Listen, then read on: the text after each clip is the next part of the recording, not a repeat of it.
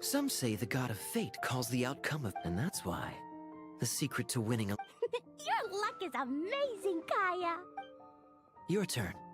Fear not, O Crimson Dragonborn, for I, the Princess of Ertelung, have bestowed upon you the benediction. Mein Fräulein means to say she's rooting for you in secret.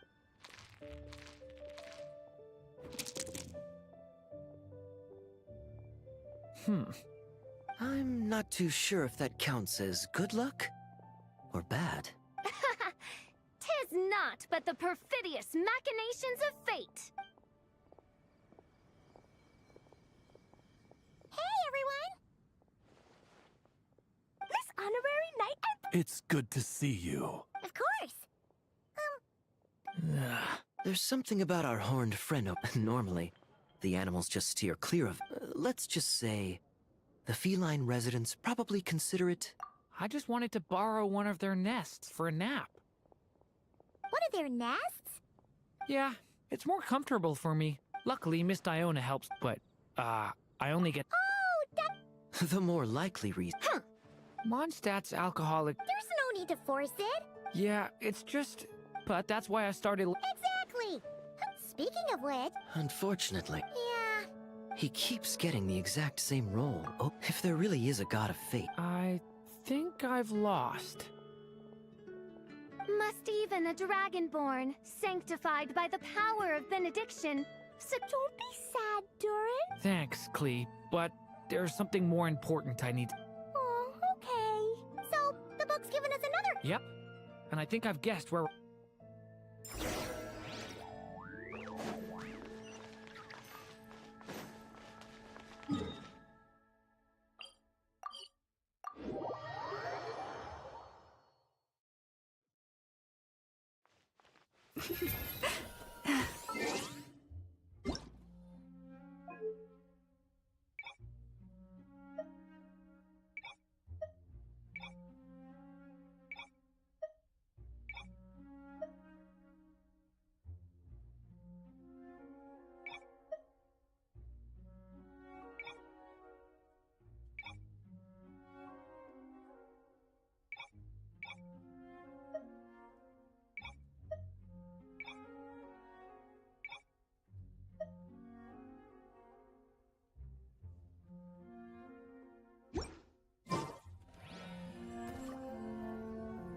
In what sort of castle the witch turned to a mighty from afar?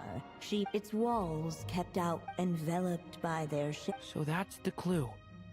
I asked around, and it just so happened... Yep, that checks out.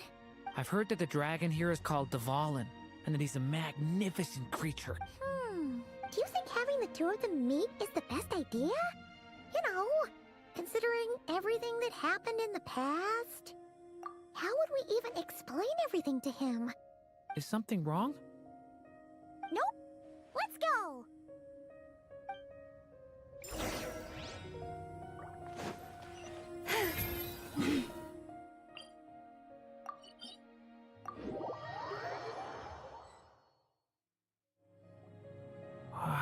So, this... Yeah, right into the middle of a... If you're afraid of getting blown away, Paimon, you can always hang on to my...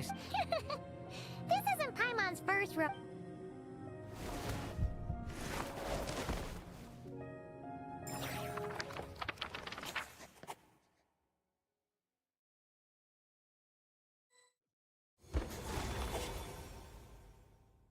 The little dragon grew with each passing day, and the Story Witch, who loved him dearly, built him a big, beautiful castle. Yet in the end, she herself succumbed to time's merciless march, setting forth on a journey to a place beyond even the stars. All of a sudden, the little dragon found himself alone. He tried leaving the castle to make some new friends. But already, he had grown the claws and scales of an evil dragon, just as the prophecy had foretold. Afraid he might hurt someone, the gentle little dragon hid within the castle his mother had built, and came forth no more.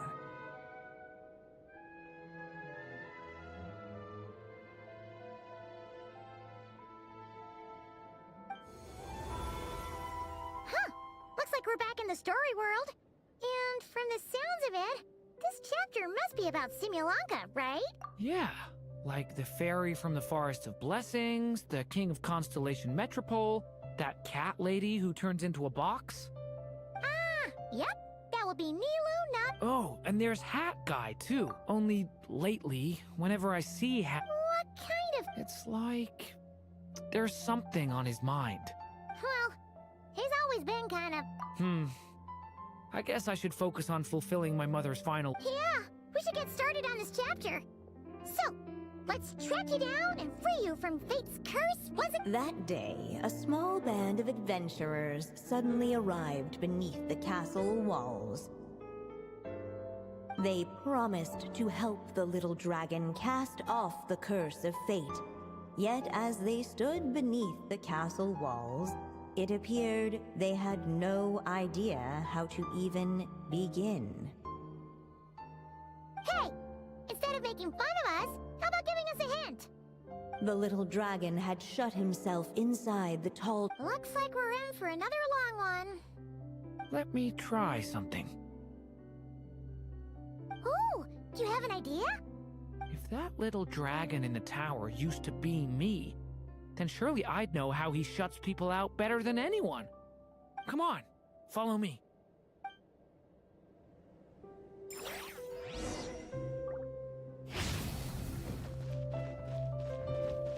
Thunder!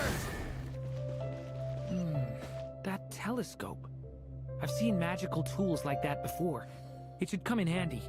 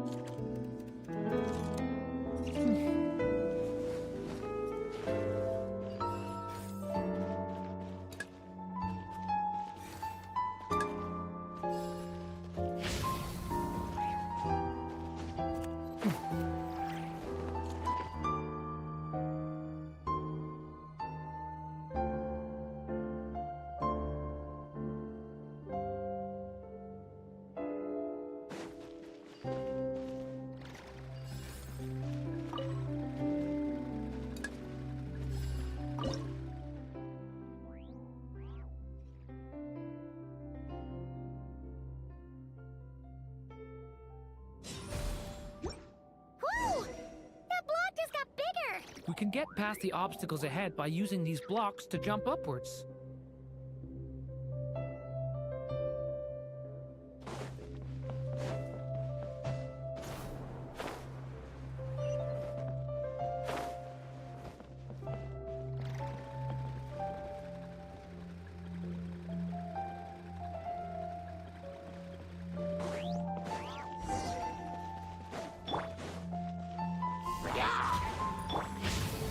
Stay back!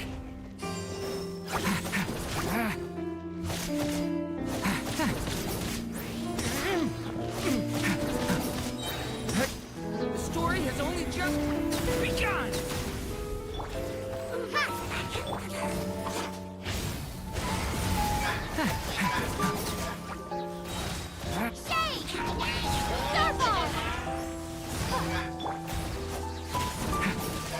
This place is like a maze.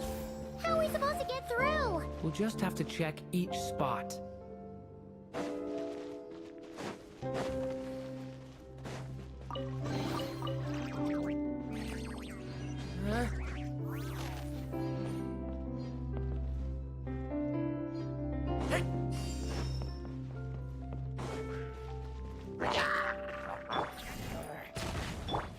Decay!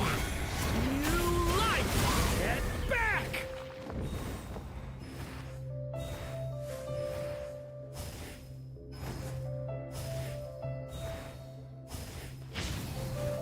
We should be able to use this block somewhere. Looks like this telescope is missing some blocks. Oh. Let's try the one... Still not enough. Guess we'll have to keep searching.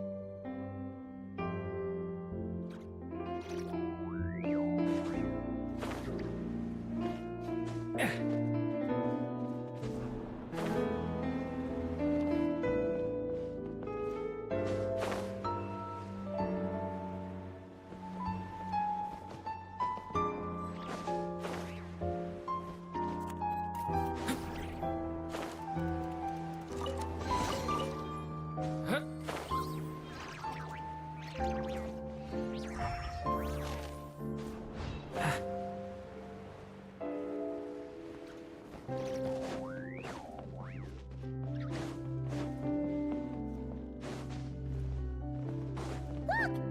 Seems like someone's stuck down there. Should they continue towards the tower or plunge into the shadows to rescue those in need? A difficult dilemma indeed. The path to the tower is up ahead. We better stick with Durin. It's so... Wait, is that? A little pixie that can fly. Are you here to help the dragon break his curse too? Oh, what's this? More brave adventurers bold enough to set foot in this castle? Come, join the ranks of your liege's guard. Nilu and Navia! Nilu? No. I'm a flying squirrel. And I'm a giraffe king. Not this Navia you speak of. That's right. Oh, and don't forget Catbox Lady. Are you friend or foe? Friend! Definitely friend, yeah, Simulanka is a big part of Durin's story. So, guess it's no surprise that... Okay, I think I get it now. Flying Squirrel Fairy, Giraffe King, Catbox Lady, please follow me. The shadows cast from the high walls of the tower were manifestations of the dragon's loneliness, barring the path of any visitor who wished to be his friend. The group of brave creatures sought to aid the little dragon in lifting his curse, yet without light to lead the way. The group was trapped, waiting on a miracle. These shadows are blocking our path. It seems like the little dragon... If only we had more firelight. But you three don't seem to fear these shadows. Why? Because I carry more than enough firelight for all of us. Besides, even though we're here to complete the story, Who says it can't look a little different this time? Before I met you all, I was so sure I'd never make a single friend. I pushed away anyone who tried to get close, until some kind of miracle brought you to me. This time, allow me to return the favor. I'm not sure I followed all that, but you want to help the little dragon break his curse too, right? Yes, so please, come with me.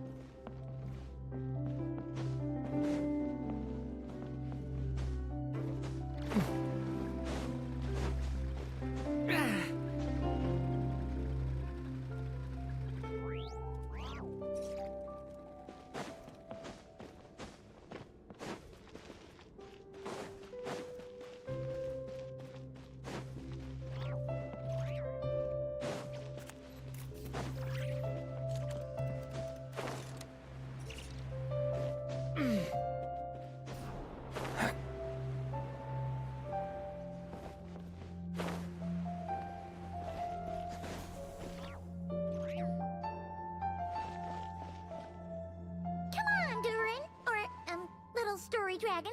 Just calm down! Stay back!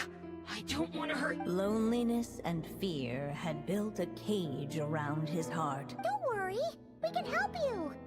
Don't come any closer. and that was the... How are we supposed to persuade him if he won't even talk to us? If you can still hear me, please listen to what I have to say.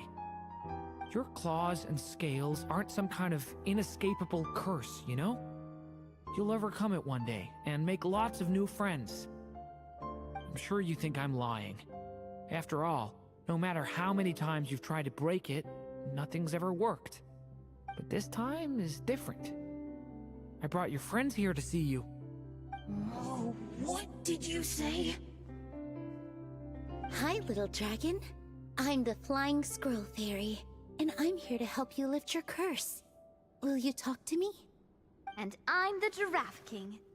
Don't be afraid, little one. We're not afraid of you. I'm just a cat in a box, but These are my friends? Yeah, they're your friends in the future you'd be trying to avoid. I can promise you, they're reaching out, so you just have to act. After a long silence, heavy footsteps echoed from though the cage to his heart had been unlocked.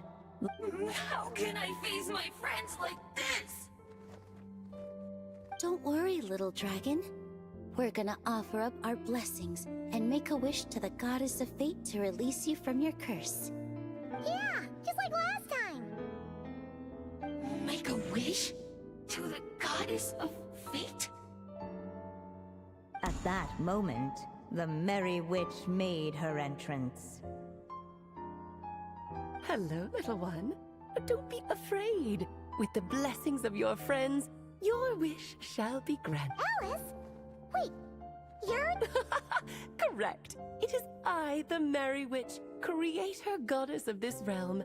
And it just so happens the goddess of fate is none other than my dear friend, the Story Witch. I'm here to make good on my promise to lend her my with this spell. She'll have the power to create. But before we proceed, I must check something. I want to be your friend. So if you're offering, then yes, I would love to have your blessings. Were it not for the adventurer's blessings, this tale might have ended long ago. Thanks to them, another ending was now possible. Yet in that moment, they did not know if this blessing was truly a gift or just another trial in disguise. What? You didn't say a word when we actually needed a clue, but now at a critical moment like this, you turn up and start playing mind games?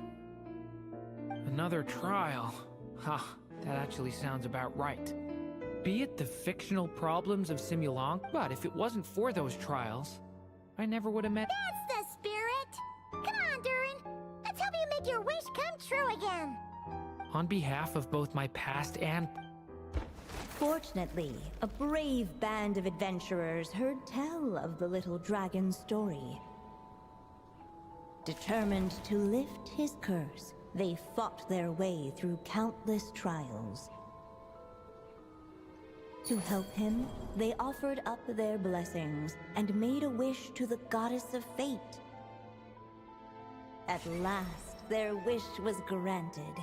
Shaking off his scales, the little dragon stepped out of the tower's gloom. But his time in the world beyond the castle would soon teach him this gift would bring blessings and trials of its own.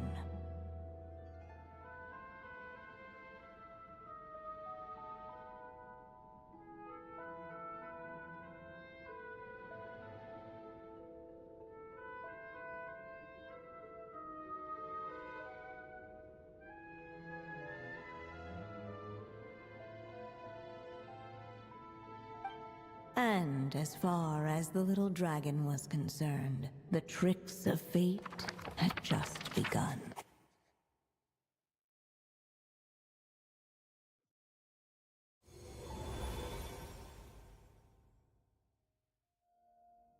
So, Durin's wish came true, just like— If this story was written by my mother, then surely that was the last chapter we just completed.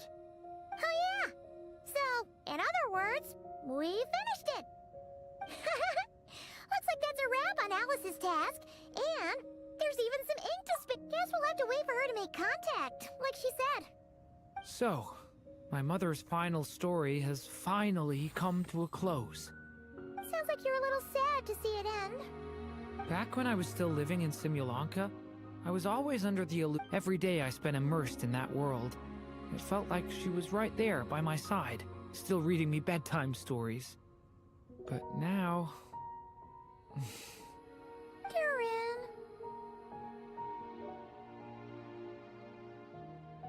That's right! And you've got so many other friends waiting for you back in Mondstadt! Yeah. Speaking of which, after all that flying around, Paimon's starting to feel hungry again. So, why don't we head back to Mondstadt? Perfect excuse for a big meal with the rest of the gang. Now that you've fulfilled your mom's final wish, a little celebration seems in order, right? It's just a pity we never got to see that big, beautiful dragon. You were really looking forward to meeting him, huh? He might not be here all the time, but Paimon's sure you'll get a chance at some point. Alright, no worries. Anyway, since this feast is to celebrate me fulfilling my mother's final wish, I guess it should be my little treat. Pretty sure that's how humans do it, right? Nuh-uh. This one's on the Traveler and Paimon. Celebrating each other's achievements is what friends are for. Honestly, when it comes to who treats who, human rules are so complicated. See? He wants to be friends with you too. But the moment hasn't come. At least not yet. In any case, the story should have a better ending this time, don't you think?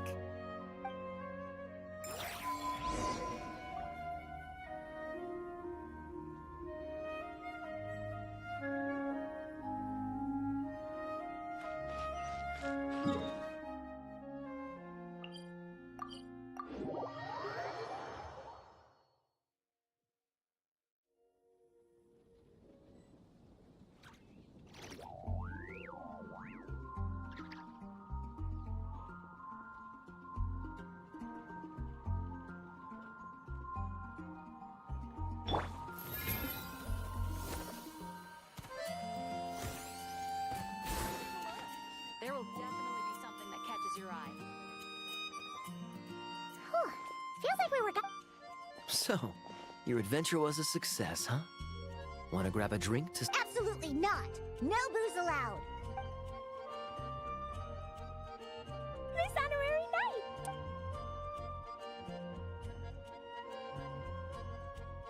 We're gonna order a big meal for everybody.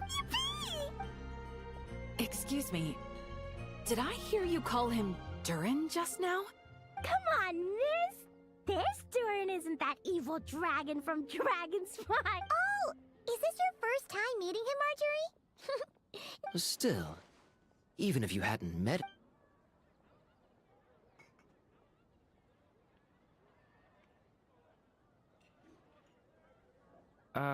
Why is everyone... So, what exactly is his connection with... Wait, but those horns on his head. Surely he's not a... Did everyone just forget about Durin? No, that can't be.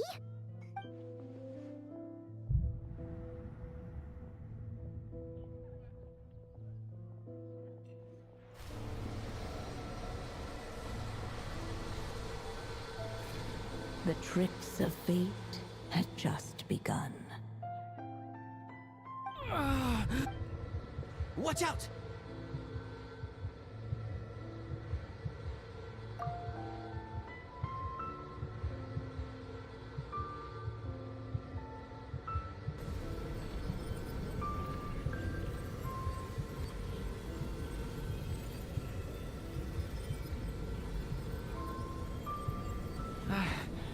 No one got hurt. Did they? Durin! Durin!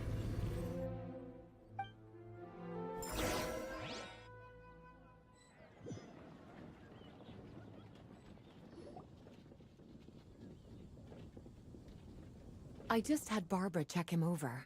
He's not badly hurt, but he seems to have burned through a lot of energy fending off some kind of dangerous power. He'll need some time to rest before he wakes up. So, can someone explain what's going on here? It seems like, aside from Durin's close acquaintance... How could that even happen? Worse still, the abyssal power within him is showing... If the abyssal power inside him spirals out of control, Mondstadt will be in grave danger. I completely agree. All right then, as acting Grand Master. That's pretty much all. Also, allow me to look after this book for now. If you need... Do you think... the book? It's just weird that Alice still hasn't contacted us.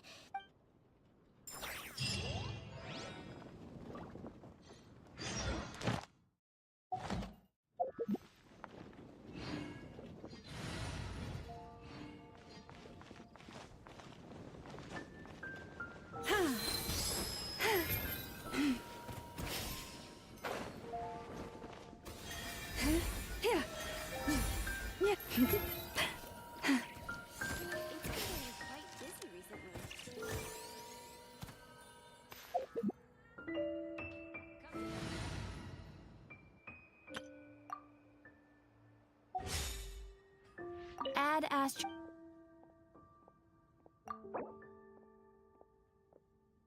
Thank you for completing today's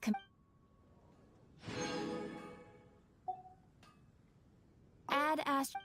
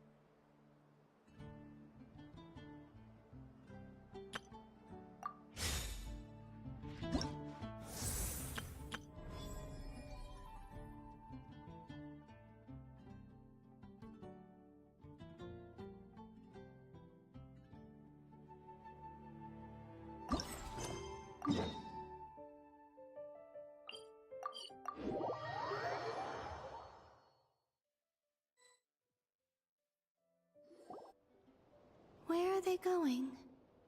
They mentioned a maid. So, Mr. Varka, are you acquainted with this Nicole? Or should I call her Mage N? Ah, not really.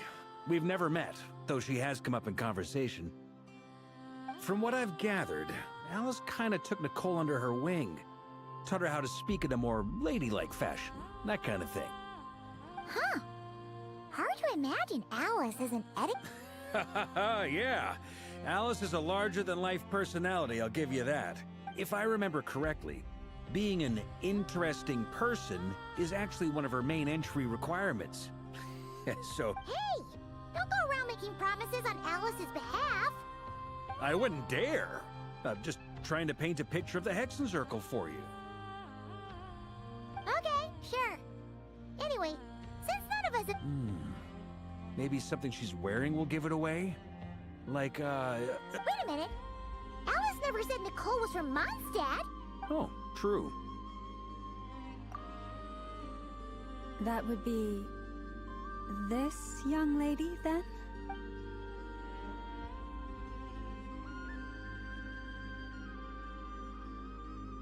Hey there!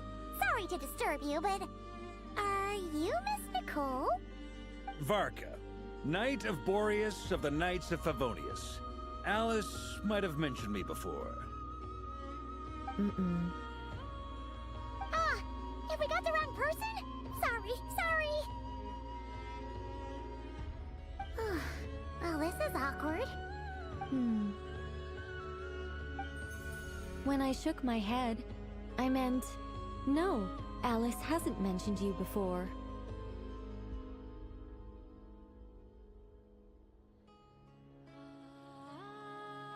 Huh? My apologies. For certain reasons, I am unable to speak. This is the only way I can communicate with you. It might take some getting used to, but I hope you can understand. Hey, it's fine. I'm more shocked by the fact that Alice never speaks about me. As for you two, we have crossed paths twice before, but it is... It's really you! Thanks for all your guidance in the past! You're quite welcome. This time, things are different. We have reached the unwritten pages of the story. You might say that we stand at the crossroads of fate. Now then, allow me to formally introduce myself. My name is...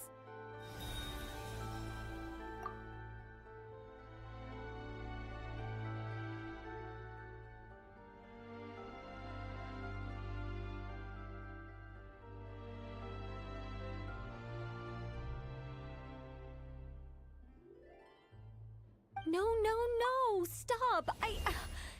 Alice! I can't believe it! I had a whole speech prepared. I'd agonized over every single word. She always picks the worst moments to ruin other people's plans. I'm so sorry about that. Alice took the liberty of devising some bespoke self-introduction magic for each member of the Hexencircle. But I could have sworn I deleted all of the triggering conditions for it. How did it bypass everything? Oh gosh, this is so embarrassing.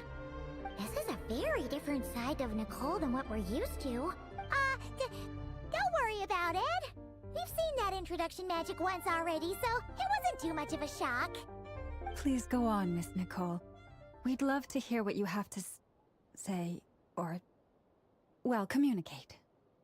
Huh? Are they talking to this lady? But... Will you all promise to forget that horrendously embarrassing introduction? Sorry? Embarrassing? When?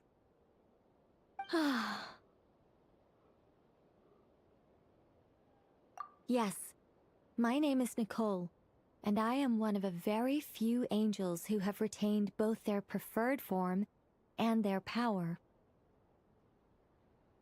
The Traveler and Paimon should be no strangers to this concept. There is another of our kind in Natlan. They call her the Lord of the Night. Alright! Paimon remembers her! Yes. Well, I have retained more of my power than she. It's because I don't have a long-term duty to... no. We'll be here all day if I get into the specifics. Moving on. If I'm not mistaken, you are here because you wish to learn how one might reach the moon beyond the sky. That's right. Is that something you can give us any guidance on? Yes, I do know a way. It began with the Hyperboreans, who lived after the War of Funerary Flame.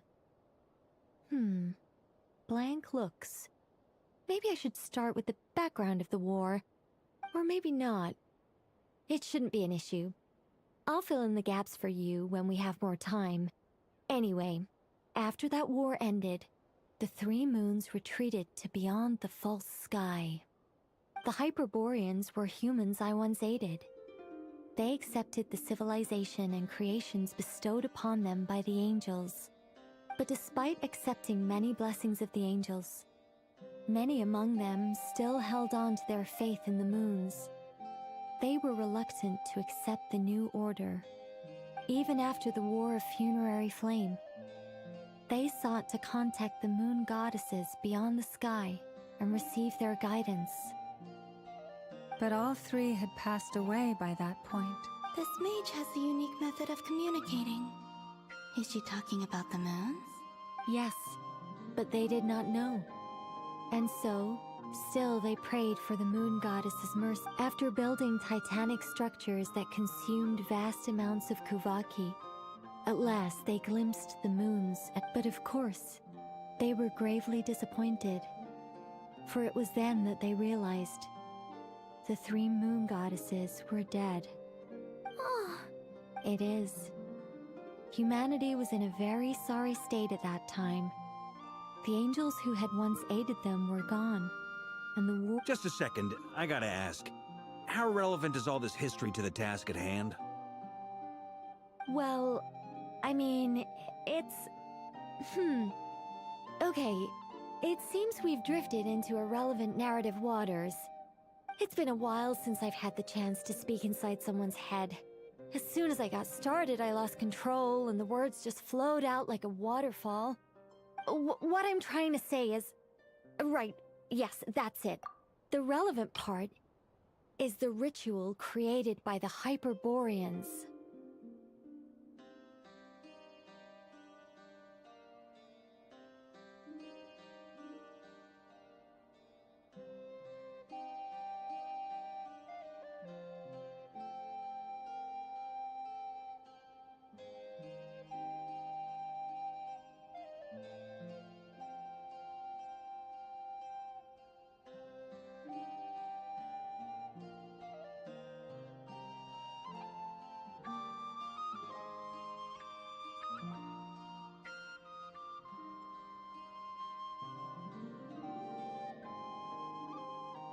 The fact that they bypassed the false sky and saw the true moons implies that they successfully built a which means, with enough Kuvaki and a sufficiently stable connection, it should be feasible to send one person over the border.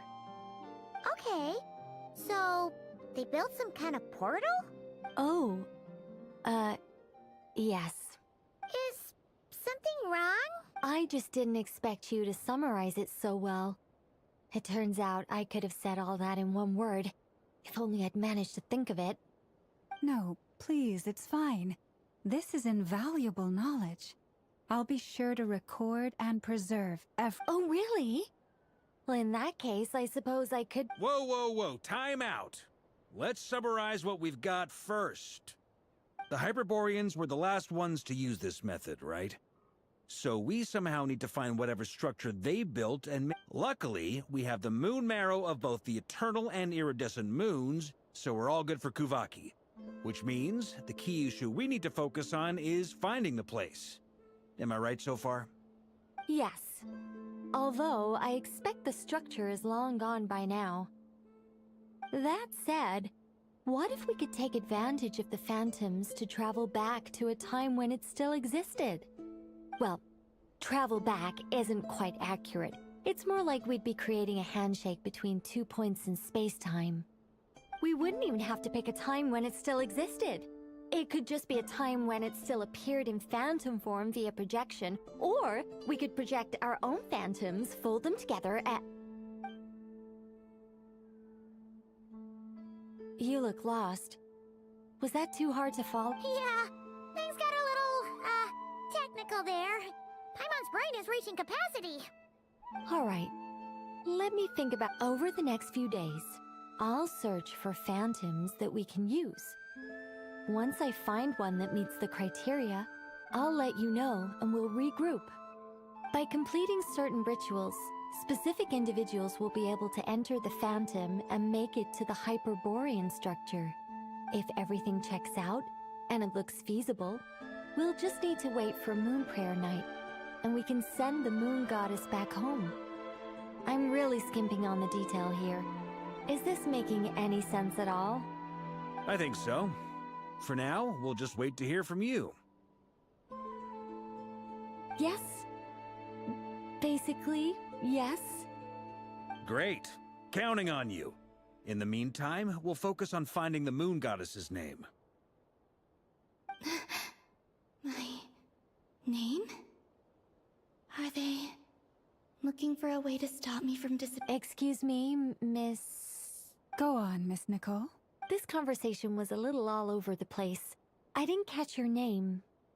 I am Lauma, of the Frostmoon Scions. Ah, I did wonder.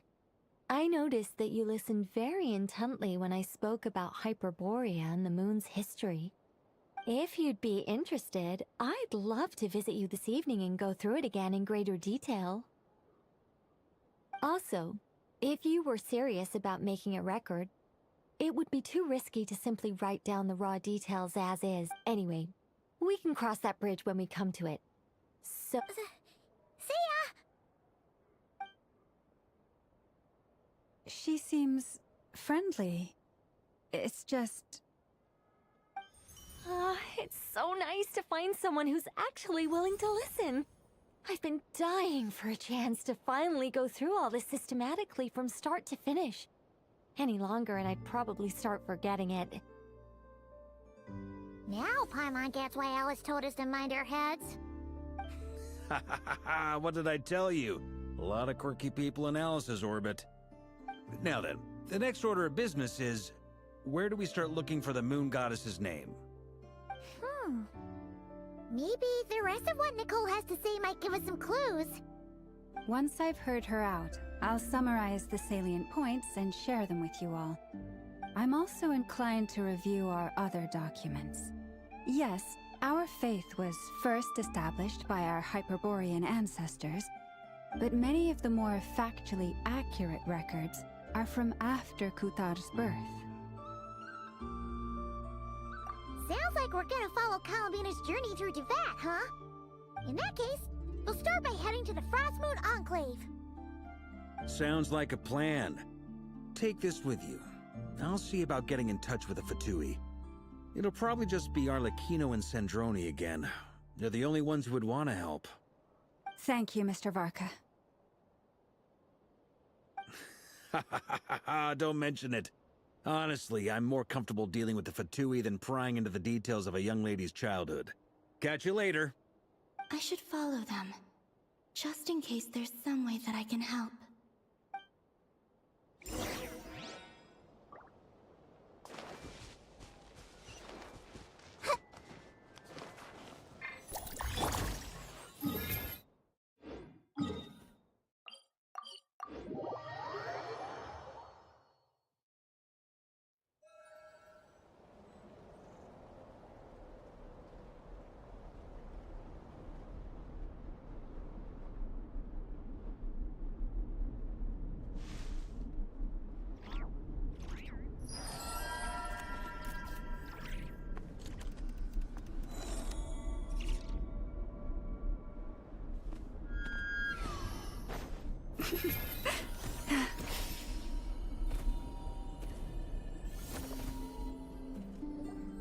A while ago, I took the time to You're saying there's unreliable material too? Yes. Most of the information we have was transmitted through an oral tradition. Inevitably, some of her stories were mythologized and deified over the years through countless retellings. That's why I organized them into reliable and unreliable. There's no sense seeking answers in history unless we can ensure the... Makes sense. Alright, let's take a look through.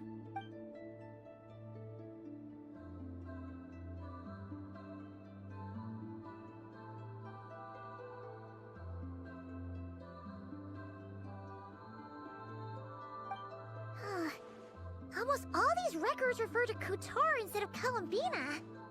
Although neither of those is her real name. Paimon's not sure what point she's trying to make.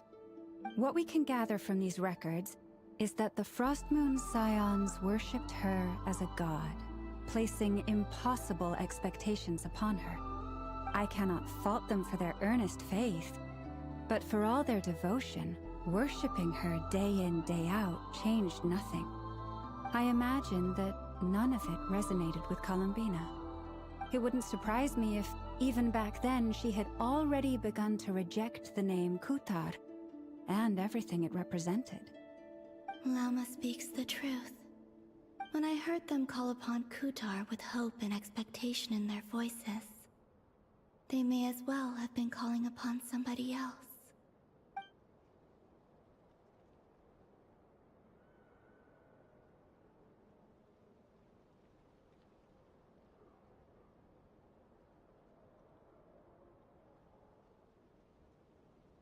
Well, that's a bit complicated. I looked at the level of detail, perceived authenticity, prose style, and how realistic their portrayal of Kutar seemed to be. Amongst the Frostmoon Scions of today, only I know of her existence, and I alone have spoken to her face to face. As such, I know that there are certain things she simply would never do. That being said, I have sensed some changes in her lately. Changes? Me? Seems like this is getting us nowhere. For what it's worth, why don't we check the unreliable sources too? Sure. Give me a moment.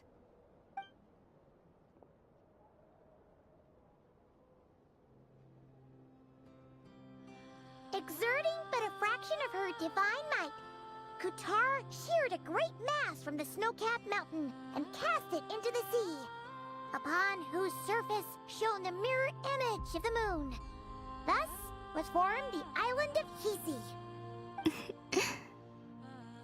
Yeah, right. That doesn't even begin to pass the sniff test.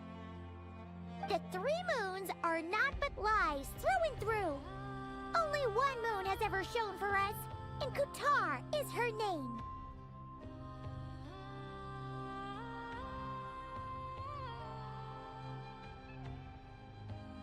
The vast majority of ancient texts are filled with fanciful tales like these. I trust you understand my criteria a little better now. Kutar did not speak, merely gazing into the distance in silence. And where her gaze landed, this was her prophecy. Clearly, whoever wrote this text never even met Kutar. Otherwise, they'd know that her eyes are always closed. What about you, Traveler? What are you reading?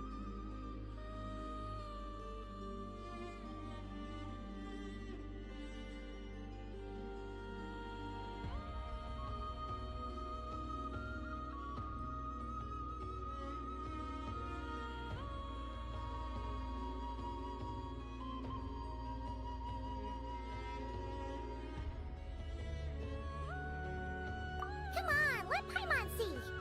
The child wished to build a wooden nest with which to shield the fledgling bird from the cold. But being so young and lacking in strength, the child could not snap the branches from the trees. Kutar was passing by. Upon seeing the child, she summoned forth the Kuhenki, who built a beautiful nest for the child. I remember that. Not knowing the meaning of Kutar's divine intervention, the child dared not to respond, and thus ran home to call their parents. But Kutar was gone. The Moon Chanter declared the event a miracle and took the nest as a relic, placing it on high for all to see. The child was named as one favored by the goddess and was greatly respected amongst the people. Yet, no further miracles were bestowed, and this matter was... Any thoughts after reading? Yeah, Columbina probably just wanted... Ah. I'd originally considered this a fabrication, because Kutar did not perform any similar actions in subsequent records. But now that I think about it, it does seem like something Columbina would do. She didn't know how other people would interpret her actions. She was probably worried about making things... Yes. Oh...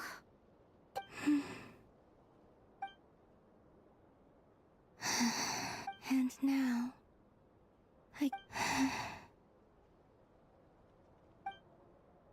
Still no name.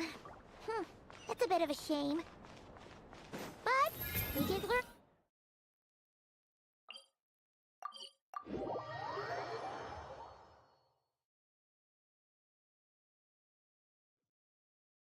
Barca said he was gonna set up a meeting with Arlecchino and Sandrone, right? Let's go back to Nasha Town and see how he's doing.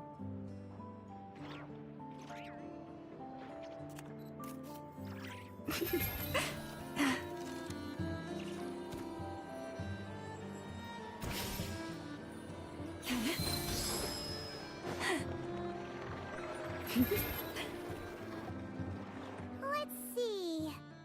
There's Barca. Oh, and it's Durin and Albedo too. Yeah, this is pretty much the same place we bumped. I convinced them to stick around a little longer.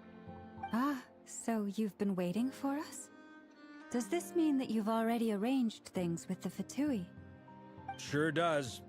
Now you're back, we can go meet up with them together. How'd your investigation of the... Well, we didn't find out Columbina's true name. But apart from that, it went pretty well. Aha, just as well that I didn't tag along then. I'm sure our moon goddess wouldn't want every man and his dog knowing all about her private life. Still, desperate times, desperate measures, I guess. Someone had to do it.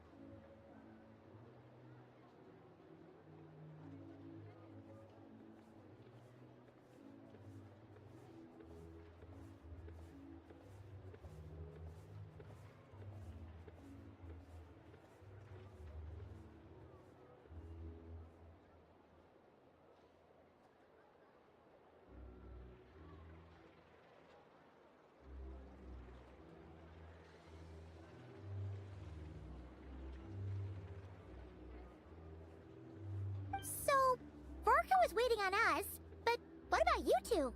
Oh, no, we already met. We discussed that experiment I mentioned to you last time. Oh, and she also handed me this communication device. That's right. I understand she informed you about the relationship between the Phantom. She said that she'll contact me through this device. Ah, I see. Following instructions and making observations. Pretty common Wait, then... Someone you know. Albedo's met him too. But I don't think Miss Lauma or the Grand... Introductions are overrated. Especially in cases like this. It's you! So? It's not like the Academia has prohibitions against going abroad. Also, I applied for leave. I've been writing to Hat Guy since obtaining a human form. I've already brought him up to speed on everything that's been going on in Nodcross. Hat Guy? Turns out, I actually have heard that name. Oh? Then... I only knew the name, not the fella. But since we're all here, let's do some introductions for what it... Lauma, Moon Chanter of the Frost Moon Side. And I'm a Driosh from the Vahumana Darshan of the Sumero Academia. Hat Guy. Good to see you again, Mr. Guy. I believe we last saw each other on the boat ride here.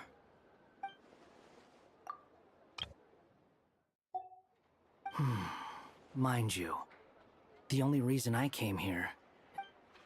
Who's that? The Doctor. Also known as Dottore.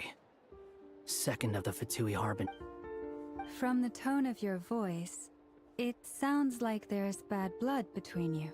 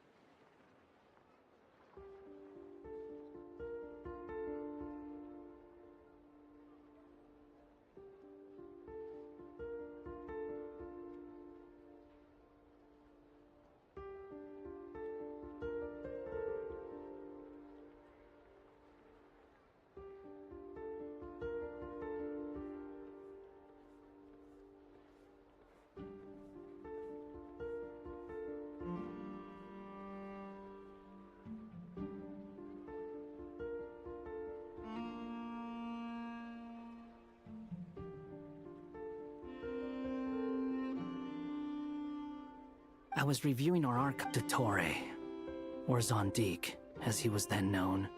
Once studied at the Academia, but he got kicked out before he could graduate.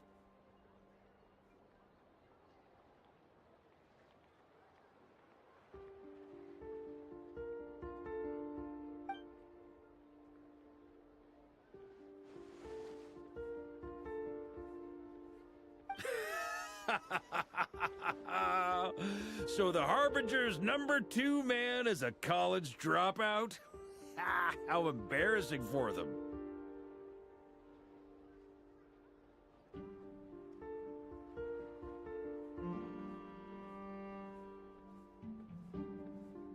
Last we heard, he was planning something. We actually heard that a few times before, even coming to Notcry. But we haven't seen a trace of him since we got here.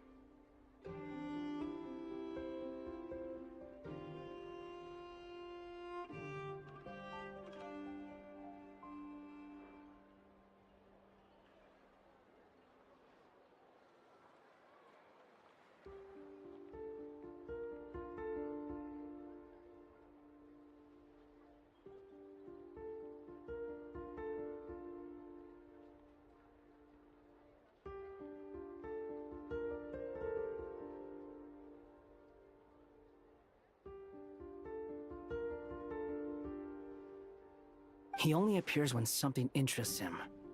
For all we know, he might have left already.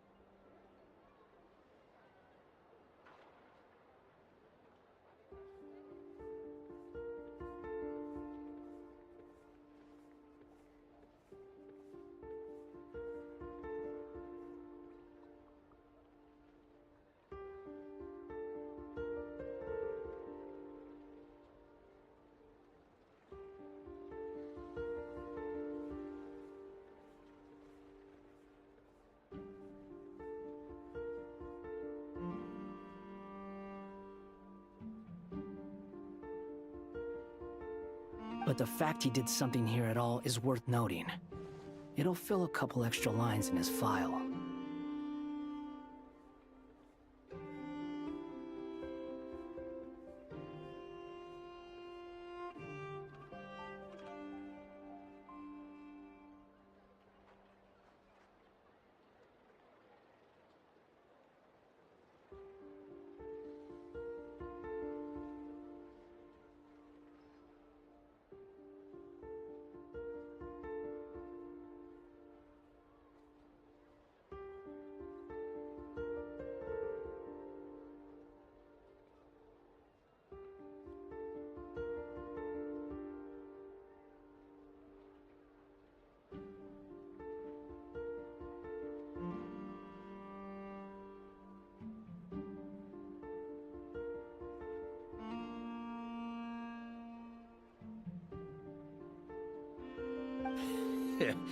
Why does it sound less like a file you're writing and more like a criminal record?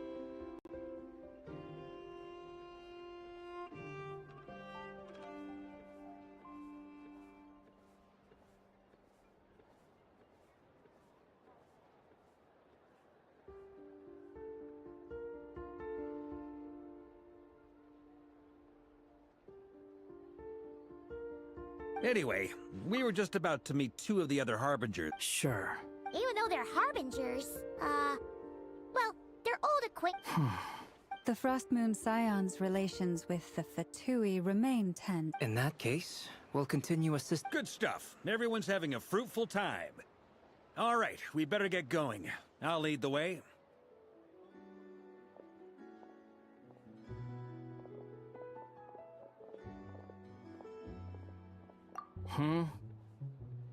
Well, yeah.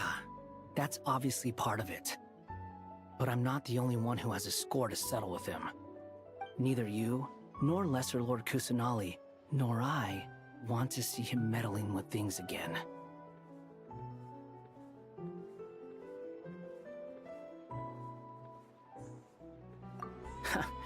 What's the hurry? Don't worry. Pigeons always know which way home is.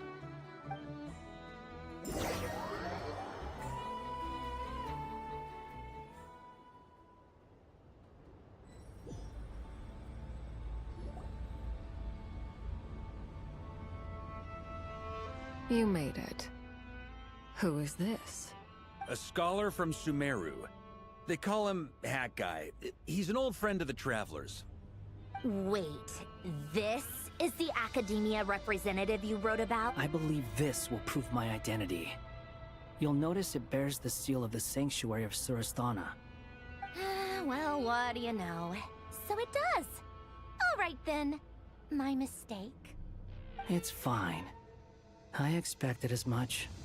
What? So as I mentioned in my letter, the Academia's got its eyes on Dottore, but this matter remains top secret. Apart from those— If anyone asks, I'm here in Nodcry to pursue my Gotta say, Marka, you did pretty well to keep all... you flatter me. Where do I even start? Remember that time we fought Rerir at Star Sand Shoal? He sure let me have it then, didn't he? I'll bet Dottore had that all sketched out, with me as his convenient little pawn. He could not care less about us if he tried, but hey! The feeling's mutual. Does Dottore really strike you as the sort who... Fair point. Which is why I always keep my guard up whenever he starts making suspicious moves. Now, back on topic. In the wake of the Reikir of Solnari episode, Sandrone and I grew suspicious about Dottore's complete inaction. He never lets anyone in on his plans. Indeed. Perhaps he believes that by keeping a low profile, he can avoid trouble. Yeah, I mean, he's been researching the ancient moon's remnants.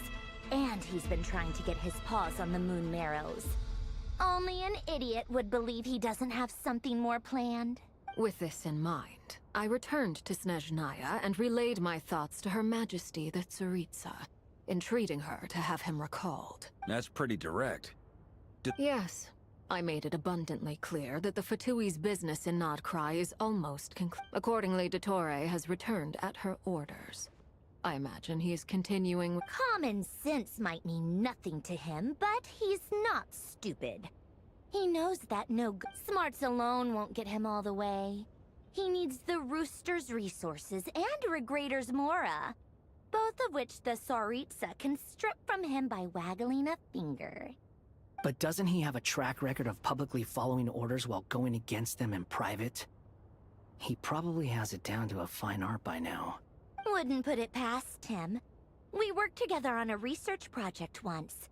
Only briefly. But it was enough to show me that we're fundamentally different people. He has no interest in doing things methodically, stage by stage. His thoughts jump all over the place, and the moment his curiosity is satisfied, or he gets the result, the only similarity we share is that, once we set our minds on doing something, we will see it done. Well, we definitely saw some of that in your battle with Rerir. You got so competitive. Ugh, do not remind me. Then I believe we all concur. Dottore will not simply give up. Fantastic. Now this is turning into a whole day of unpleasant memory. Are you talking about the moon marrows? He also strikes me as the kind of person to disregard experimental regulations, ruin all the equipment, and go way over budget. Then leave the first person he can find to deal with the fallout. Exactly. This one time, he was running some high-temperature experiment and the substance exploded. But that gas was poisonous! If I hadn't been there, who knows how many people might... And after all that, he left, while I was still cleaning up after his mess. What a waste of time, he said.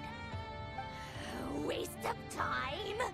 The nerve! He wasted my time! You've been bottling that up for a while, huh? Hat Guy, I must say, you seem awfully familiar with internal Fatui affairs. Especially when it comes to Dottore. Thank you, Lady Harbingers, for providing such valuable information. I have no other questions for now. Wait, what? You're just gonna leave? You're welcome to join if you want. Ugh. Just when Paimon thought he'd finally mellowed out. He makes quite the impression. I'll say. I've met tons of headstrong people, but not many of them would join me in bad-mouthing Dottore. Anyway, back to the main agenda. Barca, you said that Columbina has gone missing? Or rather, disappeared. Yeah. We're working on building a connection between her and this world. I've actually asked her that question before, but she said she didn't know. As far as I recall, she was never dispatched by Her Majesty to claim a Gnosis, or that Tsaritsa's plans had long contained a place specifically for her. I always thought that was weird. What could she do that the rest of us couldn't? Knowing what we do now, it's probably... More than likely, when she first arrived. But Her Majesty always gave the same reply. The time has not yet come. So she spent her days in Snezhnaya doing basically nothing. The Tsaritsa has summoned a beautiful blind maiden to be a harbinger, giving her the third seat by virtue only of her enchanting voice. It was a dumb and stupid rumor, but the reality of the situation made it hard to refute. And what happened after that? I imagine she stopped caring. She no longer seemed to care why she had been recruited, and Her Majesty never gave her any missions, so she just continued to sing in the flower garden. For my part, I was busy. So busy, in fact, that watching someone be that idol had me fuming. But still, I got the sense that she had long been used to a life of other people claiming she was needed when she wasn't. I just felt that having a place to stay would cost...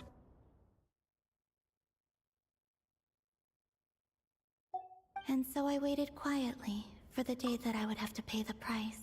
And on the other end of that spectrum, you had me. Someone once told me that I had the lousiest work and the toughest luck. That's a good way of putting it. I forget who said it, but those words have always stuck with me.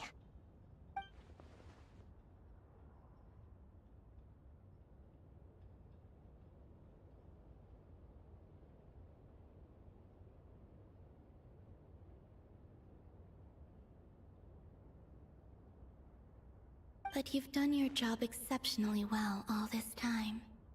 Because at heart, you are a conscientious person.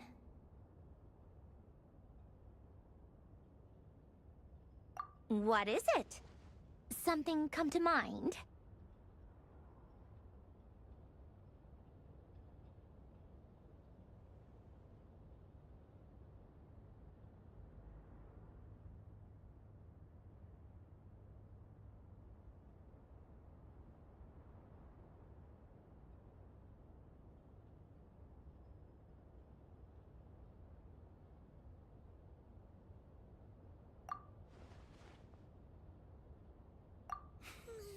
That makes sense. Nothing screams you are needed like your name shouted from across the town. Well, good luck with it. But if you ask me, Columbina is still the most shoutable name. I'm just so used to it now. After all the arguments we've had, I can't be bothered trying to remember another name for her. Nor I. Sandrone. Harlequino.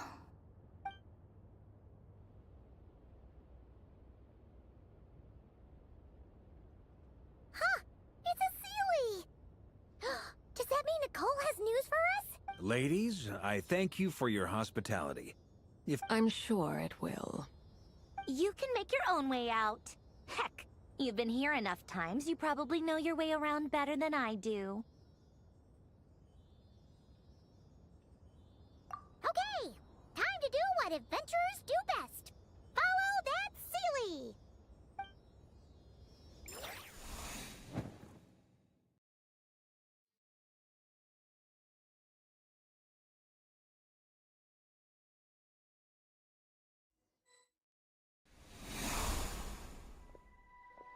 here you are.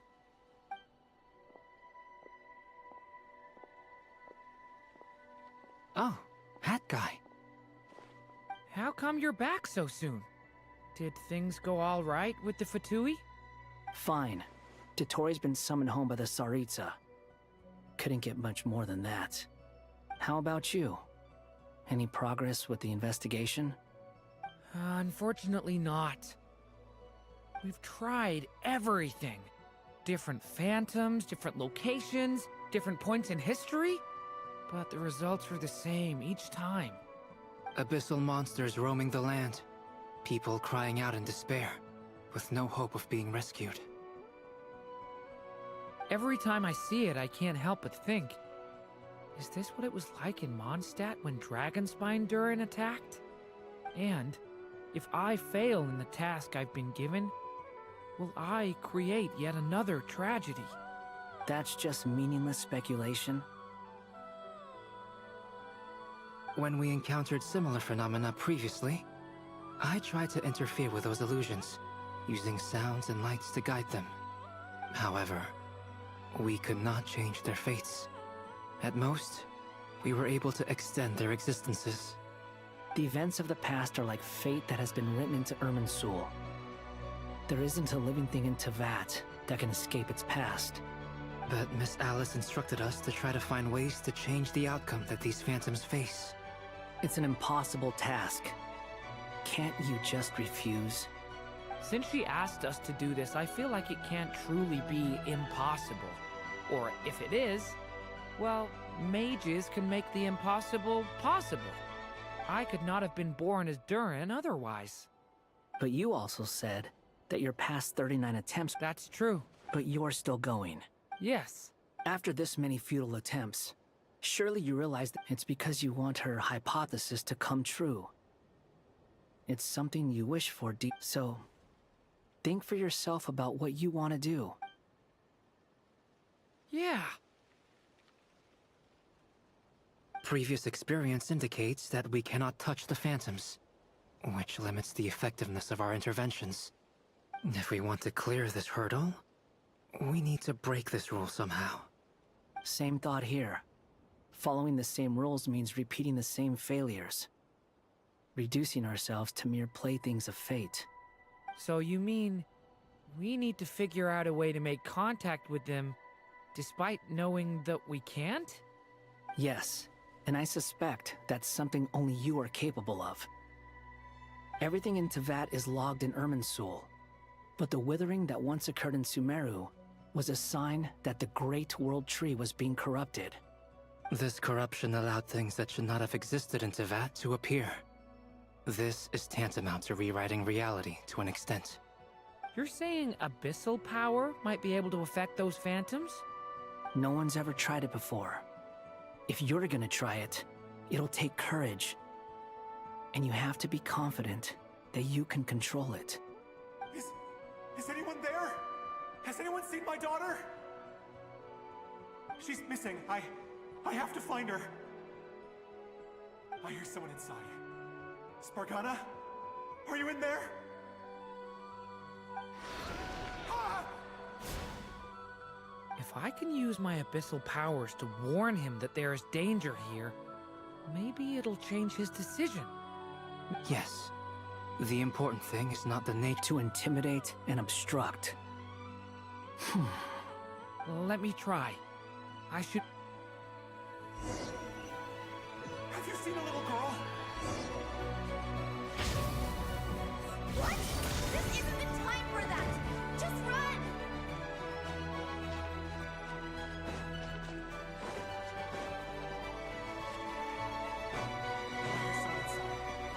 Spargana? Are you in there?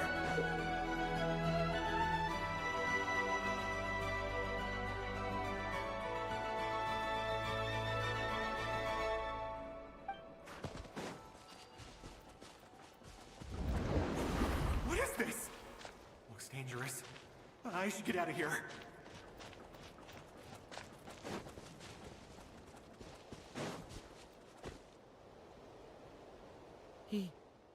He really left. Don't celebrate too soon. Follow... Monsters approaching from the front. You need to stop them, and create an opportunity for him to hide.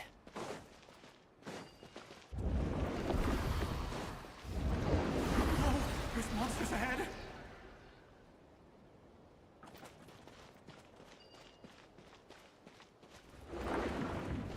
Wait, is that the barrier I saw earlier? Why is it appearing now? It's as if someone's controlling it.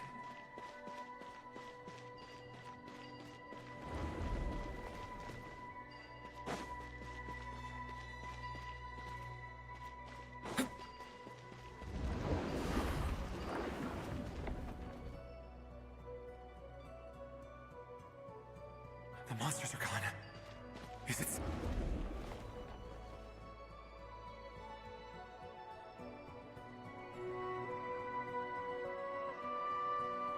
The barrier's gone too. How odd. Anyway, I guess I'll keep going. Quickly, let's keep up.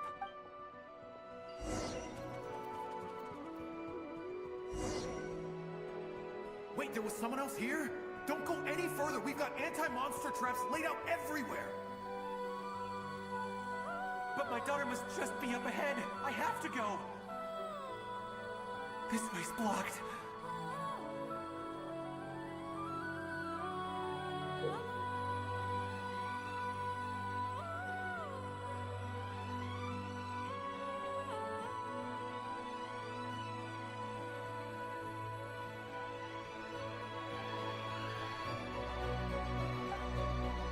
We might be able to use the explosives over there, but we need to take care not to hurt him.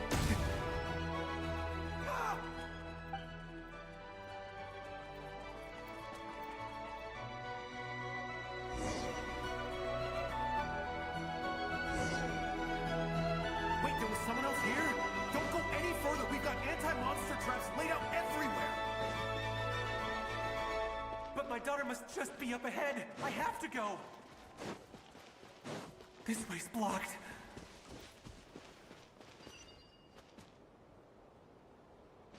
We might be able to use the explosives over there, but we need to take care not to hurt him. I'll use the barrier to keep him at a safe distance. This barrier seems to be helping me somehow.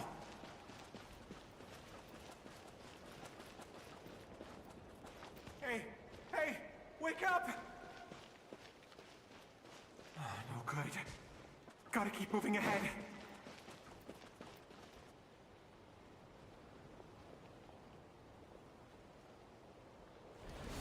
So many monsters! There's still a chance, Durin.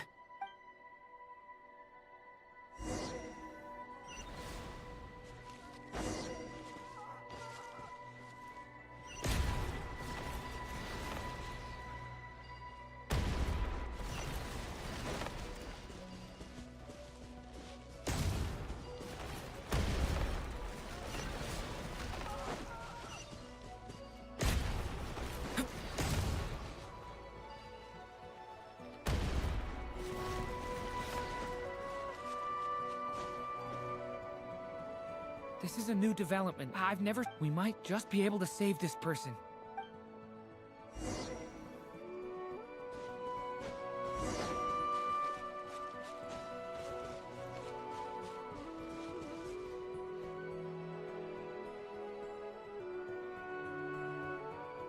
Hello there. Have you seen my daughter? Spargana. Get out while you still... But I can't just leave her. Sorry. Okay. If I do find her, I'll get her. Don't bother. What's that noise? No, if he goes inside, he'll be walking into a trap. Let's try this.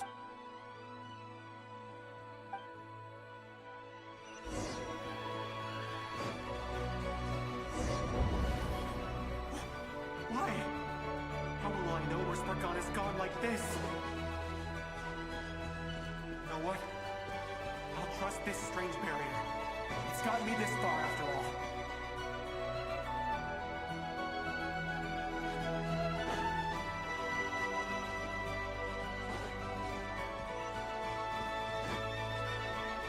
What? Spargana? there?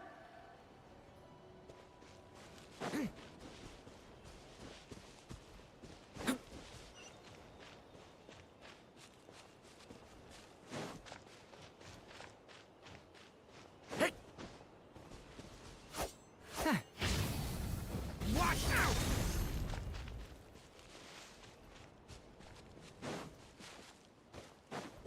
Ah.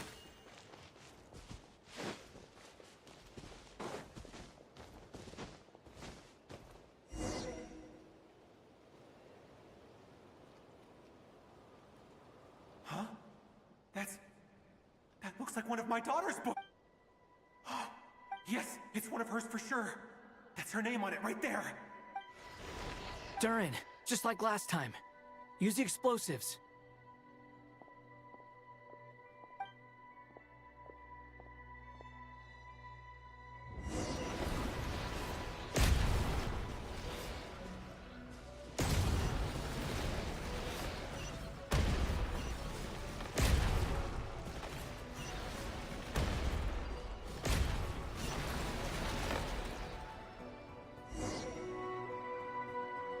It won't work.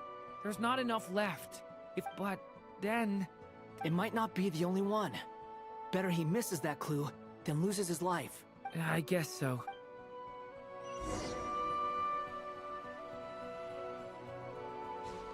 Stop him, Durin. We can't let him get any further in. That's my daughter's book! She's passed this way! I've searched and searched and... I no longer have anywhere else.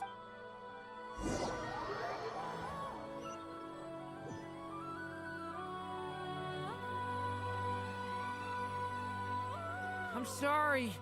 I'm so sorry. He refuses to go anywhere else. Whether he opens this... Albedo? Hat guy?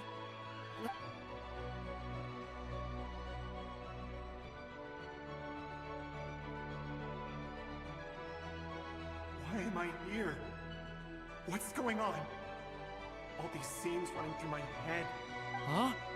What's going on? His reactions have changed. How many times have I... What's happening to me? I...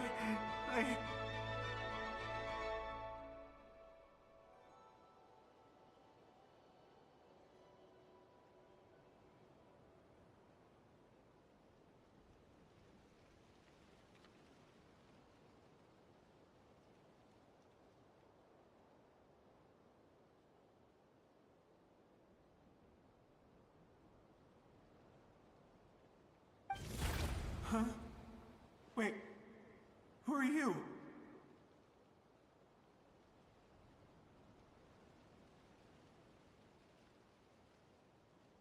You can see us? I feel like I always could, but that I only just realized you were there.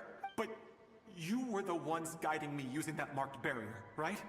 I haven't done anything yet, but those monsters, those deaths, they feel like memories. Like things I really did experience.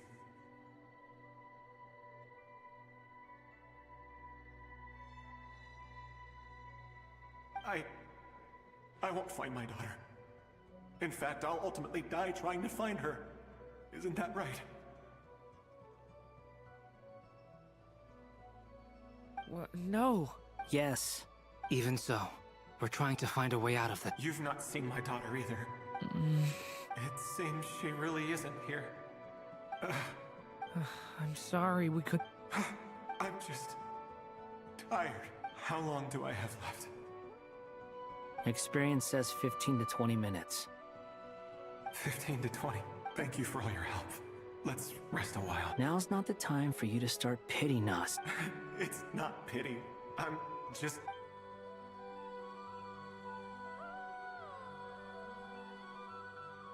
You say you're from Mondstadt, yes? A place with windmills, where people enjoy limitless freedom?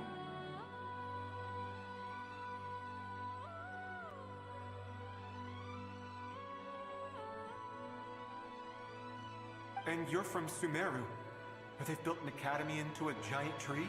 Yes. It seems you've never... Those names are unknown to me, I'm afraid, yes. Have you heard of Hyperborea? I have, but I heard that it was destroyed in the distant past. I see. That was where my ancestors once lived. What about Delphi Pytho? Was it later rebuilt? I've never heard that name. Then what about Sal Vindaknir? I have seen that name on stone tablets on Dragonspine. But I'm afraid the only things left of that place are... I see. Sure enough, there was no way to turn this around. I'm sorry. I was the one who asked to chat, but it seems like we're too many ages apart. There's barely any common ground to start from. It's all right. We did hear something new, at least. From how you speak of your lives... They are. Mondstadt is a place of freedom and happiness. There's a lot of good people in the church and the Knights of Favonius, and even outsiders find that it's an easy place to feel at home.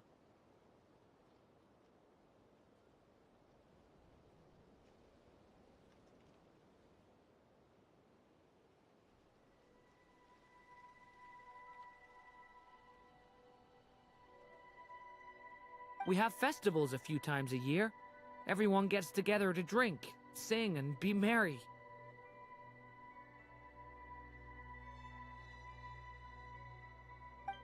Sumeru is a lot more uptight. Not really the kind of place where you can relax. But if all you want in life is to seek knowledge, I guess it's pretty much paradise. That's wonderful. In other words, after this all-devouring black tide passed, humanity did not merely avoid extinction, but rose to build prosperous civilizations anew.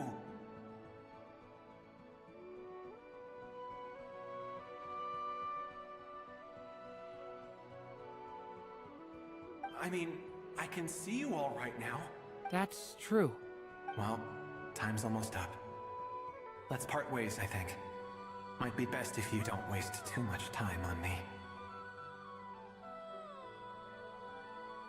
The chances are slim, I know, but I'd like to spend these last few minutes looking for Spargana.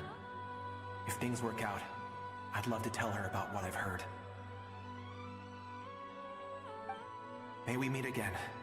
Well, or not, most probably.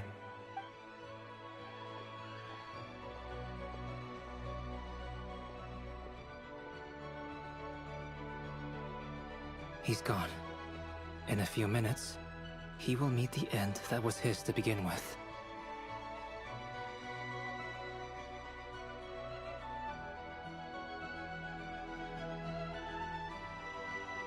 The ending of this tale did not change, but I believe that we've just made the most progress we have yet. May your wishes come true. If only it were so simple. Hat guy. You've never talked about your past. It seems complicated. Would you be willing to tell me about it? I mean, sometimes it's better to get things out in the open. Take that guy we try to help, for instance. At least he said goodbye with a smile, right?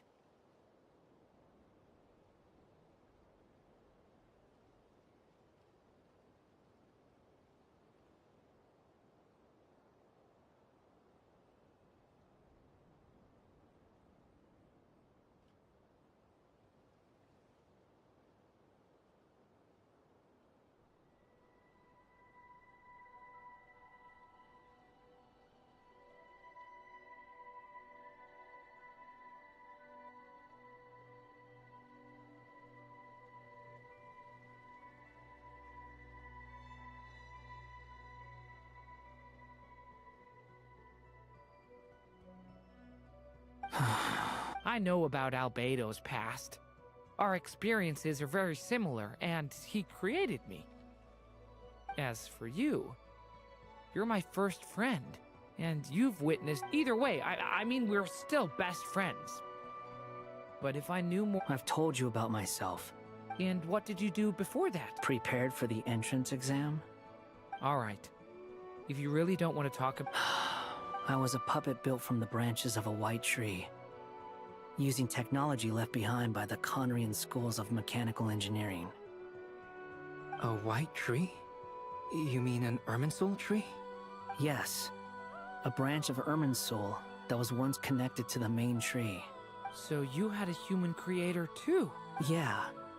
But my creator abandoned me after deciding that I was a failure. After that...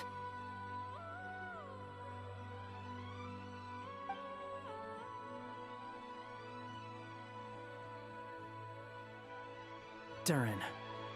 Resisting the influence of the Abyss, suppressing the urge, but no matter how hard they are. You asked me if you would create a new tragedy if you failed. I told you there was no point, but the real answer is... That guy. But at least you've got people here to help steer you away from the... I will. Alright, break time's over. Hello? Hello, friends, it's me! What have you been up to, I'm detecting some unmistakable flux. The amplitude isn't particularly high, but they're completely different. Alice, we were unable to save that person. However, he appears to have retained a portion of the memories gained through that cycle, and was able to hold a conversation with us. I see. Well, that is rather odd. Could I trouble you to keep trying the same approach? I should probably have Nicole come and check this out as well.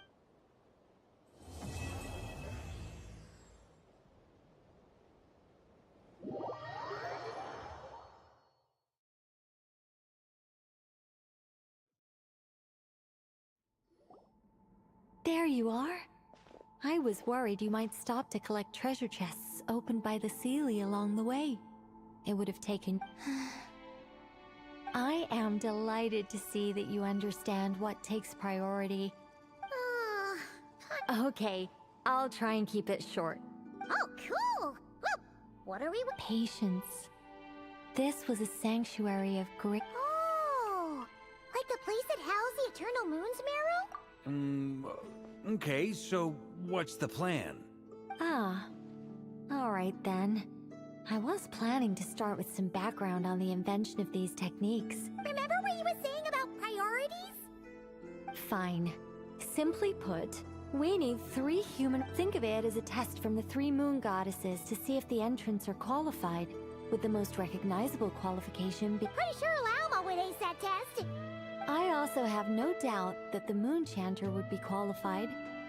But we would need 2 other people with the same constitution. Therefore, the most feasible method is not so much to follow the... I've done some research, and it turns out the mechanism is rather crude. We'll simply need humans to stand before it, who have sufficient Kuvaki energy within... I'm with you so far. How do we get the Kuvaki in them? The easiest way would be transfusion. Take some Kuvaki from Nodkrai's soil, put it into the bloodstream, and get it circulating in the body.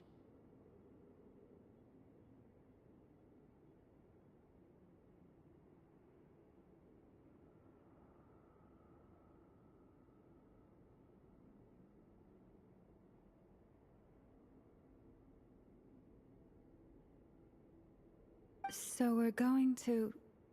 cheat on the test? Precisely.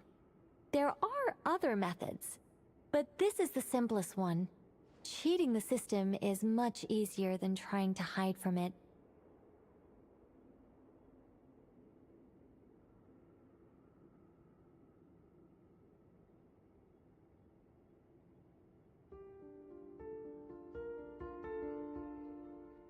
Huh?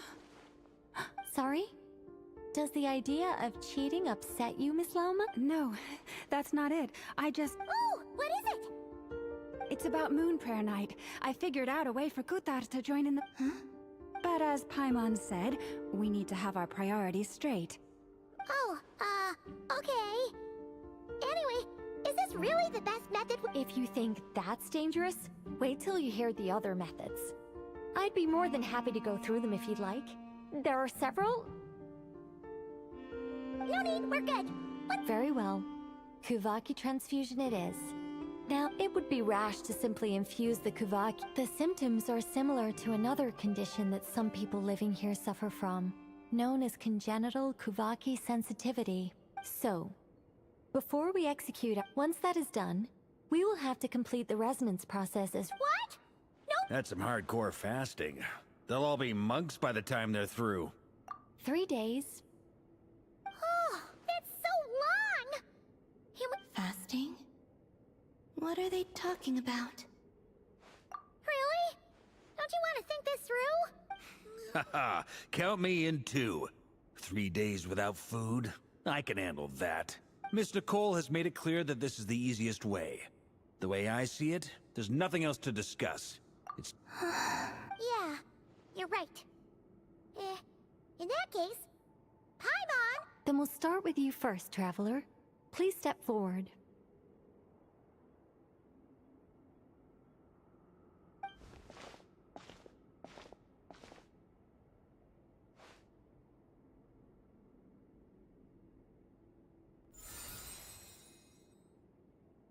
How's it going? Do you feel anything? How about now?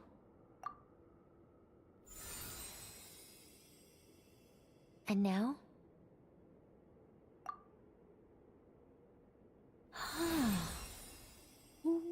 What about now? You guys, it's not a competition, you know. All right, I'm officially impressed. Even as a descender, you can withstand far more than I imagined. It's like I summoned a giant stone titan to arm wrestle you, and your arm hasn't even moved an inch. In my last attempt, I infused 5 times the amount of Kuvaki required. Yes, safe to say, compatibility won't be an issue for you. You're next, Mr. Varka. Sure, here goes nothing. All right, I'll start where we left off. 5 times the required Kuvaki dose.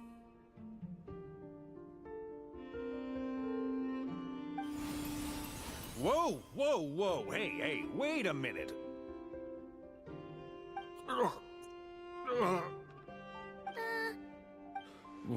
No, not great. I kind of want to puke. Feels like I've been drinking too much. A few bottles of wine, then a big stein of Dark Horse, with some hard liquor from Liyue mixed in.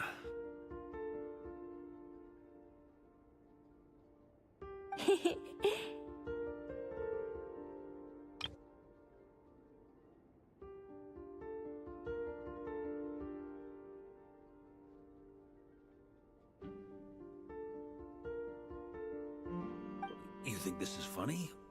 I just lost to a young lady in an arm wrestling contest. I'm never gonna live that down.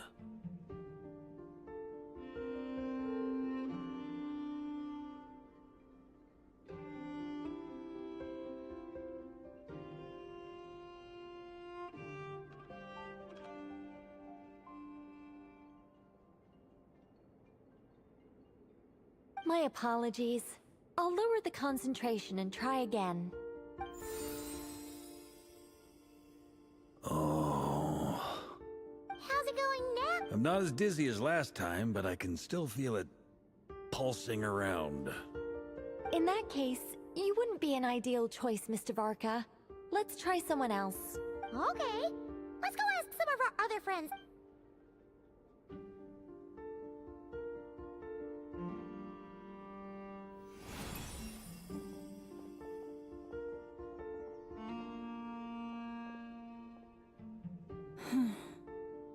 No surprises here, Miss Moonshine.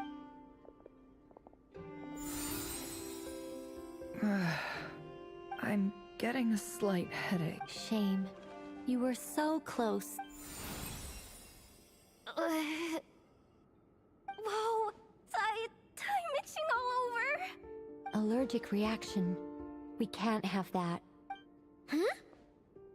Well, are you gonna start a what? The Hexenzirkel is an organization that cares for and protects children. We will not have them do dangerous things. Not even tests.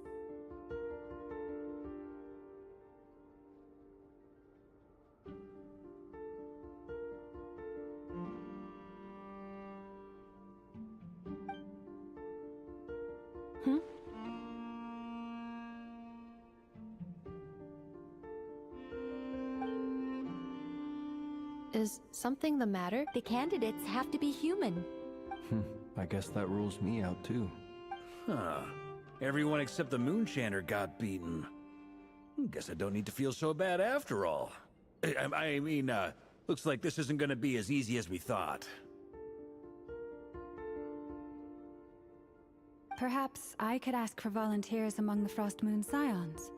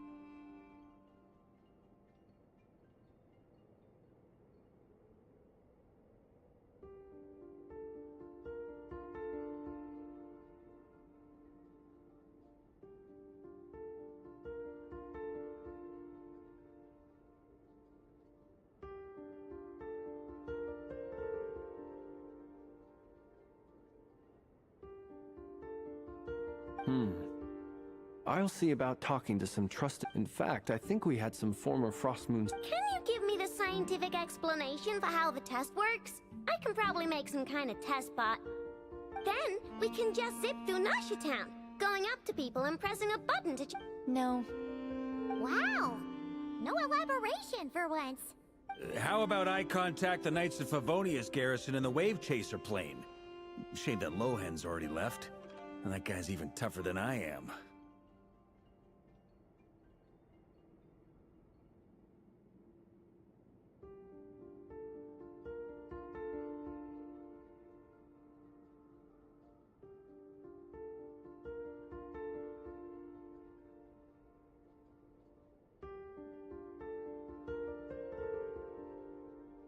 Strange. The moon goddess is clearly revered by many people. So she mentioned that the world has rejected her from the very beginning.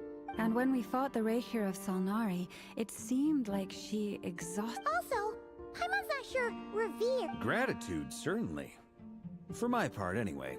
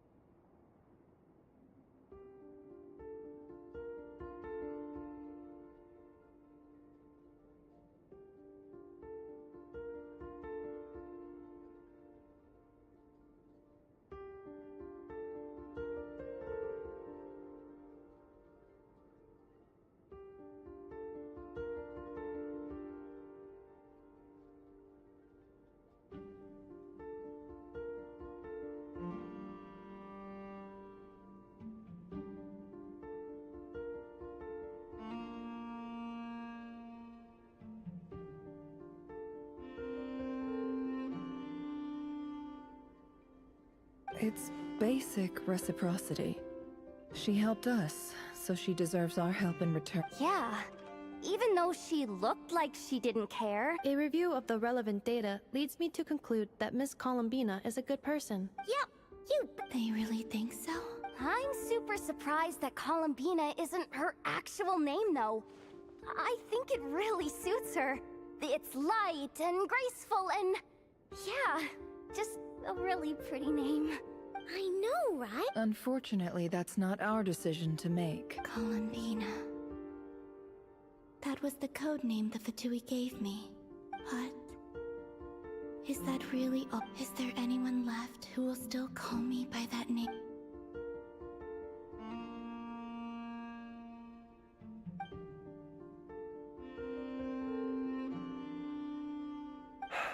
Moonprayer Night is getting closer by the day. Then allow me to try. Huh? You contacted your friends via the Adventurers Guild. Zandrona, since I have the ability to accommodate a moon marrow, I should prove to be a suit.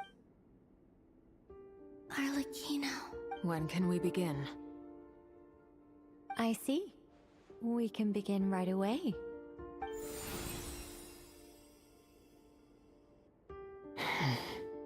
How was it? Did you feel? Not at all. Then it seems we shan't need to look for additional candidates after all. Great! Cool. Alright, like Paimon said, the rest of us can take turns making sure. Then, my job is to take care of the caretakers. I will ensure everyone receives food and accommodation.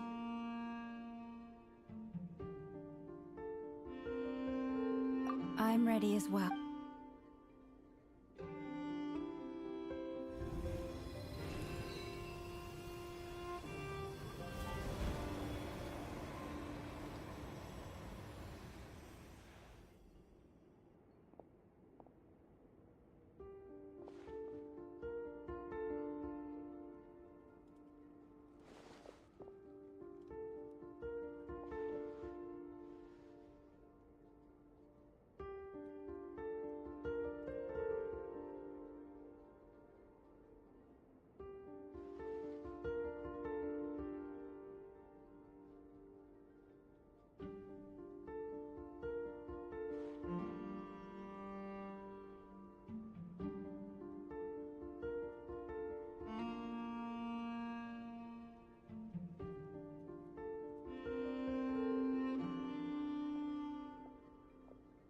The work is done.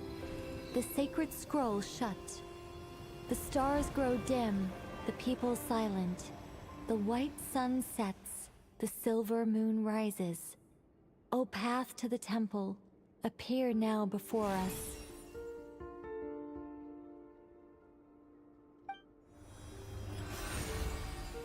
Wow! It really opened! So that's what all this is. Come, let us enter. It might be best to eat something first. Take care to chew properly and swallow slowly. It will give your body time to readjust to the digestion process. They will head in soon. They will need to enter this gate.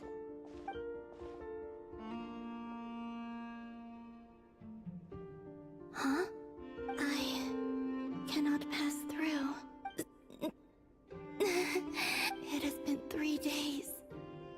My strength is all but completely... Can I really hold on until Moonprayer?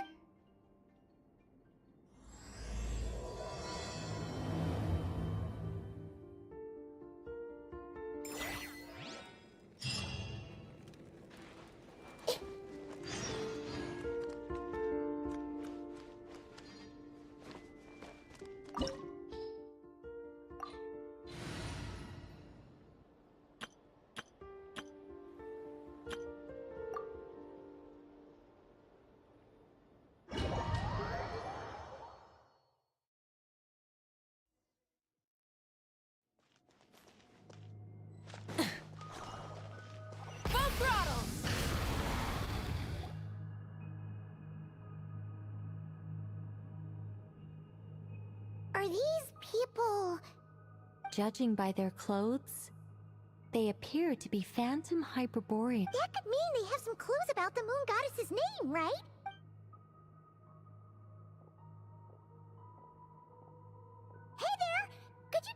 the moon goddess's name is? Sorry. That's probably a weird question, huh? How do we explain? The moons are long gone, and their goddesses are dead. Their names no longer mean anything. When a new moon god, we have used every last resource at our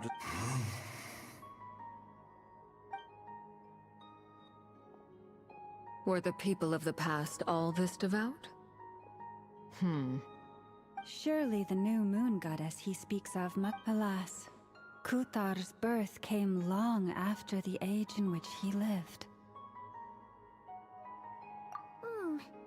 But, maybe if we... True. Keep an eye out.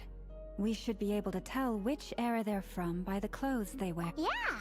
You've been pretty talkative this whole time. Oh, nothing. I'm fine. You all make good points. When the Hyperboreans speak of moon goddesses, they mean the three from truly ancient times. There once was a time when the moon goddesses blessed them greatly and protected them from harm. So, when the war between the gods and dragons plunged the world into chaos... Yeah, that checks out. Let's continue on. Who knows what else we may discover.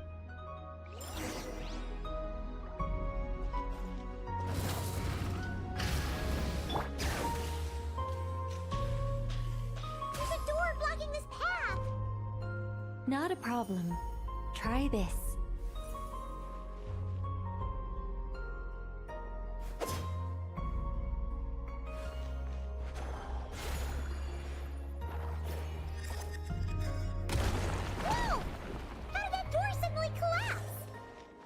This device was maintaining the door's integrity.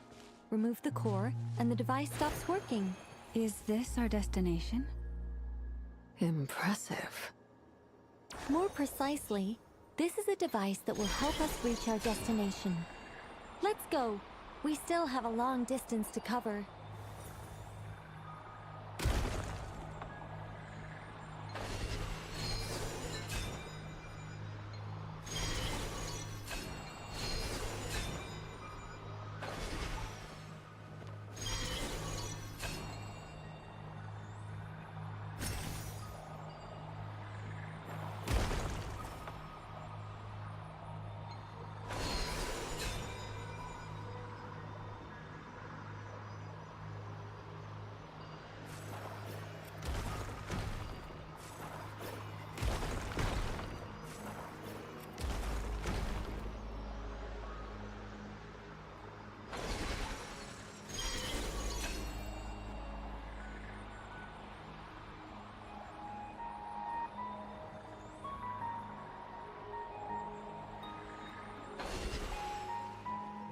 The way ahead is blocked by broken rocks!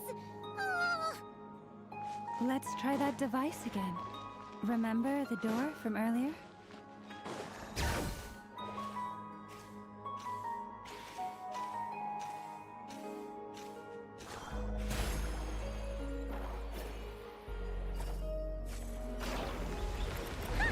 So it works in reverse, too!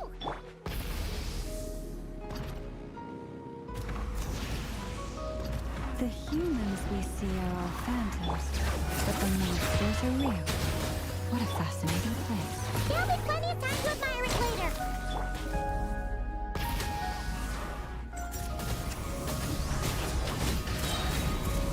Incinerate!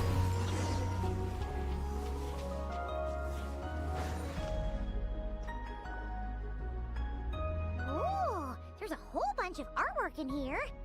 Seems pretty old. Nicole, this is probably your area of expertise. What do all these paintings mean? Let me see. To understand these murals requires some knowledge of the history surrounding the War of Funerary Flame. Yes, I think I follow. The dispute between... Oh no, it's no trouble. I'd be delighted to share the tale again. Alright then. Tevat's 3 moons and their goddesses were brought into being by the will of Nibelung, the then ruler of Tevat. But when the heavenly principles came, they changed the world completely down to its very foundations. The moon goddesses were nowhere near strong enough to challenge this entity. Essentially, the 3 moons existed to keep this planet alive and operational, which did not directly conflict with the heavenly principle's aims. Nevertheless, the inherent precariousness of this arrangement would soon be revealed. Nibelung returned. He did, and thus began the War of Funerary Flame, a battle for dominance between Nibelung and the heavenly principles. Discord would soon emerge between the 3 moon sisters. One would voice the opinion that they should follow Nibelung, for it was he who first hung the moons in the sky. Another would argue that taking sides in the conflict would only bring the world closer to ruin, especially since their creator had returned, bearing the perilous power of the Abyss. Nibelung would eventually discover their disloyalty. He had all 3 imprisoned before transforming the moons into weapons with which to fight against the heavenly principles. What? Weapons? Yes. The very moons that had once defended the planet became instruments of death and destruction. And although the heavenly principles and the 3 moon sisters had once been at peace, it now seemed that the moons posed an unacceptable threat to Teyvat. It is possible that the heavenly principles did not know of the goddesses imprisoned, regardless of who knew what, when. The heavenly principles shattered 2 moons and flung the other beyond the skies. Whether the goddesses managed to escape Nibelung's captivity after his fall, nobody knows. But this much is certain. From that day on, the moons no longer belonged to Teyvat. The rejections slowly drained their power until events. So that's... You say the moons ceased belonging to Teyvat from then on. Why then would Columbina be born here? That is perhaps due to the lingering connection between the Frost Moon, which was not shattered, and this world. You could see it as the 3 sisters' dying wish. They never desired war. All they ever wished for was to protect this land. I see. If the final fate of the 3 goddesses is as you say, then Columbina faces the same grave danger. Our investigation has yet to bear fruit. We must hurry. Yeah, you're right. Let's keep going.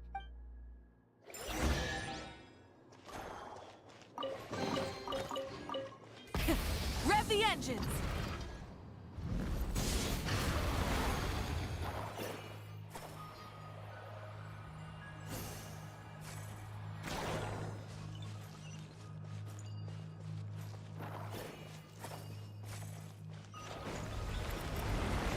Try and stop me!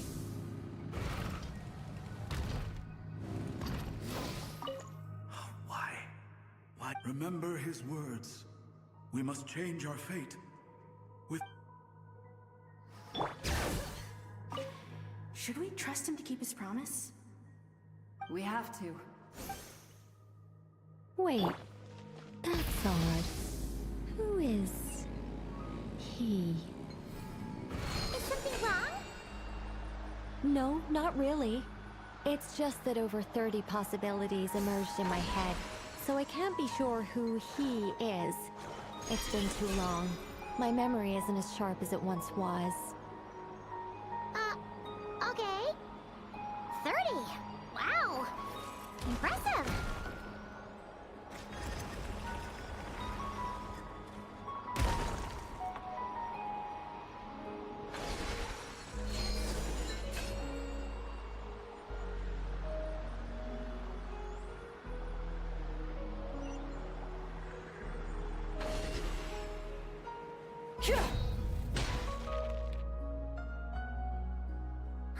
We're finally here! Indeed. I was a little worried about that at first, but as we got closer, I sensed that the Kuvaki within it flows unimpeded. It should be functioning normally. The only issue is how to activate it. What about the cores from some of the other devices we've seen? In all likelihood, yes. I imagine...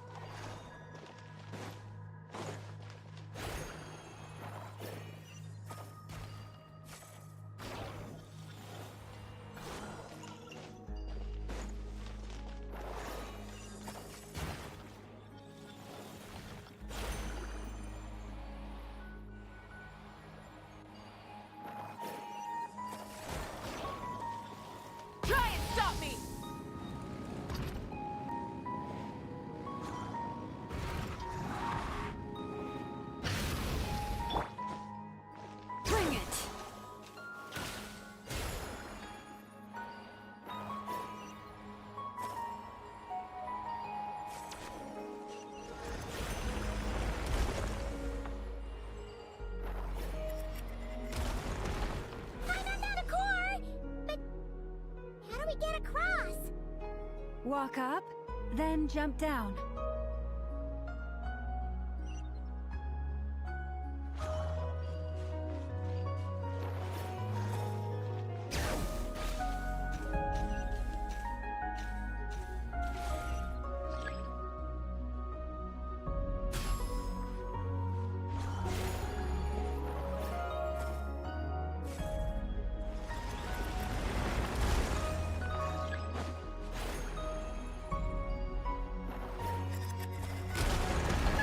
That should be enough cores.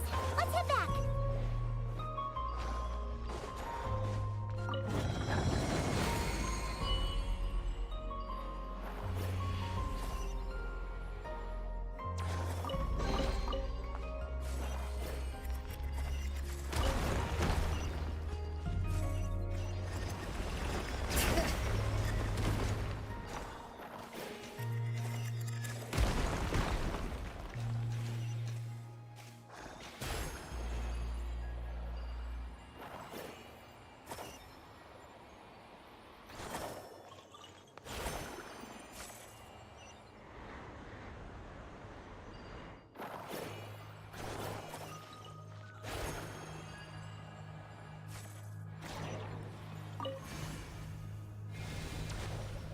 The device is up and running. It's hard to believe that the ancients were capable of constructing such things. I'm on Caesar destination! It's right up ahead! Yes, let's go.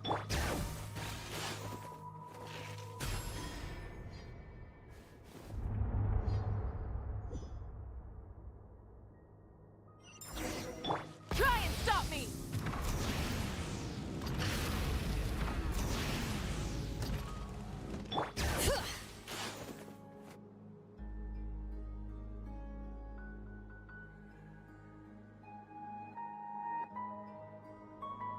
This is where the people of Hyperborea communicate. We need only place the moon marrow upon this platform on Moon Prayer Night, and we shall be able to open a portal to the moon and send our moon goddess, the assumption being, of course, that we can find— That's right.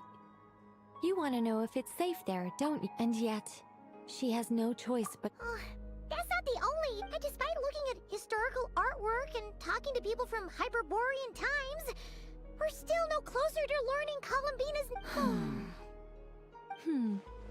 If it's not too much trouble, could you tell me exactly what Alice said to you about finding her name? Oh, sure. What she said was— Then your first job is to find it. As a moon goddess, I'm sure she must have a name she identifies with. Neither Columbina nor Kutar is her true name, and she's never really accepted either of them. Is it not also possible that she has never had a true name? Not at any point in history? That would be a hard pill to swallow. Well, no one knows how she came into being, and she certainly doesn't have parents in any sense that we're aware of. Does that mean there's no way to get Huh? Wait, why all this pessimism? Was it the way I phrased this question? Well, just because she's never had a real name in the past doesn't mean she can't have one now. What? Think about what Alice said again. She never once said that you'd have to find a new name, did she? Are you saying what I think you're saying? Yes. Names are anchors that connect us to the world. If she doesn't have one already, then all we have to do is create one, no? It's like— yes. Traveler, when you first arrived in Teyvat, do you think you would have turned around if someone behind you shouted, "Hey, Tumaini"? But what about now? I understand what you mean. Life is a long journey. Even the friends and family— When people call you by different names, what matters isn't so much the words themselves. And of course, Ether. So, close your eyes and picture the moon goddess in your mind. If you were to call out to her in this moment, what would you say?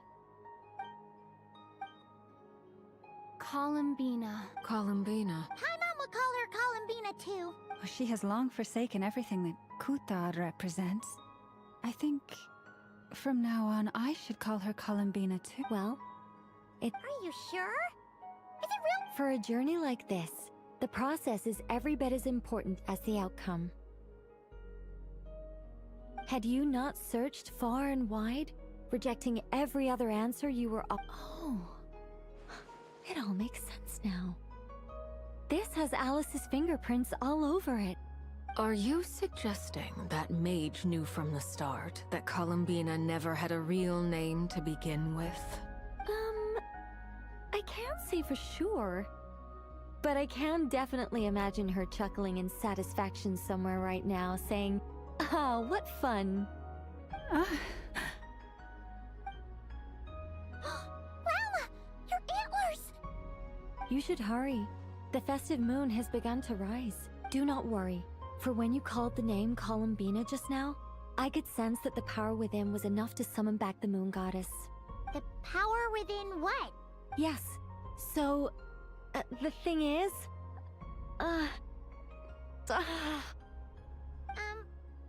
What's wrong now?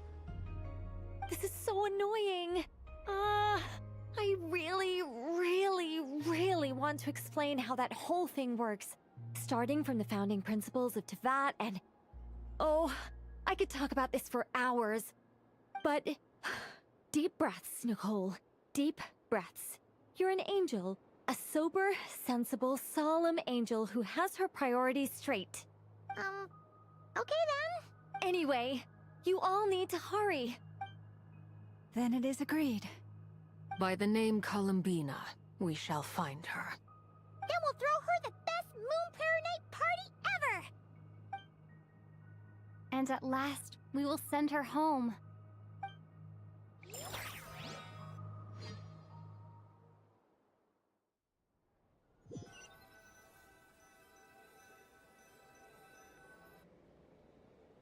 I can barely move anymore. My consciousness is fading away. Have they come back out? I'd love to see them one more time.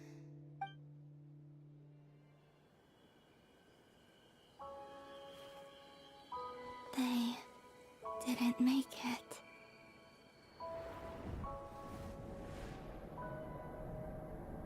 Could you tell me your name? My name is... Columbina!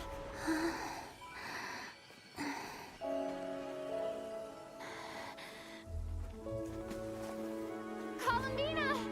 Are you here? Columbina! That's the name you gave when we first met. And it's what I've called you ever since. Columbina. It's a fine name. I have many fond memories of Columbina, and so do all of your friends.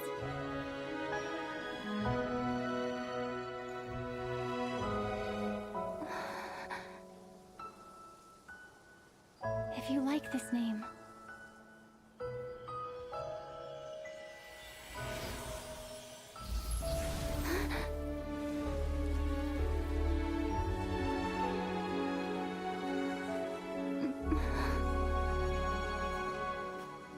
Looking for me?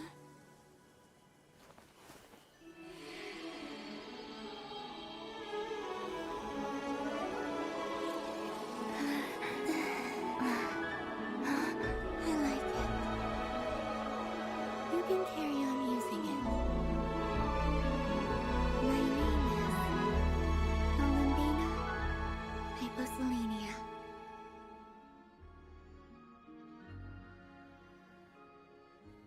Columbina Hyposelenia. That's a wonderful name. I never thought that Columbina would become my real name. But after I met you and my other friends, the things that this name stood for slowly began to change. It went from being a Fatui code name to something my friends call me.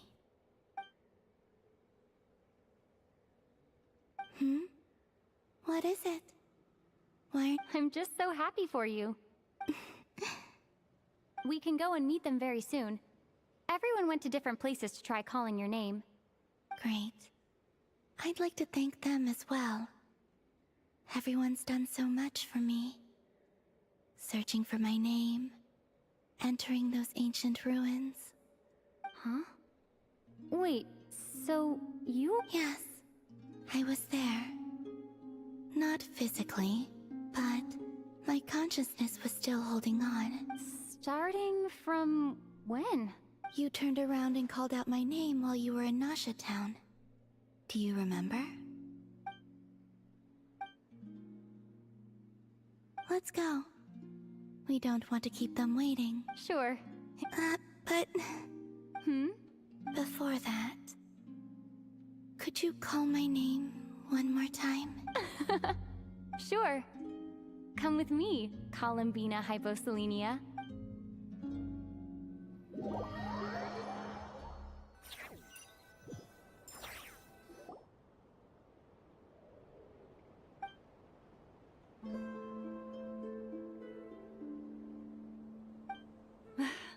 Columbina.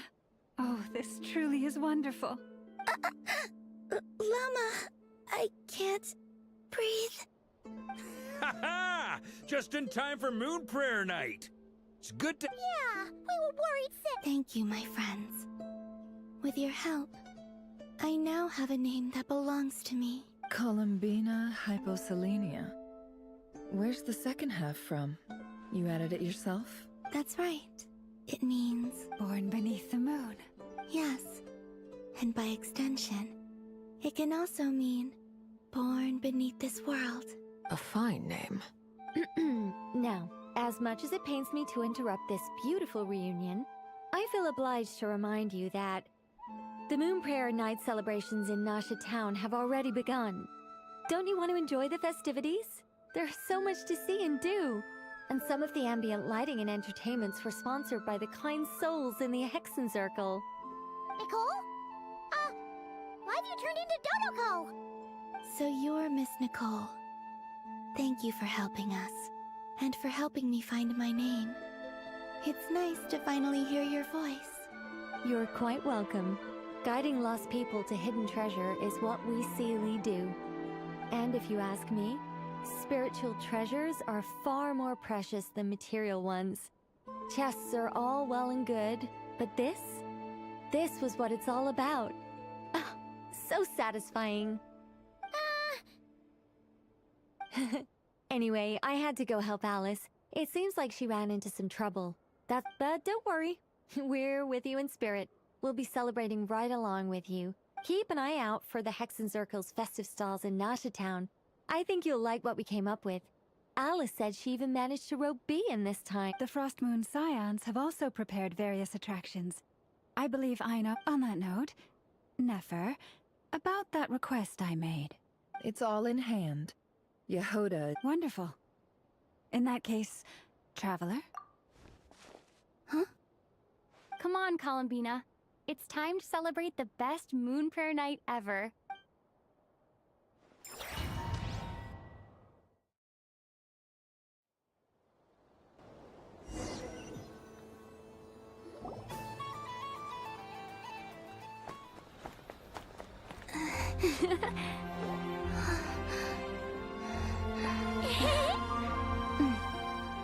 Hey, young lady. Would you like some Moon Prayer Night candy? Happy Moon Prayer Night. Oh, yeah. I almost forgot to say. Welcome home, Moon Goddess.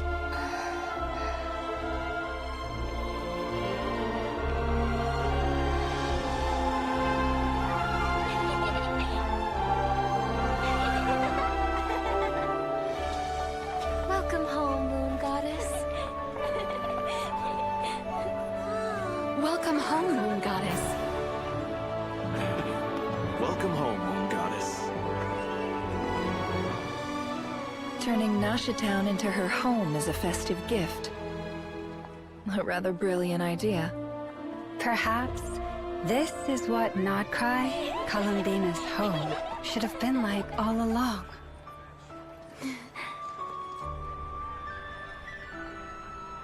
Thank you for the gift.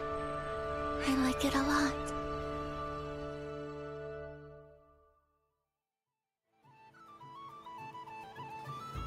This feels like the surprise of my life. I do.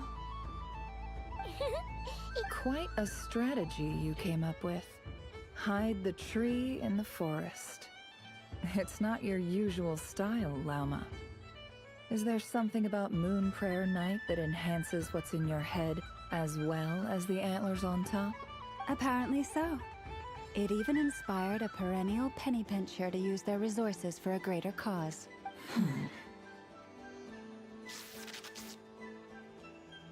I see it now. This bickering is actually a sign of a strong relationship. Huh?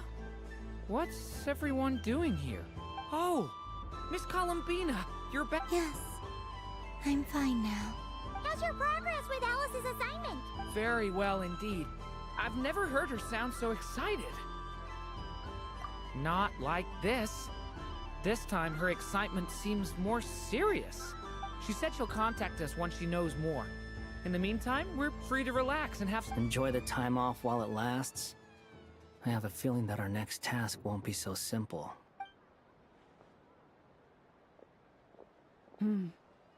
I should go. I still have a few things to attend to. And I think I'll take a look around. With any luck, this once-in-a-year festival will come with once-in-a-year opportunities. Hold up a second.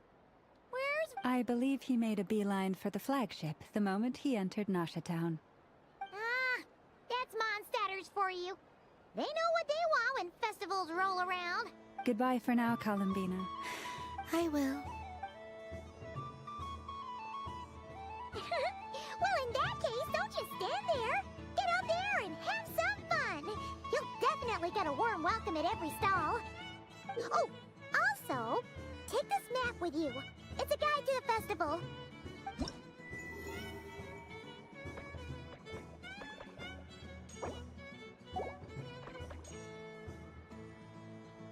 The Frost Moon Scion stall is over here. Over there is the Hexencircle section. Alice seemed more excited than anyone about this festival, so she insisted on making it a grand affair. Oh, and then there's the Nasha Town local specialties. Thank you. It looks like a lot of fun. You're not coming with. We'll be around. But don't you want to browse by yourself for a bit first? Yep. If you find something you like and want to try it out together, otherwise, just relax and enjoy yourself. There's so much on offer, so...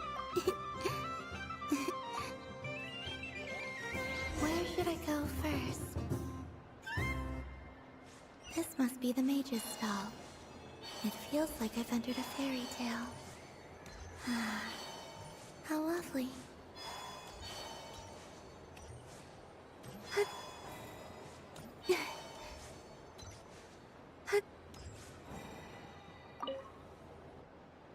Welcome home, Moon Goddess. Oh, you're the genuine artist. Another one that talks. Greetings. Pleased to make your acquaintance. I am the Hexencircle member they call B. Barbeloth Trismegistus. Columbina Hyposelenia. Pleased to meet you too. Hyposelenia. A fine name indeed. Now then, Miss Columbina, do you wish to hear a mage's divination? Divination? The Frost Moon Scions used to ask me what would happen in the future. Is this like that? From the perspective of the one seeking answers, perhaps. As you look to your journey ahead, if you seek to understand the unknown, result... The unknown's on my... Of course, if one wishes to peer into fate, then hydromancy is the more precise option. But that is a complex affair, and to relegate that majestic art to the status of a festive amusement would seem somewhat uncouth. Besides, it is sometimes better to not know fate with great certainty. Hence, I shall use the suitably festive Lunar Arcana to tell your fortune instead. Lunar Arcana. Indeed. Unlike hydromancy, this will only display possibilities and trends. People like to think of themselves as creatures of agency and free will. Peering too far and too clearly into the future is detrimental to both body and soul. I'd like to give it a try. Of course you may. Come then, take a seat, Miss Columbina. Before we begin, are there any specific questions you would like to ask? Let's stick to general possibilities and trends, like you suggested. Ah, very well. Then I shall use the basic Lunar Arcana deck. Now, try to relax. Would you? No problem. Now then, to make things easier for the Seeker, that is.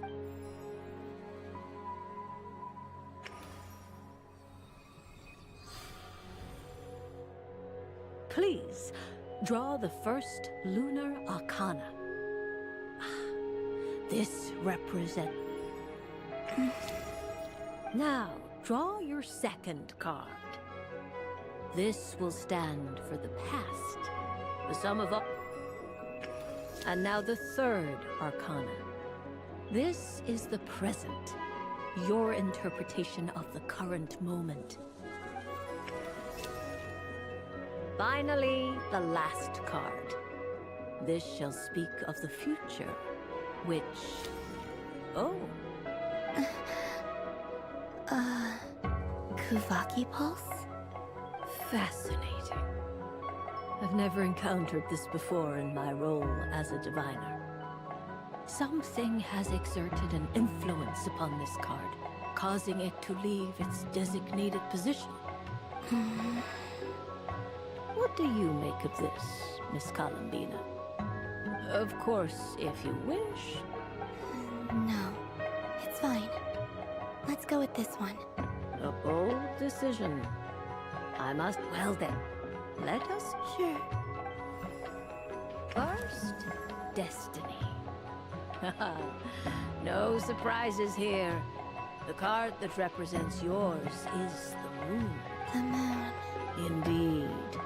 The moon can represent the truth at some times, but deception at other. When the moon is placed on the destiny tile, it indicates that it symbolizes a journey through the fog, fraught with I don't understand.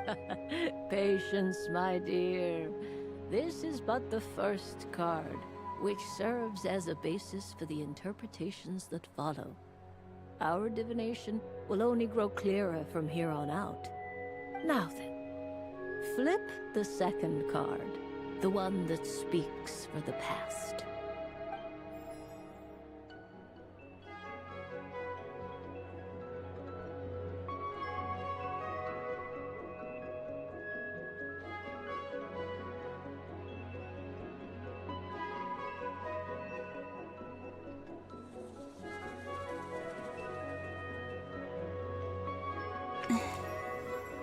Ah, the Hermit, but inverted.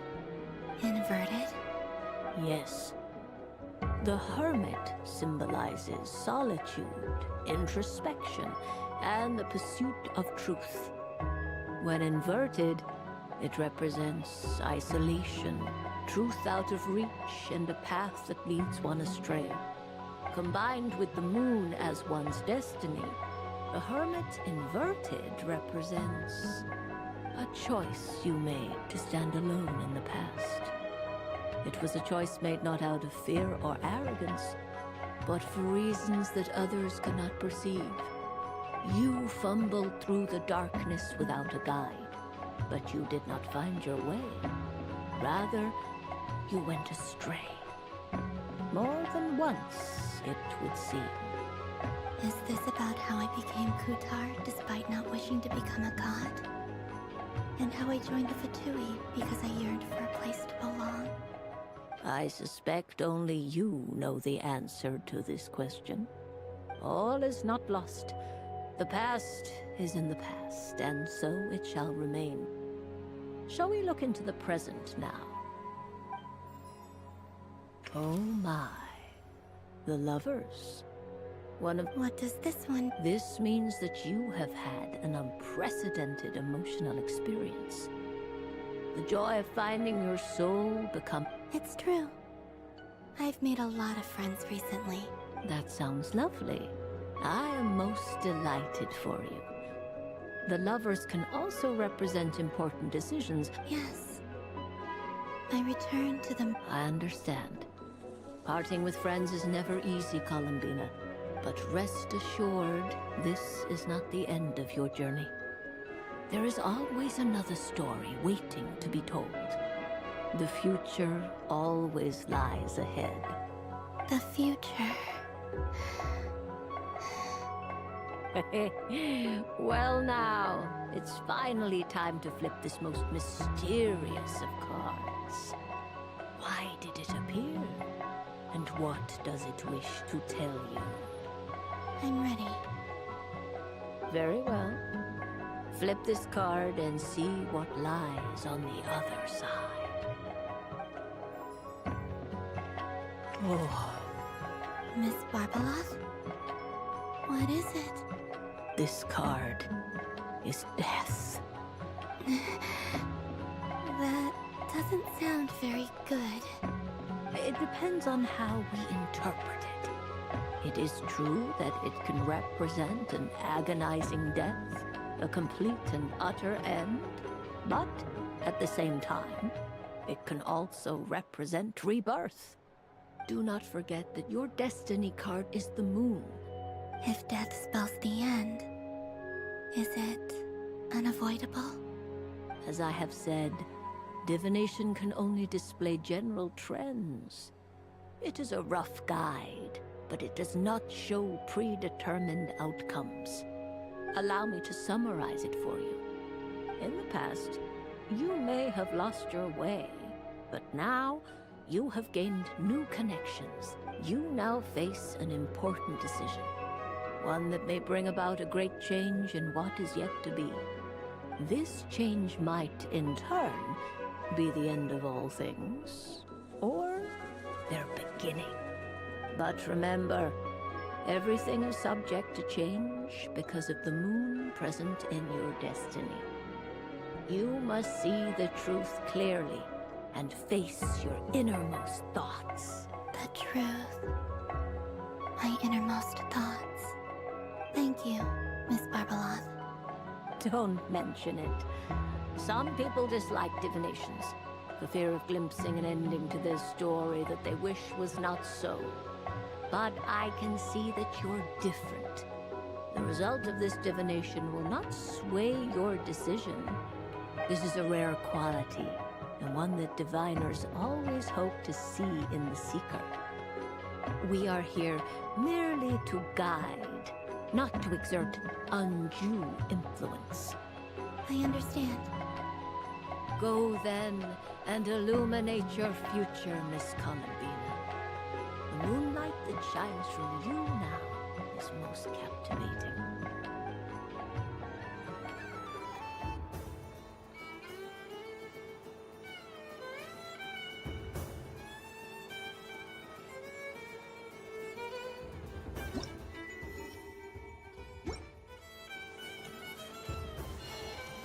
What's this? Should I give it a try?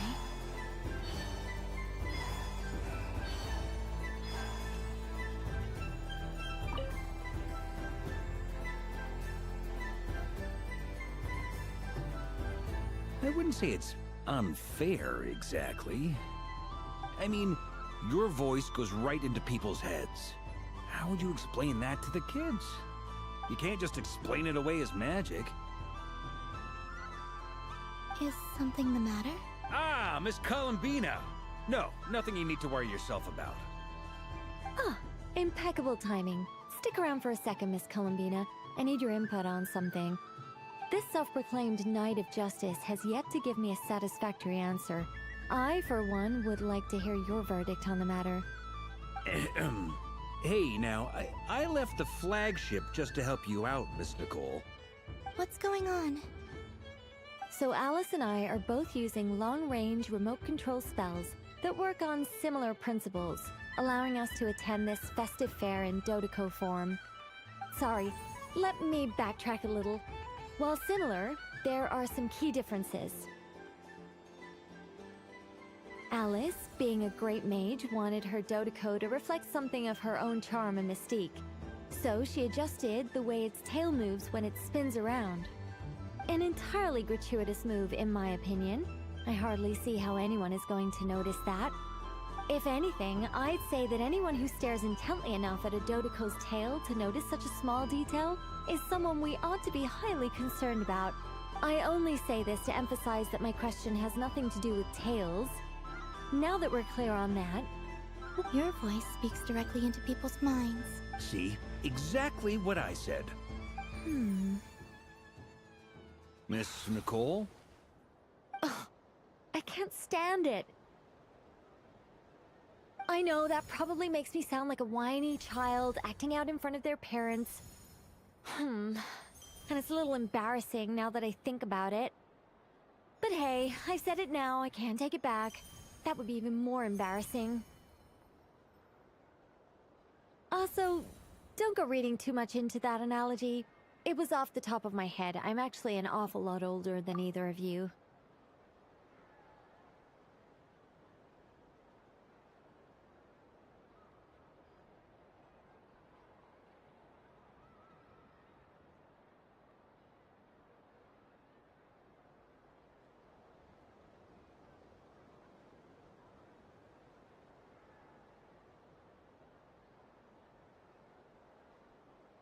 Miss Nicole, are you saying that you'd like someone to play the game you've prepared? I'm not so invested in that. It's just something cobbled together using items I borrowed from Alice. She probably didn't even make them herself.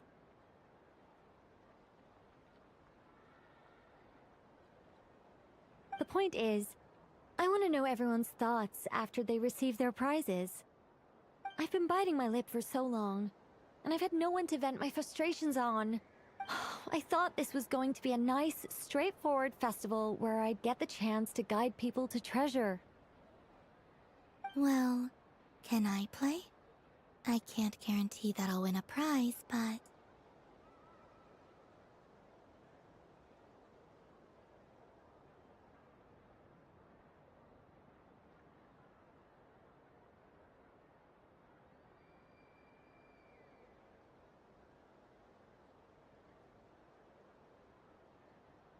You will?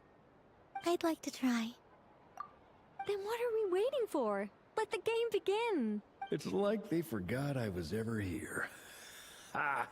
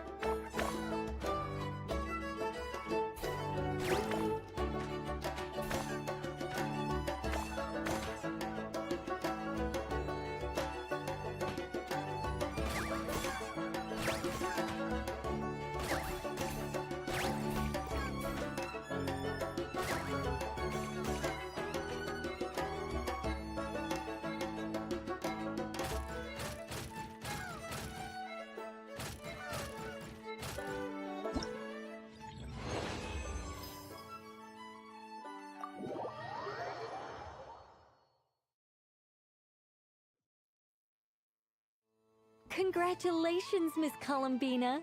With your great wisdom, you have overcome every obstacle in your path and conquered the great challenge posed to you by fate.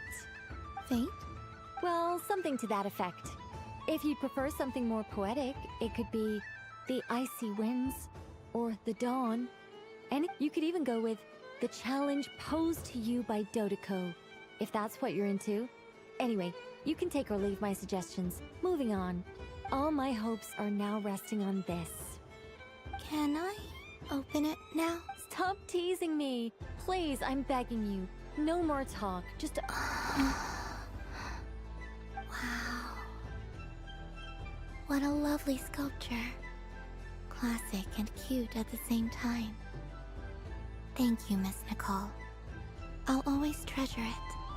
Ah, there we go. Music to my ears. You have my sincerest gratitude, Miss Columbina. Thank you for sharing your precious time with me and fulfilling my wish. Don't mention it. You've all done much to help me. And still, I'm the one receiving all these gifts.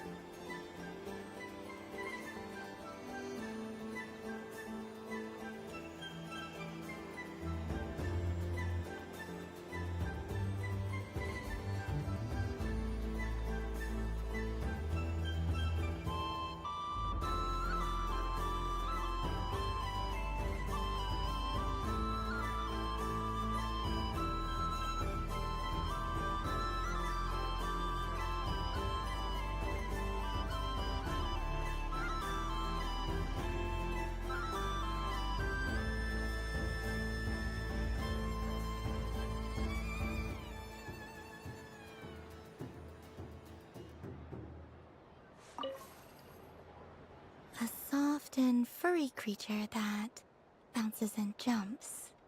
Welcome home, Moon Goddess. This one talks, too.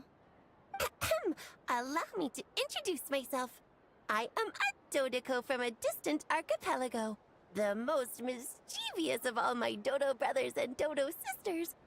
When the going got tough, I powered through, and when I met obstacles, I boomed them away. That sounds like a lot of fun. Doesn't it just? Oh, but then the trouble started. Recently, I found a lovely beach, the same beautiful jelly color as my hometown, and so I dove in to have a look. Only to find it overgrown with seagrass and nasty little spiky fish everywhere, looking to turn me into a Dodoco kebab. I made it back to shore by the skin of my teeth, but my tail was sorely hurt. Couldn't you just boom them away? Oh, I wanted to, believe me. But I've heard that you, Moon Goddess, can understand animal speech. The last thing I wanted was to cause a gigantic fuss and get taken to court by a school of spiky fish. I'd be driven out of these waters for good, and my winter holiday would be ruined. And so, dear Moon Goddess, I was wondering if you might lend me your allegiance. Are you roping me into a crime? Oh, let's call it a once-in-a-lifetime carefree adventure. Does that sound better? All the festival goers tonight are dressed up as the Moon Goddess, but there's nothing to say that the Moon Goddess can't disguise herself as a Dodoco, is there? Besides, this is your home. You should be free to be whoever you wish. I'm afraid I'm not well acquainted with Dodocos, Madam. Oh, that's quite all right. We Dodocos are innocent, happy creatures with a free-spirited nature. Many, like myself, are mischievous troublemakers, Others are lazy souls who like nothing better than to lie down on a nice rock and take a nap. In our eyes, every creature who yearns for happiness and freedom is a Dodoco. But perhaps in yours, we Dodoco are a fluffier and more mischievous breed of Kuhenki? Yes, that is a much easier image to follow. Oh, wonderful! Then let's play! Grab onto my tail and follow me into the sea! Time to settle some scores with the bad guys!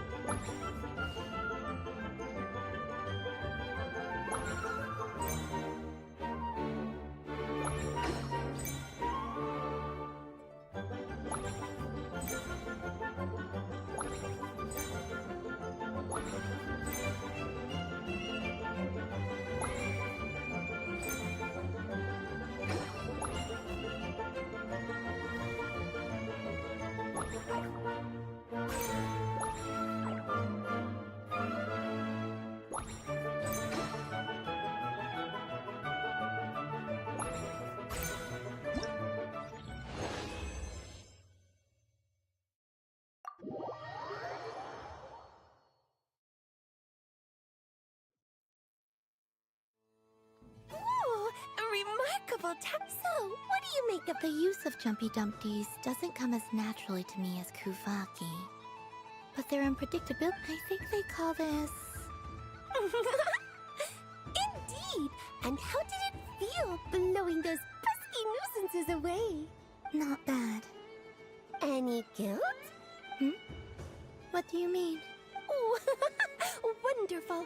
Lovely answers to all 3 questions. Remember, if you find any meanies living on the moon, you can use this to boom them into oblivion! I will.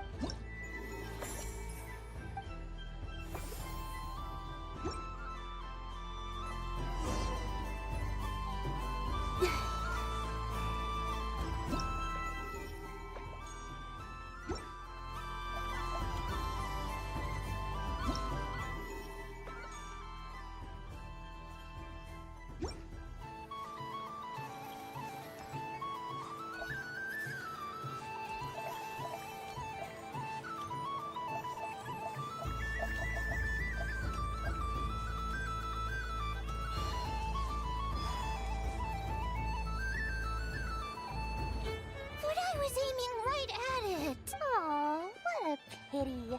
I saw it with my own eyes. You were so... That's not true. It dodged out of the way right as I was about to snag it. I'm sorry?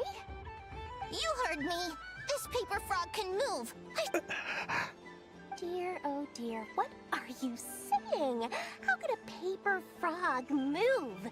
Unless you believe there really is magic in this world. Even if I, the mere humble merchant that I am, knew such magic, surely I would not use it on a paper frog. I'd sooner give Mora legs, so it could walk right into my purse. My dear, dear customer, why not have one more try? This time I'll give you 12% off, a very generous discount for one of my most regular customers. Just think about how much experience you have under your belt now. You're sure to win the next one. Darn. I used up all my coin. Take your time, but, don't take too long. This event is Moon Prayer Night only. Miss it, and you'll have to wait a whole year. Next customer, please. Welcome. Hello. Whoa, whoa! What's this big one doing over here?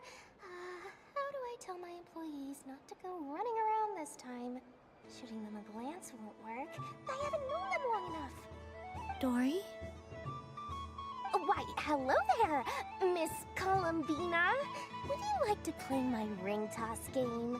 The rules are very simple, and it's easy to get the hang of. How much for a round? Oh, first time's free. Not a single mora. After that, but with your sharp sharp skills, I'm sure you'll win all the prizes in one fell swoop. That was an obvious enough hint for them, right? Right?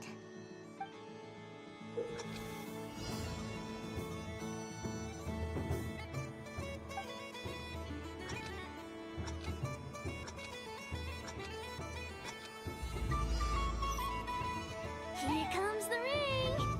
Oh, Peanuts.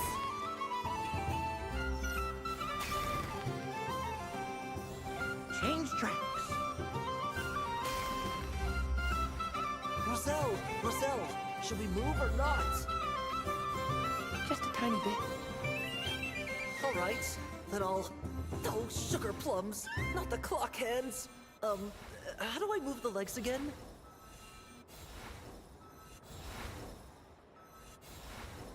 Stop it! Stop dodging! Ugh.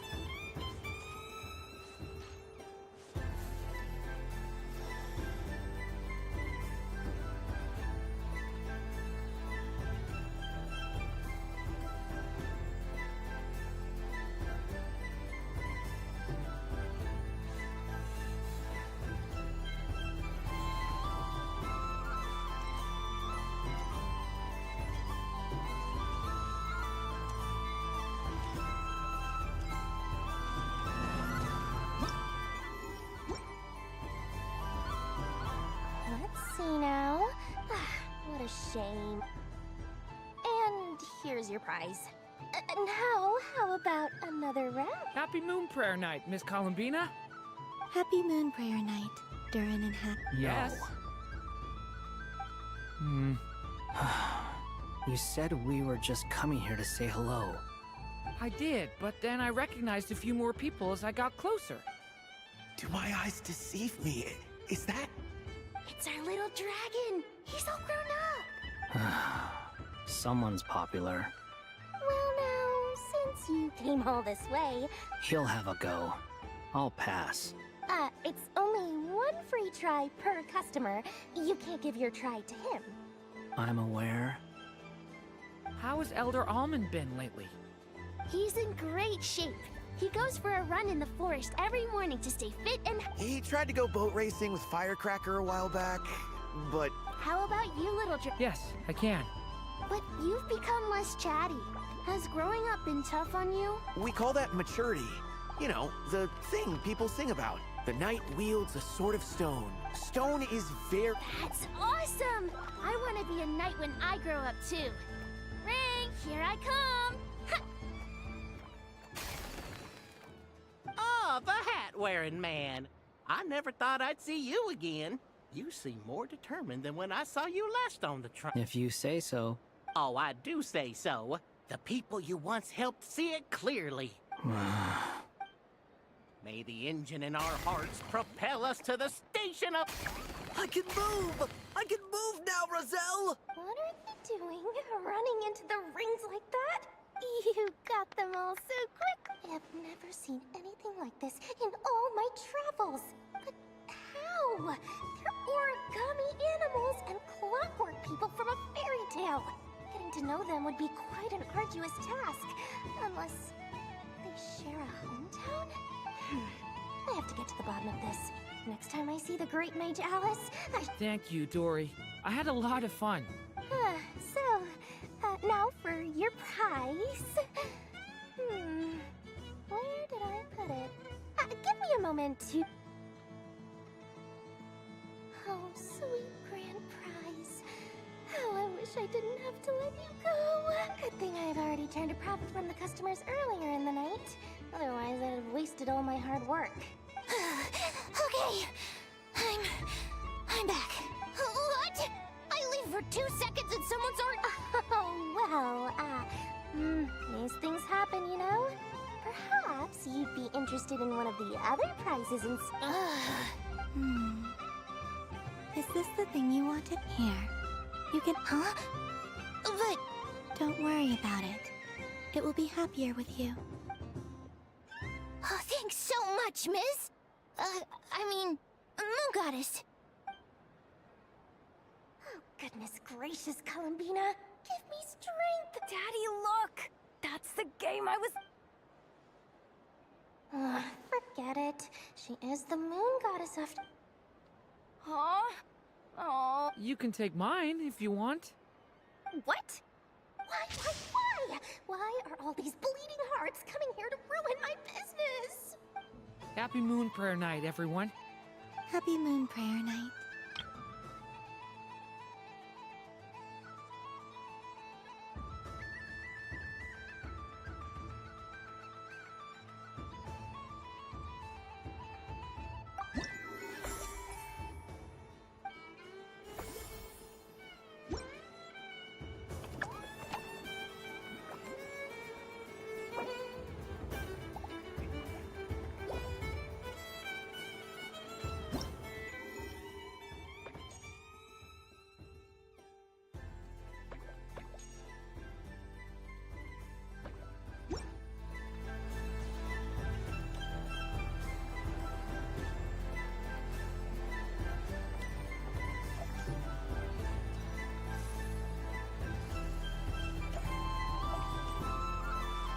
What's this?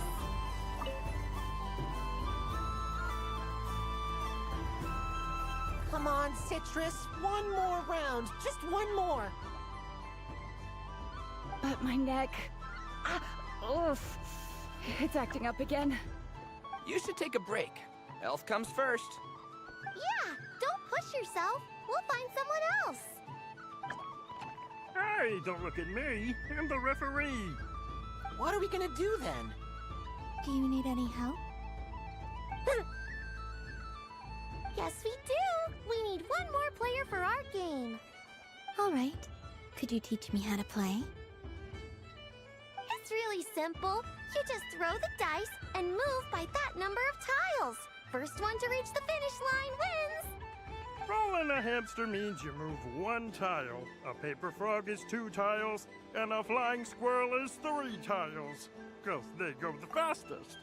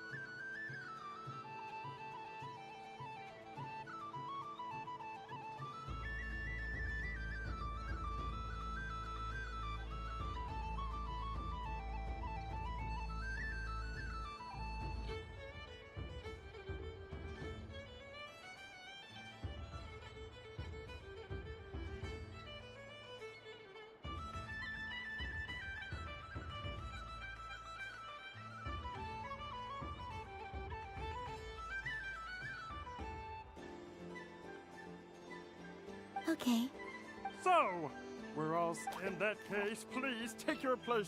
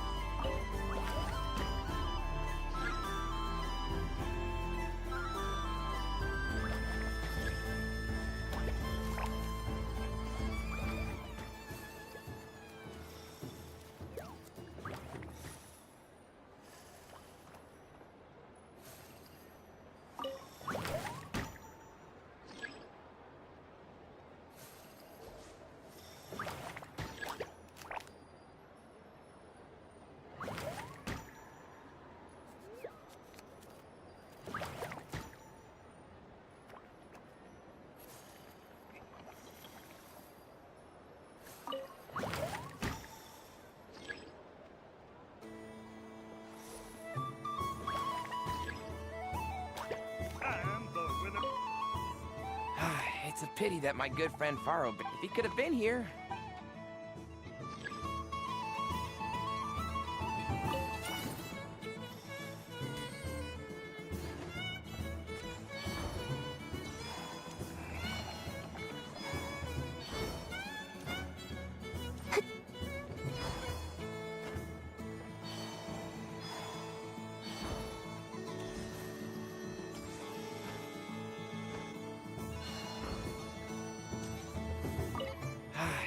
If he could have been.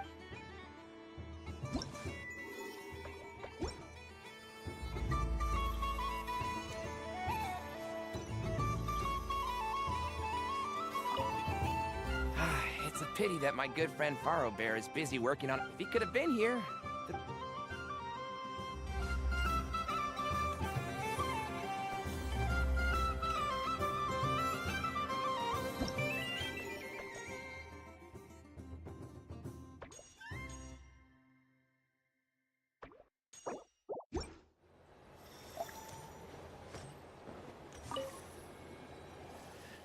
Huh? Albedo? This sketch is for you. Oh. The North Wind.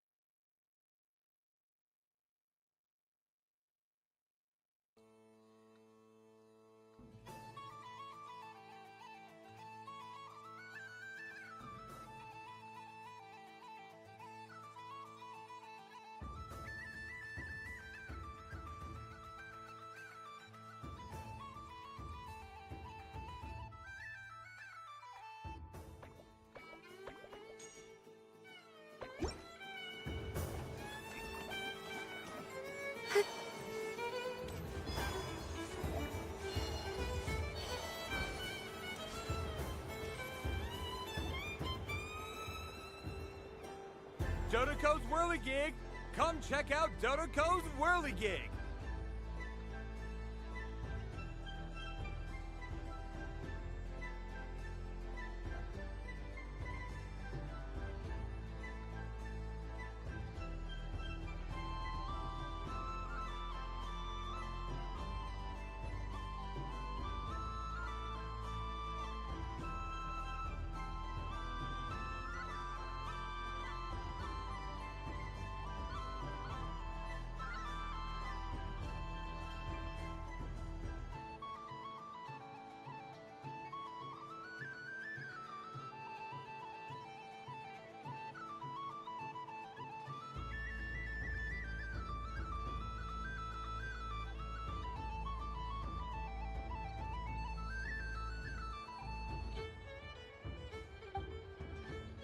Ah, welcome home, Moon Goddess.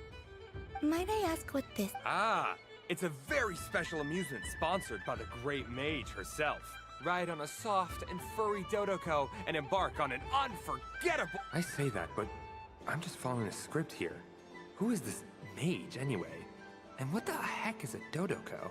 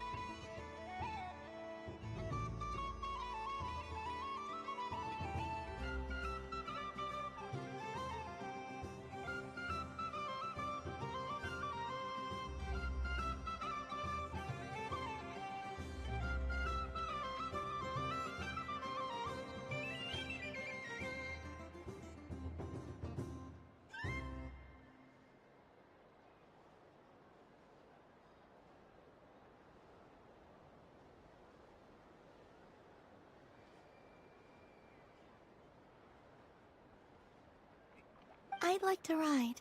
No problem, but... Is that not okay? Oh, no, it's fine. It's just that... My friend. That should do it. Now, but we gotta... Traveler. I want to go on that ride. Let's go then.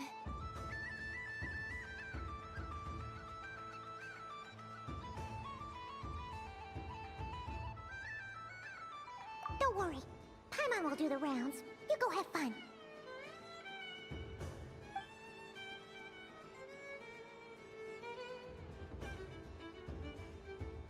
Hmm?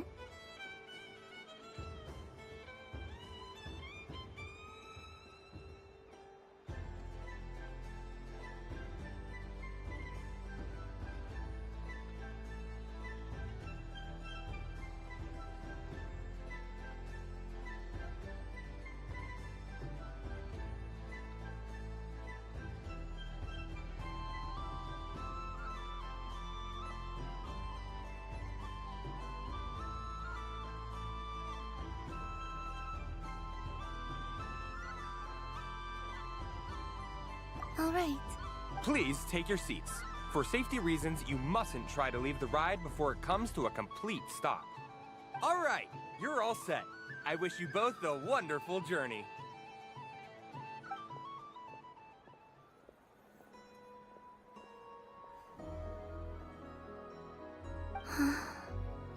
Not bad. Sometimes the Guheng. Yeah.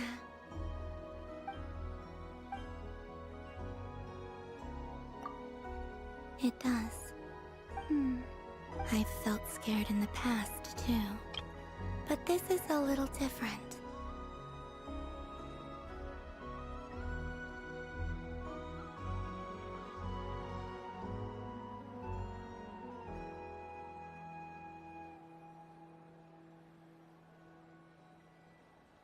You know something? I saw how the Frost Moon Scions act around their families. So different than how they used to act in my presence. And I also saw how they interact with their friends. It made me curious at first. Why do people act so sincere when they're worshipping gods, but save their truest, warmest feelings for each other? Slowly, I came to realize that it's because they trust one another. I know. I knew it the moment you started calling out my name. What I fear now is the end. I fear losing all this,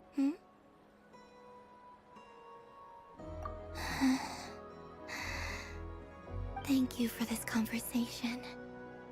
Thank you for listening to me. Don't worry. This fear I have, and the unknown that awaits me, they cannot hurt me. Not when I possess a treasure far greater. I just want you to remember this version of me. Dear passengers, Dodoco's awesome adventure has come to a close. Please leave in an orderly fashion, and we look forward to seeing you again in the future. Don't want the journey to end, huh? Don't worry, you two. There's always another adventure waiting just around the corner.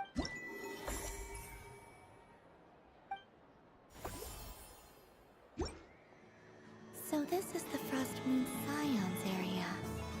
It feels very familiar. But everyone looks much happier than usual.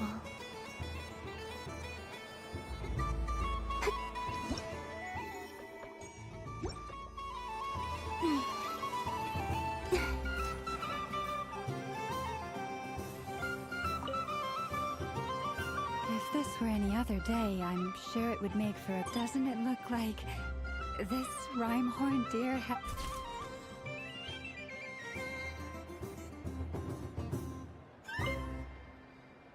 If this were any other day, I'm sure it would make for a great photo opportunity. But Moon Prayer Night has rendered my antler... Doesn't it look like this Rhyme-horned deer has 2 sets of antlers?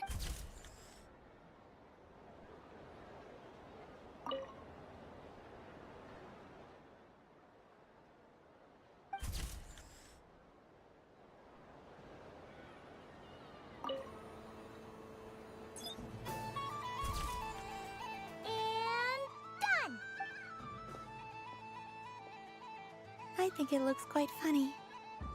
Well, Paimon, it looks like a silk. It looks like we've attracted the attention of quite a few animals. Let's make room for them.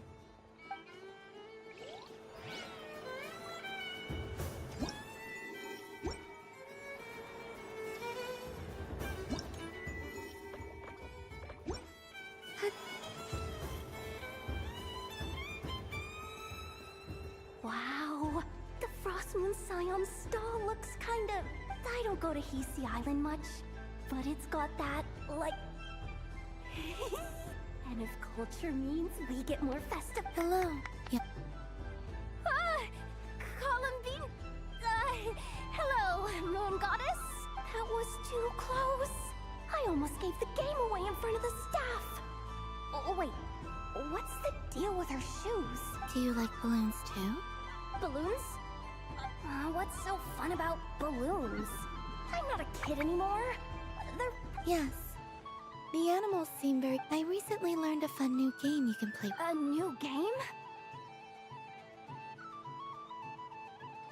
Hello. Welcome. Yes. Are you sure? I guess it's not a problem, but... Yes, please. Uninflated balloons? But those are just... Would you like to play the balloon game, Yehoda? Huh? Wait here a moment. Oh. This is so weird. What have I got myself into now? I thought I saw Columbina nearby. Uh-oh! That's the Fourth Harbinger! Although she's helped us out quite a bit, she's good people. Is she looking for Columbina? Which stall is she checking out? Oh, it's that... I wouldn't be caught dead wearing that stuff. So embarrassing. I have enough gear to carry as it is. Wait, what? She put it on?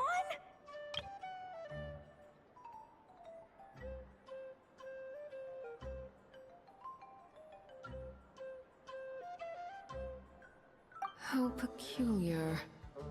This would take some getting used to. I wonder if this is what it's like for Lynette. It really suits you, ma'am. What is this? She was so intimidating a moment ago, but now, dang, she's really rocking those ears. How does she make them look so cool? I suppose I may as well keep them on for now. She's coming this way. How do you do, Miss Yehoda? Oh, jeez. Don't talk to me while wearing that thing. Where am I supposed to look? Oh, hey there. I'm looking for Columbina. Have you seen... She just... Huh? Oh, wait.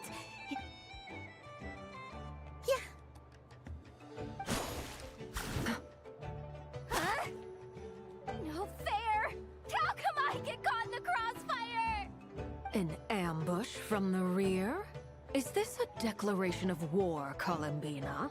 Would you like to play too, Arlecchino? Seriously? Gladly. That said, Boss Nev! Thank goodness! You've got to get me out of here! Things are kicking off big time! Hello there. I'd like 10... no, make that 20 balloons, please. Uninflated. What? Miss Moon Goddess, I hope you're prepared to pay the price for assaulting my employee. Welcome to the game, Never. Just to be clear, let's keep this a fair fight, okay? No strange powers, please and thank you. naturally. Don't just stand there, Yehoda. Aren't you going to team up with me? Huh? Do I have to? Of course. Don't forget, the Curatorium has a... I knew something like this was gonna happen.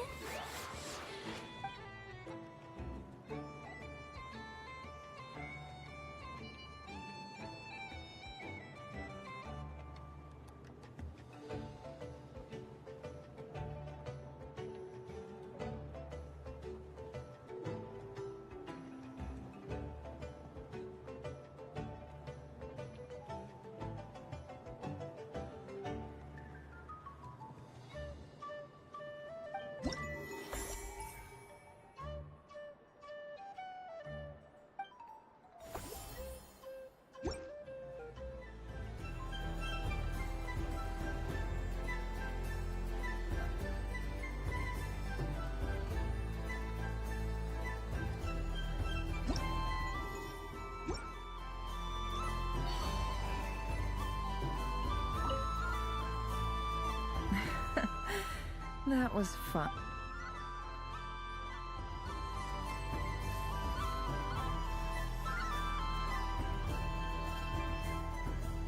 I wish for a never-ending supply of Laka berries.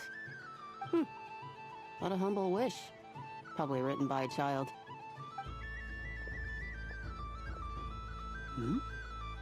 Is that Llama the Moon Chanter?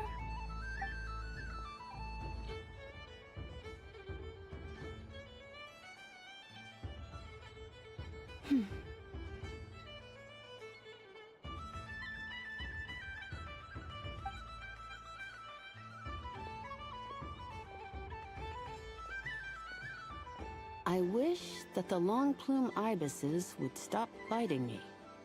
Oh dear, poor Llama. All right, I'll write that one down for you. I got it. While everyone else is celebrating Moon Prayer Night. I don't mind. It's rewarding work. My antlers are at their heaviest tonight, and the Kuvaki waves are especially strong. But as I help these dear friends hang their wishes up, I feel a great peace within myself that is hard to describe. You see, they are all such beautiful wishes, and they are ones that we can Do you blame me, Llama? It is by the help of so many people that I can return to the moon. You've done plenty. I say this in earnest, both as someone who... What about as a moon chant? I feel proud to honor our moon goddess's wish. Thank you for... But... Since you asked for my honesty, I won't lie to you. I suppose it's a reluctance to let go. Once you return to the moon, we will be far apart and separated by a false sky. I'm sure those of us left behind will gaze up at that sky, yearning for the moon once in a while, just as you used to do. I will miss you, Llama. I will miss you all. I hope to stay in touch. I will try and find some way to send messages down from the moon. Perhaps you could use Kuvaki. I've heard Yehoda say that signals can be sent using long and short... We could prepare a codebook beforehand, but... Still, whatever happens, I believe that you will find your own unique way of communicating with us. And now that I think about that, my heart feels lighter. Because you trust in me? Yes. I have faith in my experience. The truth tends to be difficult. But that's what makes it stand out from what is false. So I'm confident that your thoughts and your love will shine through the curtain of lies. We will know it when we see it. Thank you. Now, could you help me hang up my wish? Is this? I wish that all who dwell in this moonlit world can find a place to belong. And I wish that I shall one day see my friends again. It's 2 wishes. I hope that's not too greedy of me. Not at all. And I think you speak for us all with the second one.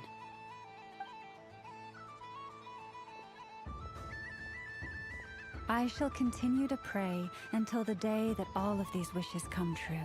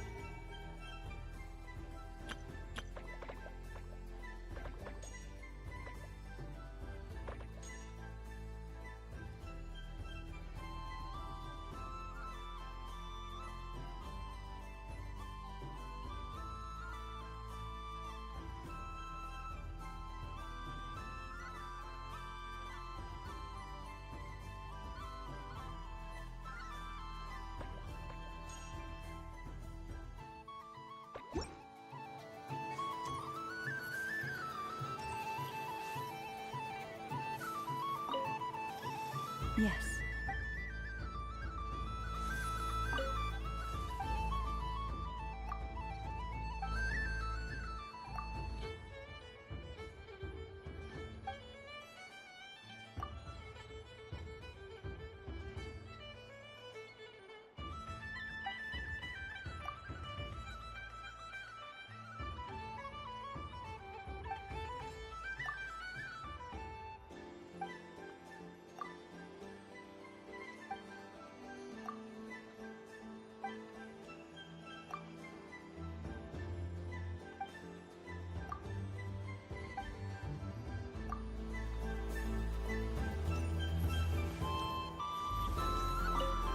this?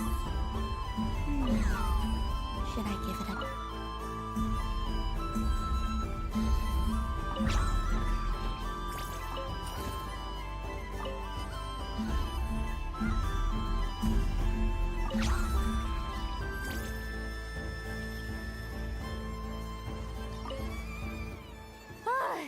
I just...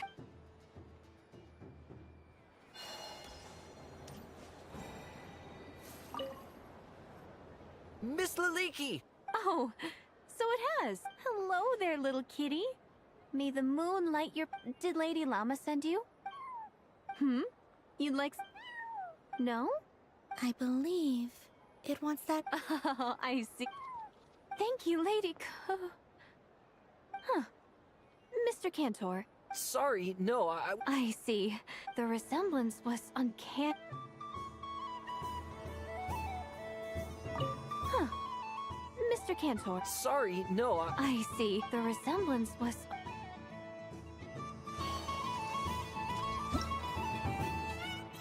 Sunny days! Ah, well, very well. This most adorable... Wow!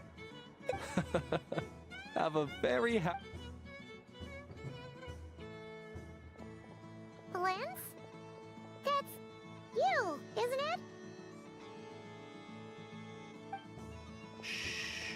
It's our little secret, my dear traveler in Paimon. Okay, sure, but why are you here selling sugar sculptures? Everyone celebrates in their own way. After gazing into the abyss and spending time around gravestones all year, what better way to relax than to see sunny... Besides that, I like to think of myself... That's not what Paimon was talking about! Should I be? There is all manner of magic in the air this... I see Miss Columbina is hiding in plain sight. Why should I not do this? Fair enough. You got a point there. People who don't... Well, now that we see... Ah, well, actually... Here! Oh, this is... How wonderful. Yeah! We just met Varka, and he said... Ah, Varka. Ever the maverick. I see his artistic skills are truly one of a kind. In that case, I shall paint something on... What? Ahem. Welcome home, Moon Goddess. Whew. Hello, Flins. She recognized you! What keen eyes you have, Miss Columbina. Especially considering they are shut. I did not see you. Rather, One would expect no less of the Moon Goddess. Might I interest you in some candy? Yes, please. Excellent. I shall... Something the... What about my spirit animal?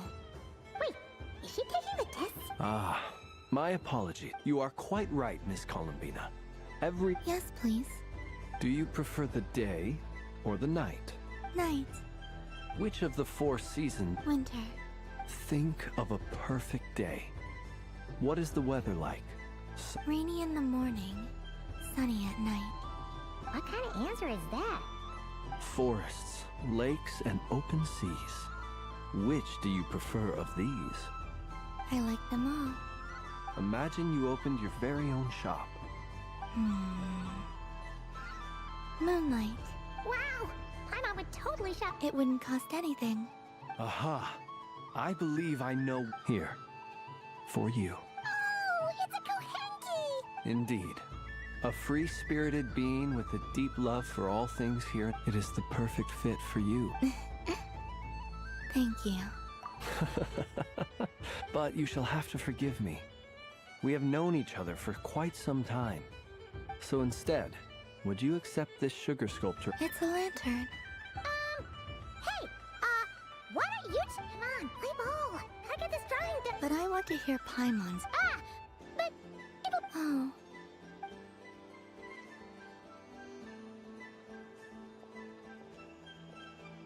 Phew. Nice excuse, Lady Pie. Yeah, no thanks to you. I'll go help next time.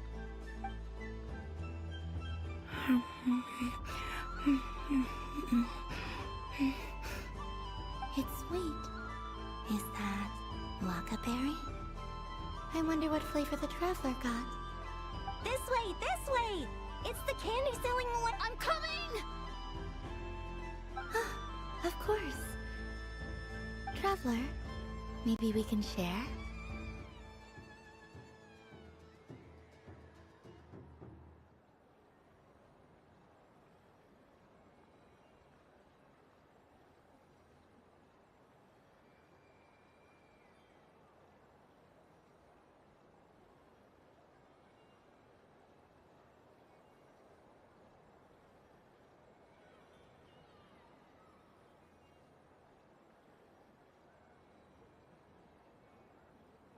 Yes. I found out recently that people share their food some. Thank you.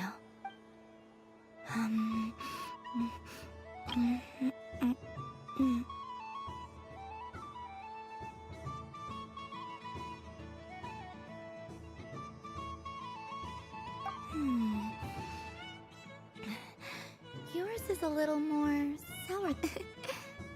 Amazing. My sugar sculpture has shrunk. Yet my heart is filled with feelings of sweetness. I will remember this feeling.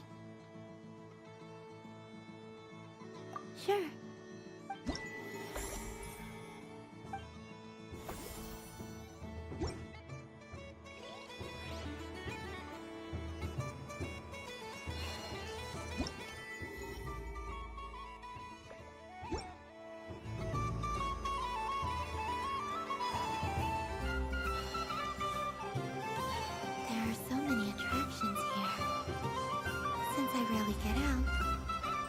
Make the most of it.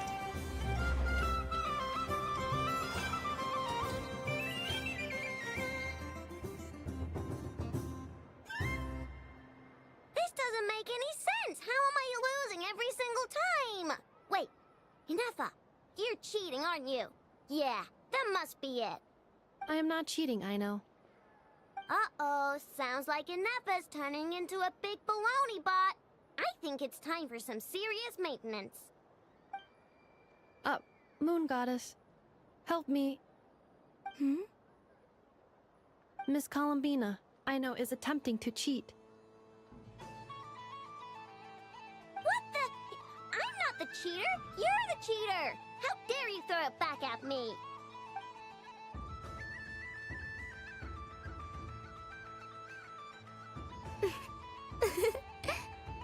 Alright, fine. Let's all laugh at Aino.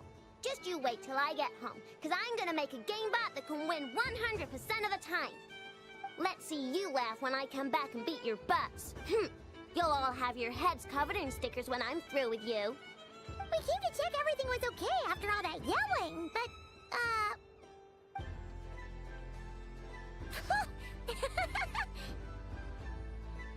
Whatever it is, it sounds like cheating is allowed. Kuhenki concentration. Each player starts with differently colored Kuhenki. Each round, they draw one Kuhenki from their opponent. When a player has two Kuhenki of the same color, they make a pair and can be discarded. Any that can't form a pair must be kept. The round ends when a player can't form any more Kuhenki pairs, and that player gets a sticker.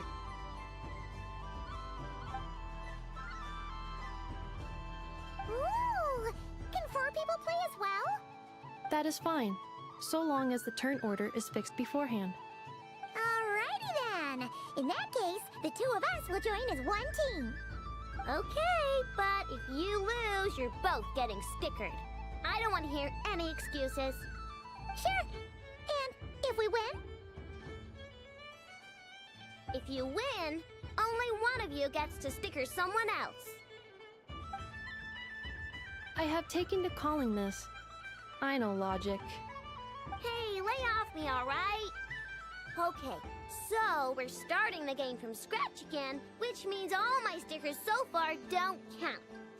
Looks like Luonatar is the Kuhenki of honor for this game. Anyway, let's go clockwise, starting from Ineffa.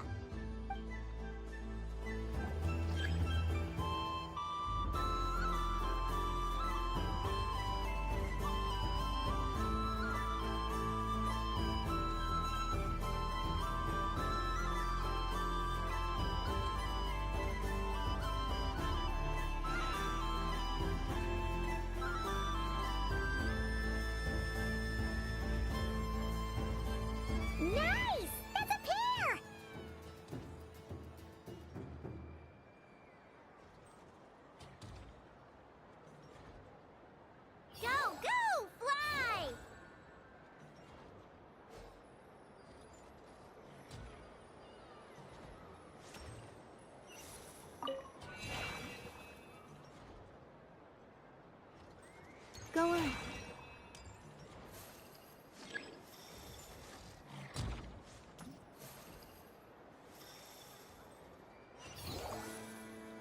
I have a pair.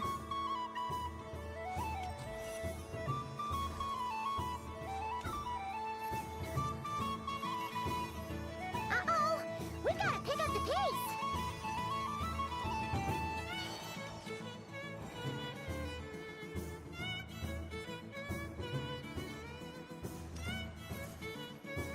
Phew, that was too close. I thought I was gonna lose.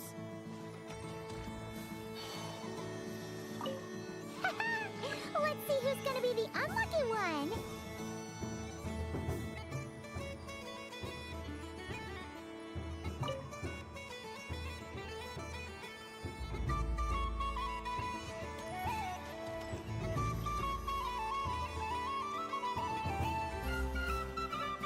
Good luck, everyone.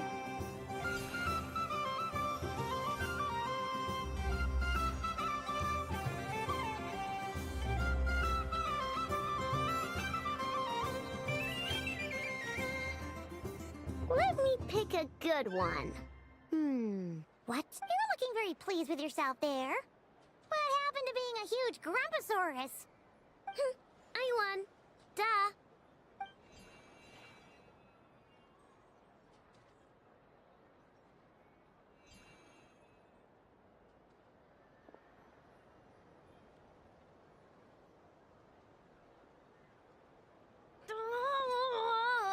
Me again? Don't fidget too much, Aino, or the sticker's going to fall off. I don't care. If it falls off, it falls off. If a pair of Kuhengi get discarded, why not a pair of stickers? Huh? Huh?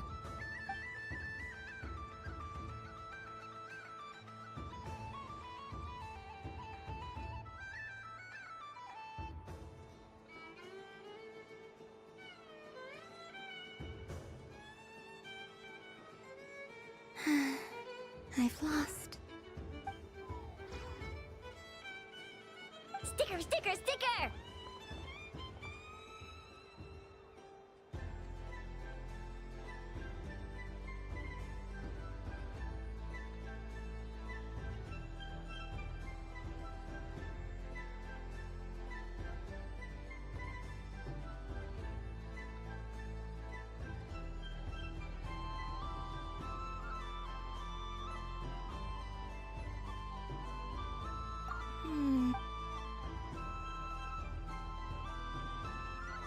Cute! You think so?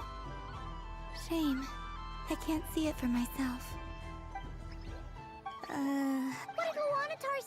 She said it looks so cute that she wants me to lose a few more rounds.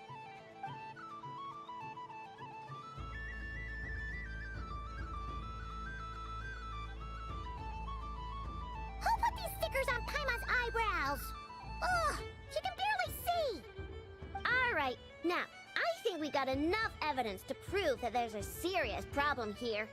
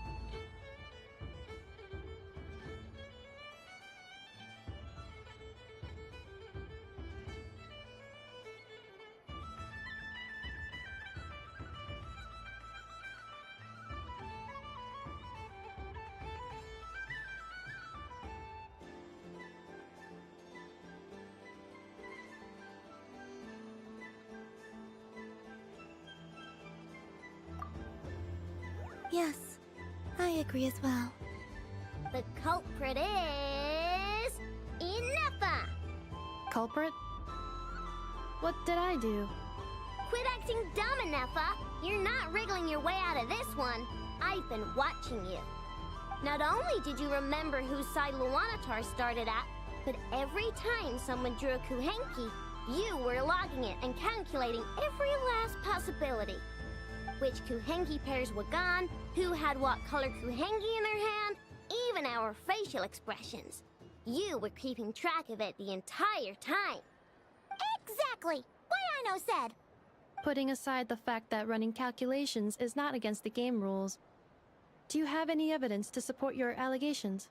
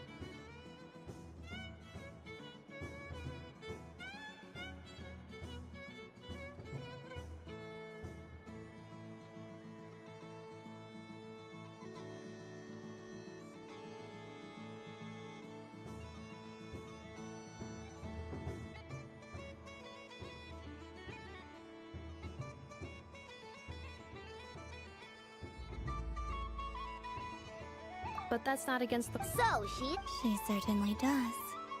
Alright, everyone grab a sticker. It's time to get Ineffa back. But... Take that!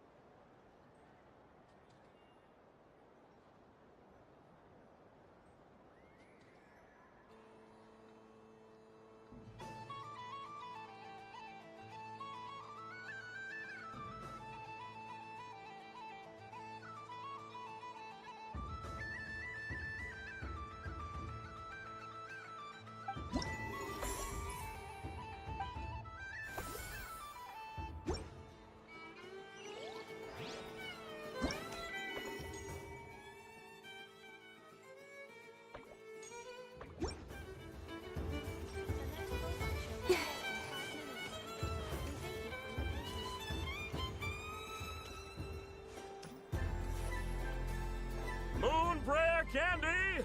Candy? Welcome home, Moon Goddess. Fancy a box of Moon Prayer Candy? Sure. I knew you would. Now, what flavor would you like? I'm not sure. Is this for yourself? A gift for my friend. Ah, I see. Do you have... Huh. I've seen couples give those as gifts before, but I did not know they were edible. No?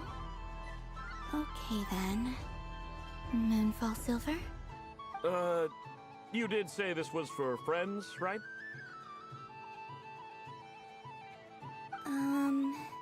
Hey, now that's a creative idea! While we're at it,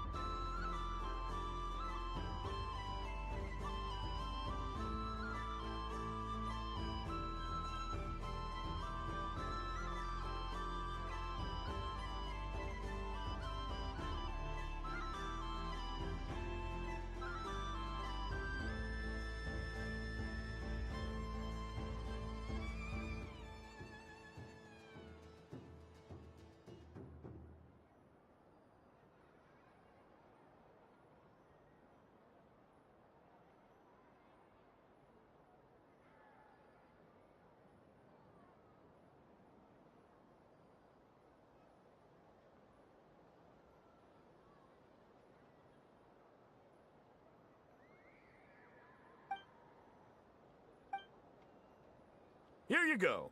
Every flavor you asked. Thank you. I should be the one. I hope you and your friends have a lovely night.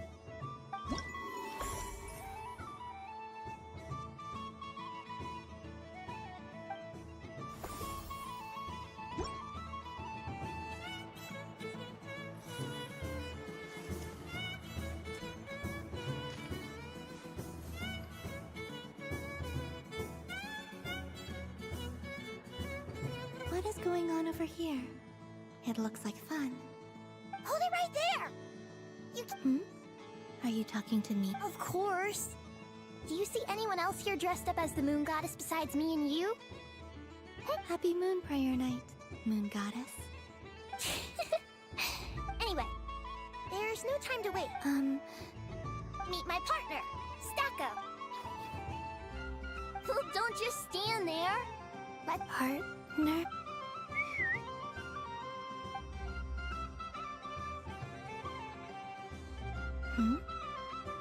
So I need to select a partner and command them in partner.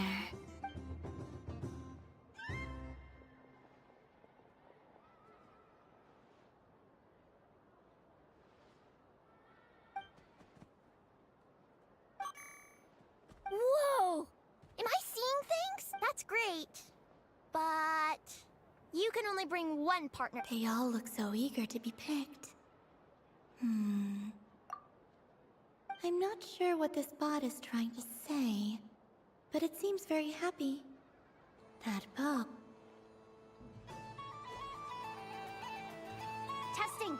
Testing! Oh, this is an emergency broadcast! An exciting... In this corner, we have the Moon Goddess and her robot partner! And in the other, we have the Moon Goddess and her other robot partner! This announcer stuff is... Only one Moon Goddess can be victorious in... Now, without further ado, let the Battle of the Moons begin! I don't care who we're up against. Stacko and I ain't gonna lose. Let's strike first. Stack up. Ho ho ho! The robot has kicked things off with a cautious play from the opposing team! This... Okay then. Stack up. Empowered state! Absorbing the immense Kuvaki present on Moon Prayer Night! This lean, here it comes! A Lockaberry! Oh, what could the battle is heating up fast! I'm about to start sweating machine oil! Go for it, Stacko! Set Kuvaki to maximum! Can their opponents withstand this blow? And what... Don't be afraid. And it's both robots empowered now! The attack comes in, but oh, what a powerful repulsion! Stacko! Oh, Stacko is down for the count! Our winner is the Moon Goddess! The slightly taller one, I mean. You did your best, Stacko. I'll take you to Ainos for a checkup. Well, you beat me fair and square, I guess. I think my partner deserves most of the credit. Just you wait. When I'm a little bit older, I'm gonna come back a whole lot stronger. You ready for a rematch?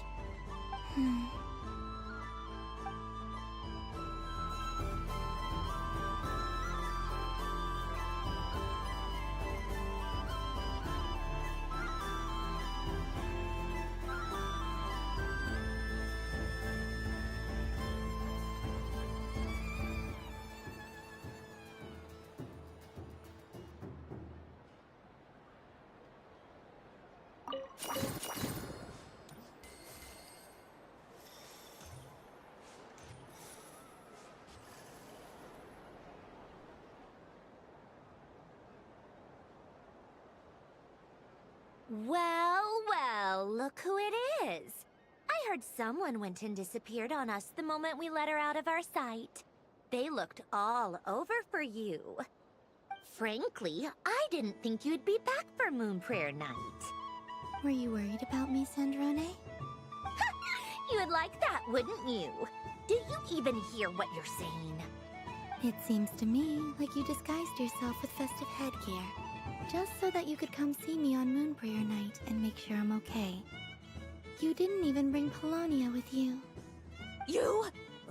I thought you couldn't see! I cannot.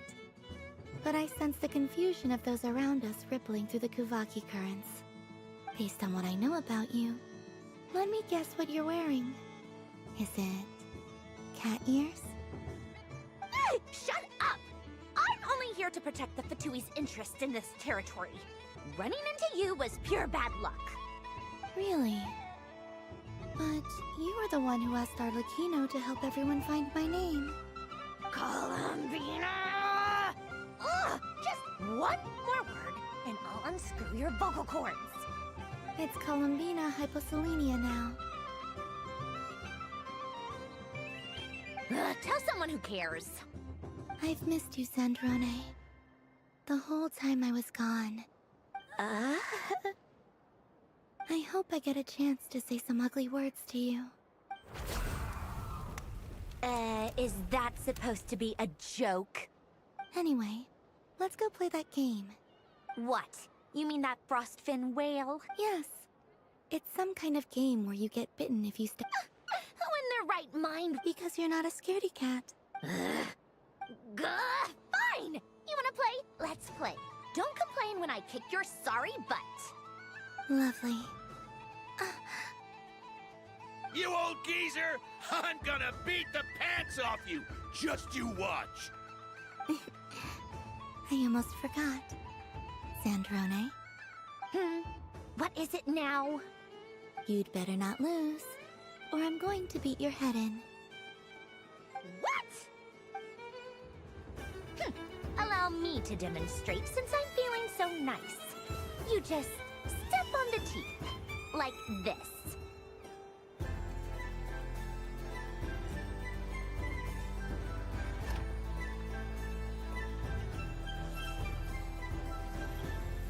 Which should I pick?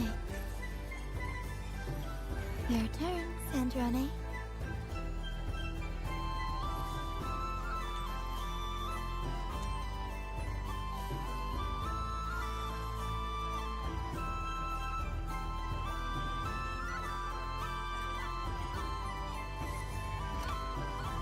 Don't come crying to me if you get bitten.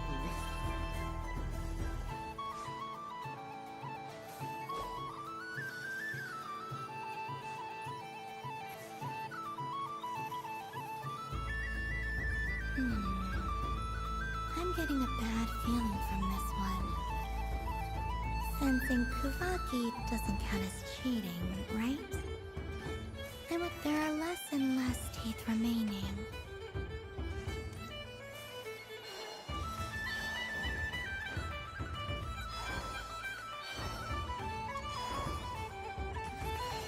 Huh? What's that noise?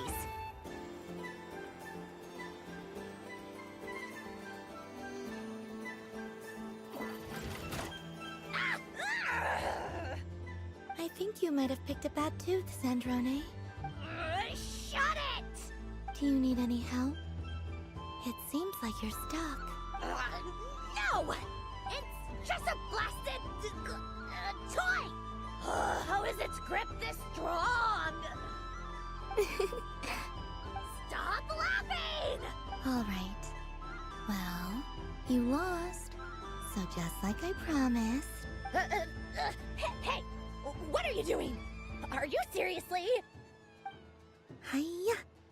Why, you... Oh, just you wait! Rematch! Are you alright, Sandrone? That was quite a strong bite. Are your clockwork parts? Quit your fussing! I don't need it! Alright. I'll go first this...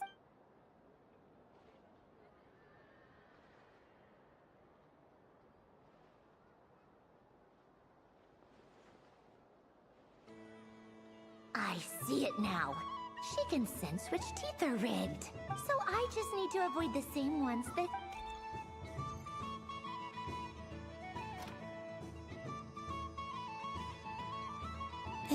on. She avoided that one then. Now, all right, my turn.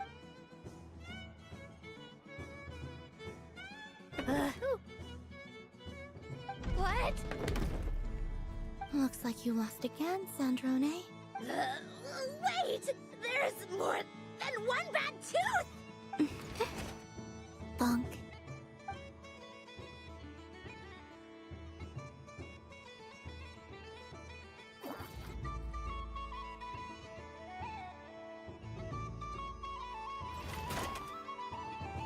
Stupid game! What idiot came up with this? Are you alright, Sandrone? You said some nasty things just now.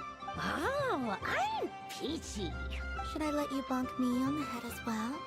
Ah, forget it! Come on, bonk away. It can be your consolation prize for losing so badly.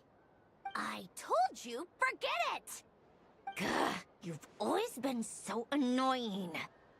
Singing right outside my door, inviting yourself to my tea parties, going AWOL. And now you're off to the moon or something. Singing right outside my door, inviting yourself to my tea parties, going AWOL. Of all my days with the Fatui, the times I spent with you, Arlecchino, and Rosaline, they were my favorite. I will not forget them. Just as I shall not forget this moment. We'll always be friends, no matter where we are, right? Who'd want to be your...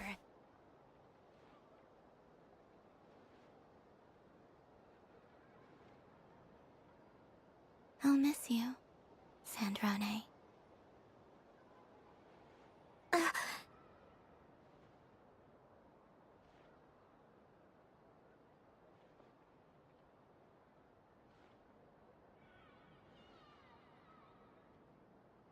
Goodbye, Sandrone.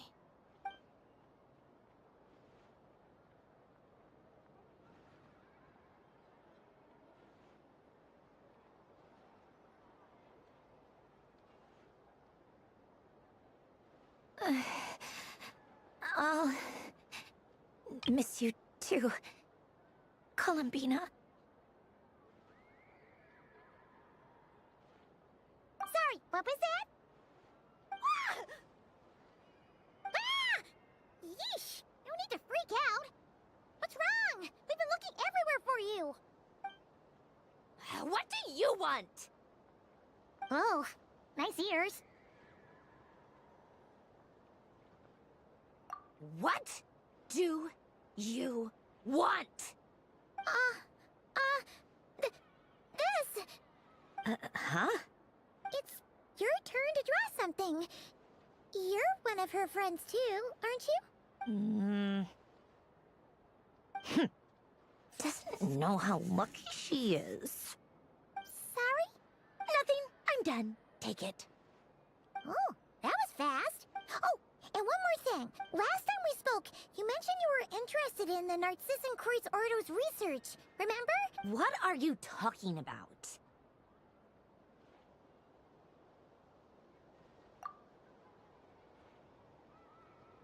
This is...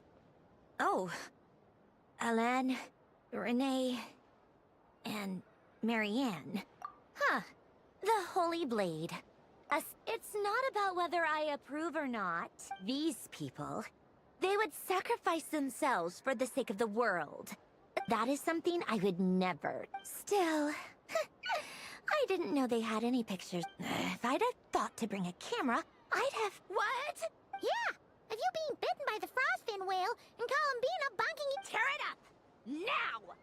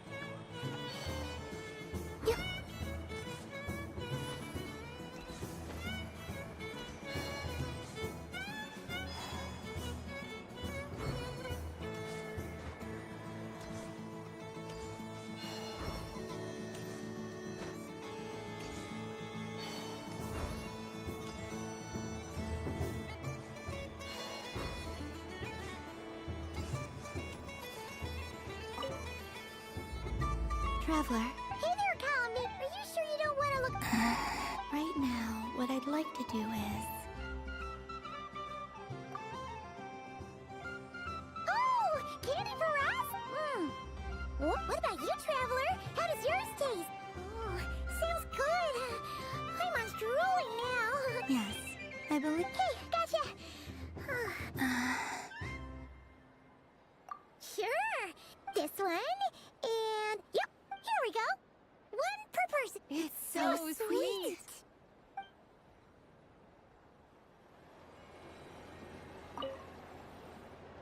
Traveler, Columbina! Finished with the festival already? Okay.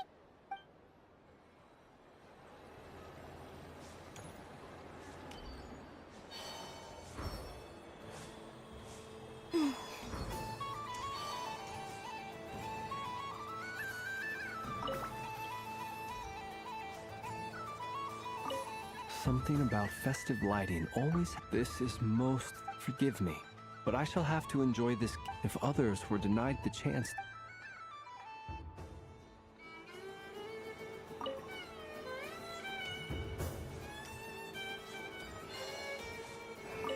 Yes. Why... Oh, I'm so accustomed to play, but I savor this moment in...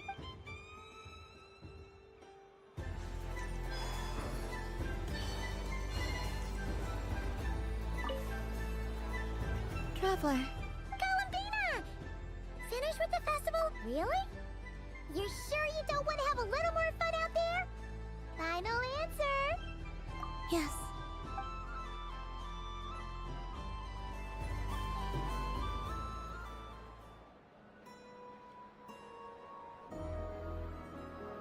This was the most fun I've ever had on a moon prayer night.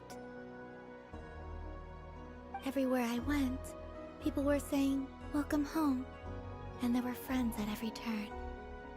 I only wish it could last longer than one night. Oh.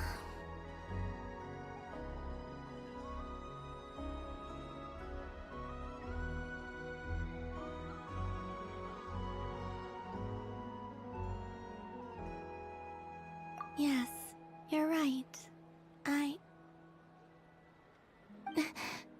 The moon prayer blossoms. Ooh, look! Look! Moon prayer night has come.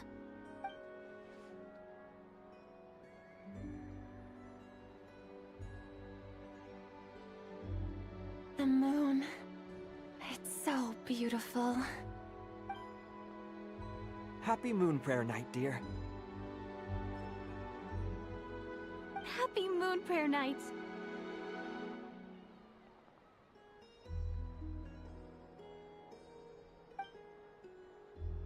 Happy Moon Prayer Night.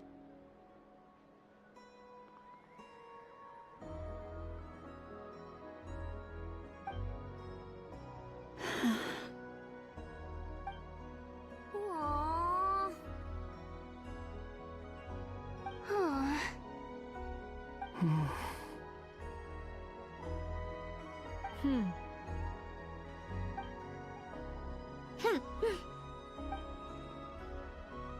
Time flies when you're having fun.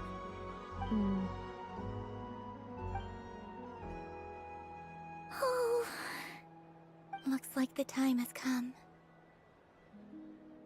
Columbina. You're heading off, then? Yes, to the ruins you mentioned, and from there, back home to the moon. Wait! I know? At least...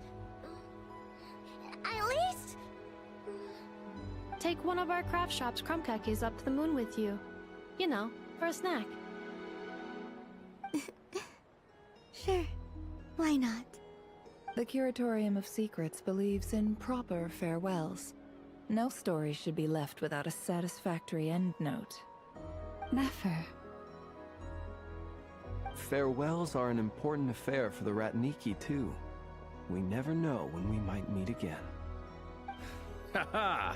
And here I thought grand farewells wouldn't suit tonight's mood.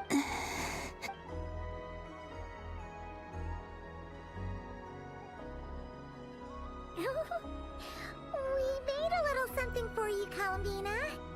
Ta-da! What is it? A Moonprayer Night greeting card with drawings by all of your friends. You did mention that you'd like a portrait done, so I took the liberty of creating one for you. I, meanwhile, did the portrait of Mr. Albedo, and Mr. Varka did the same for me. I mean, I think my work was pretty true to life, don't you think?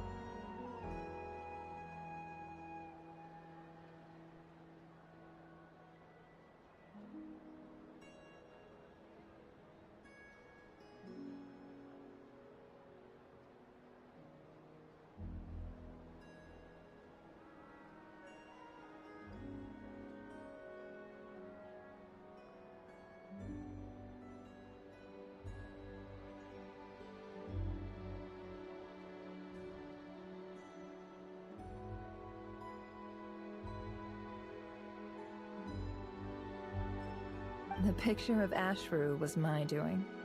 The two of you seem to get along rather well.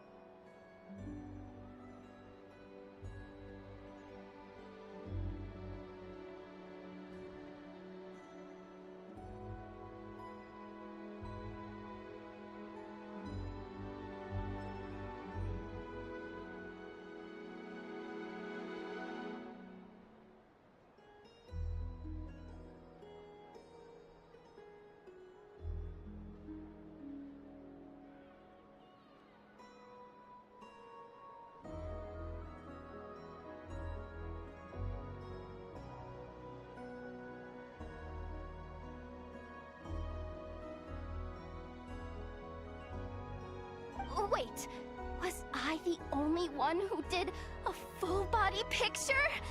That's so embarrassing.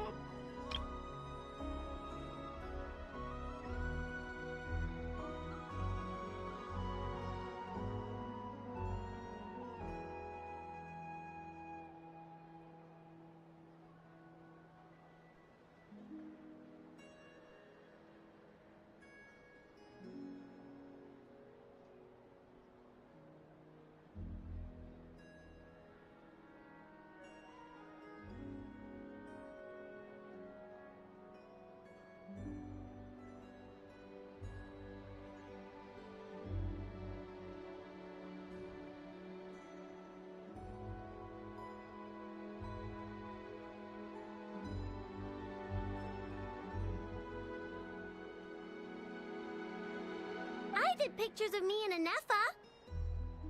I did my own portrait and one for Hat Guy. Plus, there's the two mages, Arlecchino and Cendrune. So, if you ever miss us, just flip the card open and we'll all be right there with you.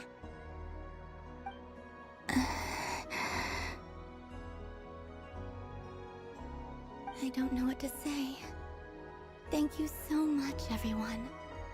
This whole moon prayer night was more than I could... Llama, I figured it out.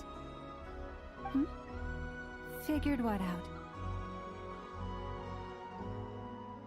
Remember how the Frost Moon Scions used to use milk as invisible ink to write hidden messages?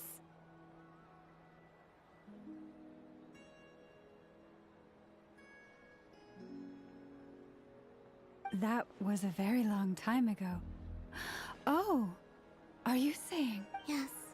When I miss you all, I shall use moonlight in the same way, to write words that only you can see upon the moon itself. Wow, that sounds lovely. Quite. But how will we see them? Simply open your windows on nights when the moon shines bright, and the moonlight will naturally flow towards the words I have written. That sounds most fitting indeed. Very... I'll try to write them in places that won't disturb your sleep. I, for one, would sleep all the better for having... Exactly! So don't worry about disturbing anyone's sleep. All right. I promise.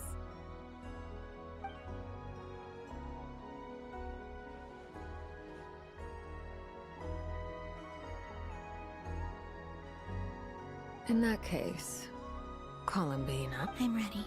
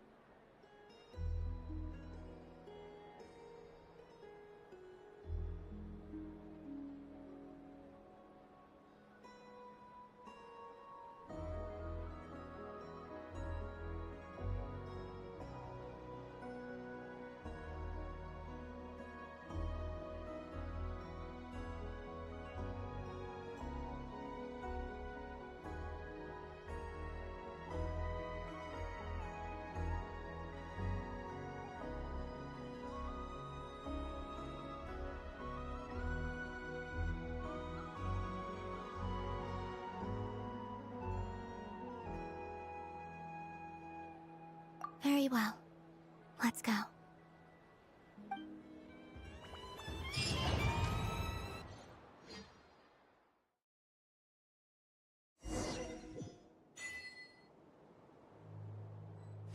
In just a few moments, I will be gone. I still don't know what to expect on the moon. Will I really be able to send messages to my friends? The Kuhenki, the animals of Not Cry. I'll never get to see them again. I wonder where I'll be when the next moon prayer night comes.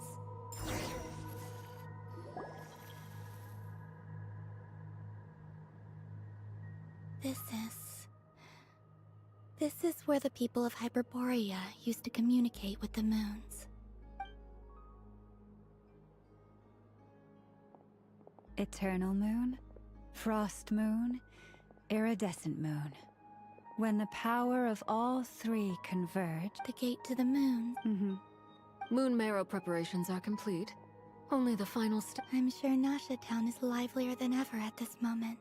Yeah. It's a shame you couldn't be there. It's fine. I'm more than happy with this. My last piece of luggage. My only piece of luggage.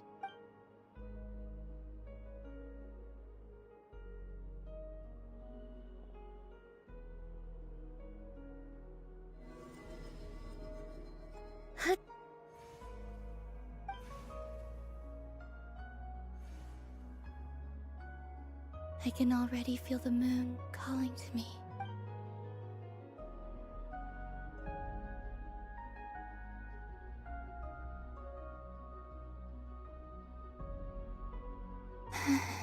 Your home lies on the far side of this light, Columbina. From now on, we will at last have a reason to pray to the true moon. Columbina. Yes? I'm listening. Be sure to come back and see it.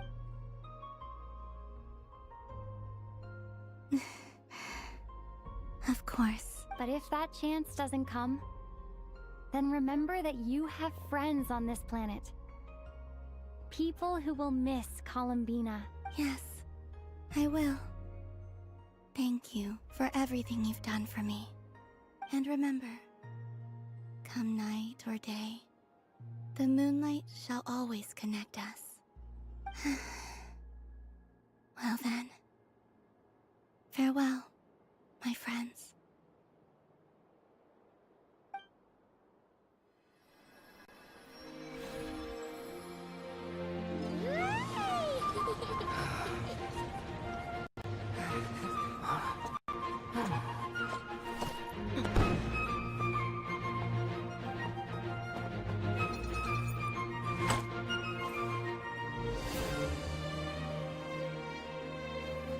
Thank you. This was my happiest night in Tevat. Farewell, Columbina.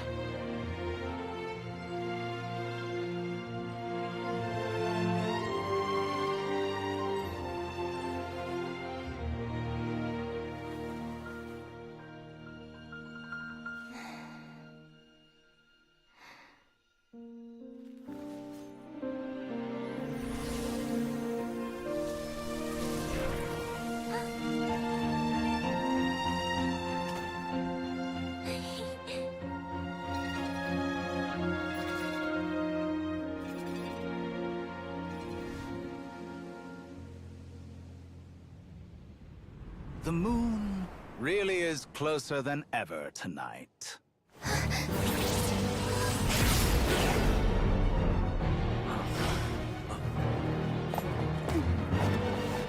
Columbina. All three moons in one place. Time for one final experiment. Reason, life, death, time, and space. They all believed I would fail.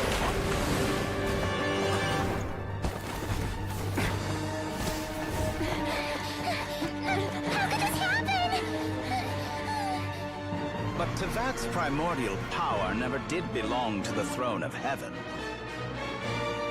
And now, they are mine.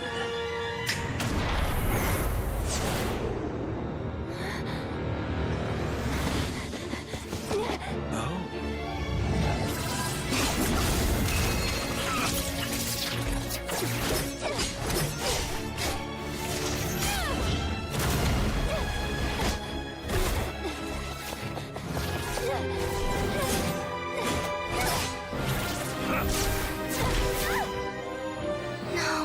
as long as I'm here.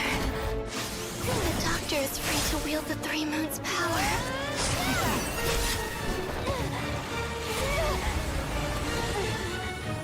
It's the only way.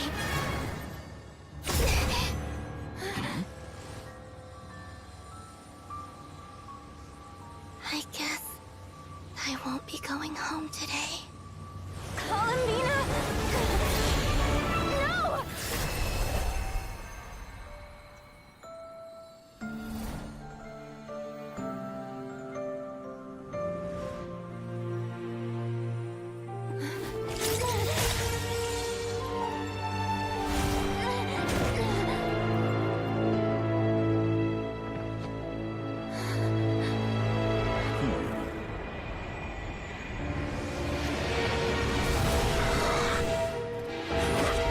Stubborn world, do not try to control me.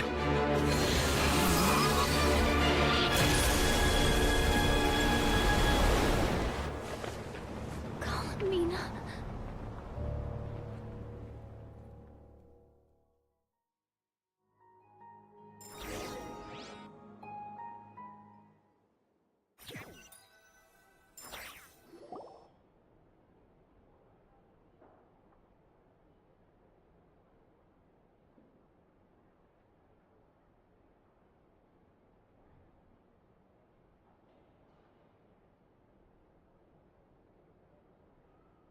Are you all right? Do your wounds still hurt? I had someone prepare a little medicine that could prove effective. In that case, let me relate the contents of the call we made to Alice after the incident occurred. That Dottore is a crafty one. He distracted the Hexenzirkel by creating a huge fuss at Tevat's borders.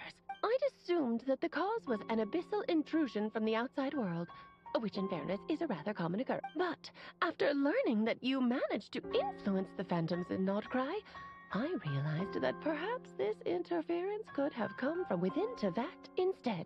But we weren't able to change their fates. True, you couldn't change how their stories ended, but you did build some variables around yourself. Variables? Yes. Things you heard that you could not otherwise have learned. Ideas that would otherwise have never crossed your mind. Of course, most variables usually pale into insignificance with them. That's what Dottore did. And it's how he created the necessary conditions so that when you activated the portal tonight, it played right into his... However, we have no way of knowing... Yeah, we also need to ascertain Columbina's... And that about sums it up. As I suspected, Dottore has disappeared completely. Oh no! What? She did what? All we saw was Dottore appeared and used some kind of power. The next thing we knew, he and Columbina were gone and you were...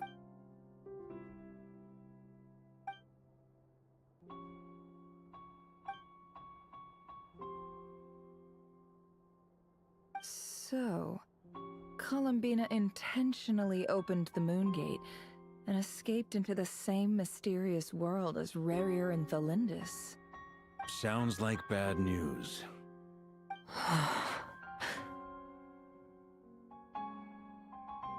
Seen in that way, the Trilunar Syzygy and Rerir's emergence, Dottore might have been pulling the strings according to Miss Alice, he is attempting to transcend his destiny and finish an experiment that only a god might complete. An utter lunatic. Wait a sec, where's Hat Guy?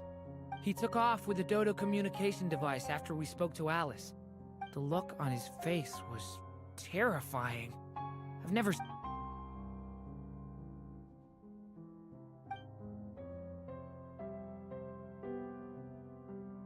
I'm back.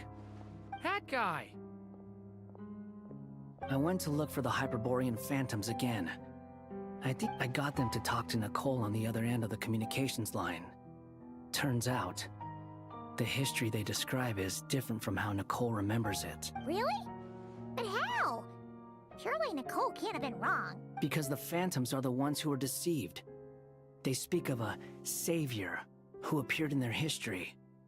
One who never should have existed. This savior promised to create a new moon within the false sky, and even bring back their moon goddesses. Foolishly, they believed in him, and told him everything he wanted to know about the moons. It's obvious that this was Dottoro's doing. Now you mention it, the first time we entered the Hyperborean ruins. But Dottori shouldn't have been able to get in there in the... He didn't. Nicole said that this was an anomalous state triggered by disruptions in the causal connections between phantoms from the same era. The variables that Dottori put in place were substantial enough that they even affected phantoms that he never... So it's not that their memories were unclear. They'd been tampered with. That's exactly the possibility Dottori was trying to manufacture. He turned these variables into knowledge and engineered the situation so all that knowledge would fall into his hand. Then, he harnessed that knowledge on Moon Prayer Night to truly create a false moon. How is that even... To be precise, he exploited a weakness in the way the spell works. The spell senses Kuvaki to detect the moon's location. So, as long as the false moon more strongly resembled the moon, then the gate would teleport Columbina to the false moon's location. In other words, to Dottori's side.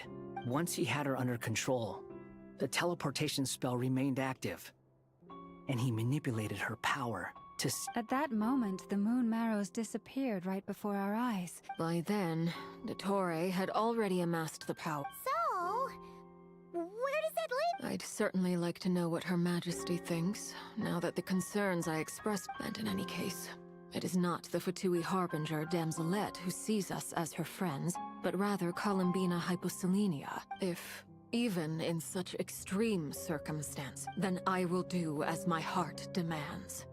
I will fight as Peruware in... Oh, Arlecchino! Time is short, so I'll make the first move.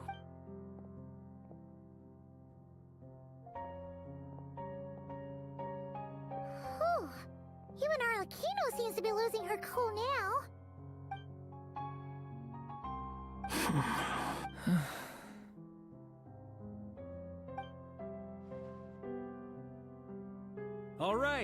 All right. Lose those dejected looks for a moment and let me get a word in. It looks bad, I won't lie.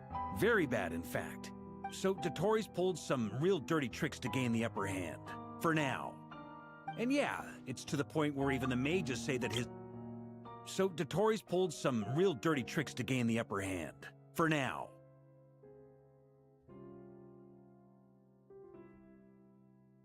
Many have told me that Tevat's destiny is fixed, and that does appear to be the case.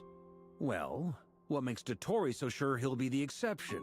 And since he was able to stack these variables up, who's to say we can't do this? You of all people should not be discouraged, Traveler. This isn't over yet. And you're not alone in that. Everyone here does, but none of us are the type to sit back and wait for the sun to shine again. That's exactly how a knight should roll. If they knock you down, you get back up and get back in it. Don't forget, Honorary Knight, you're a legitimate member of Mondstadt too. Mark is right. This is far from... Dottori's already way overdue a butt-kicking given his passionate... That's what I'm talking about. How's everyone else feel? I'll use Kuvaki to investigate Columbina's whereabouts. I am not ready to give up either. Leave the intel gathering to me.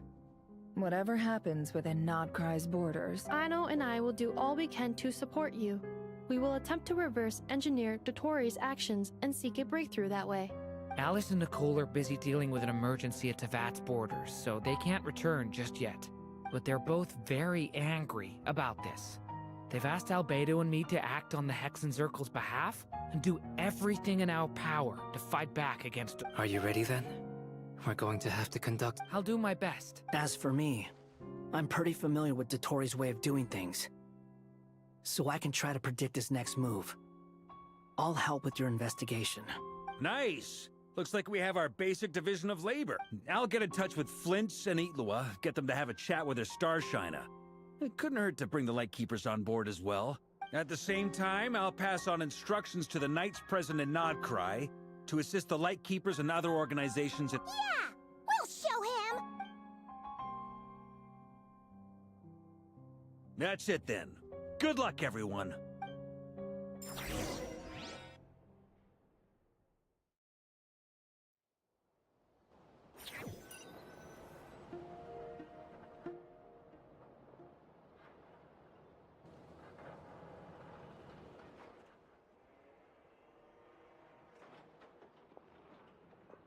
I never thought that Columbina would become my real name. It went from being a Fatui code name to something my friends call me. And remember, come night or day, the moonlight shall always—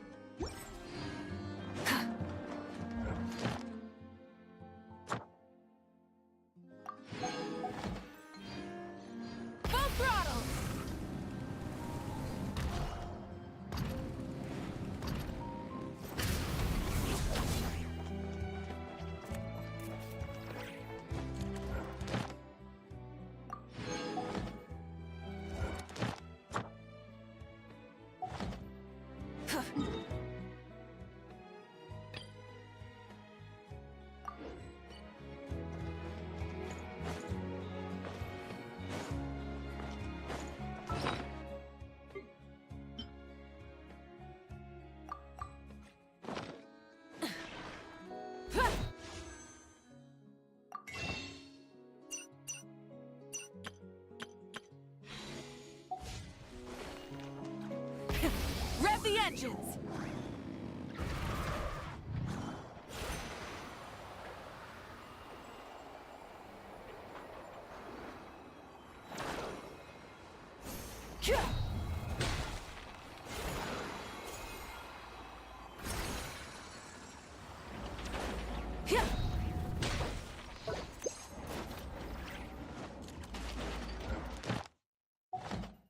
Try and stop me!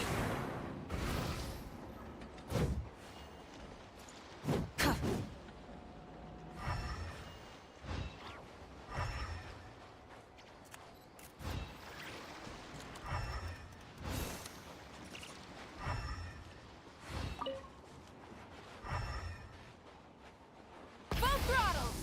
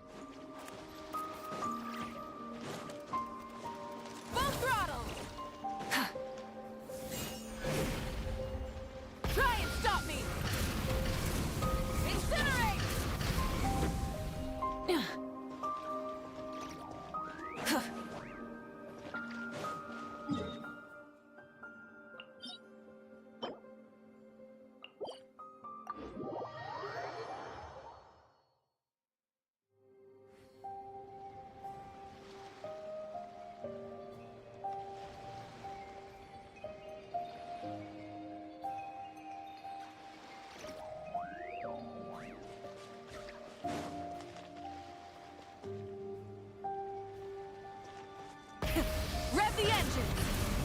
Incinerate! Incinerate!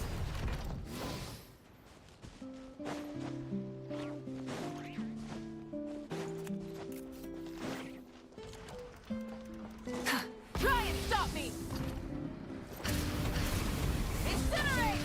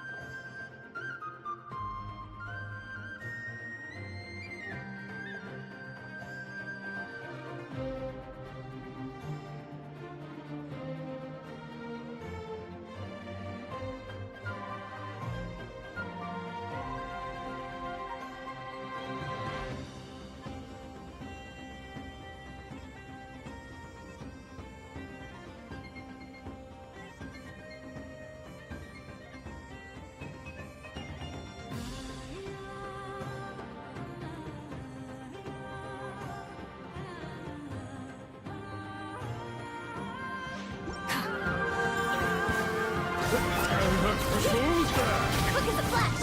Start the Stop lolling! Eat Papa! Get a pyroclastic surge! Incinerate! Incinerate! Rev the engines!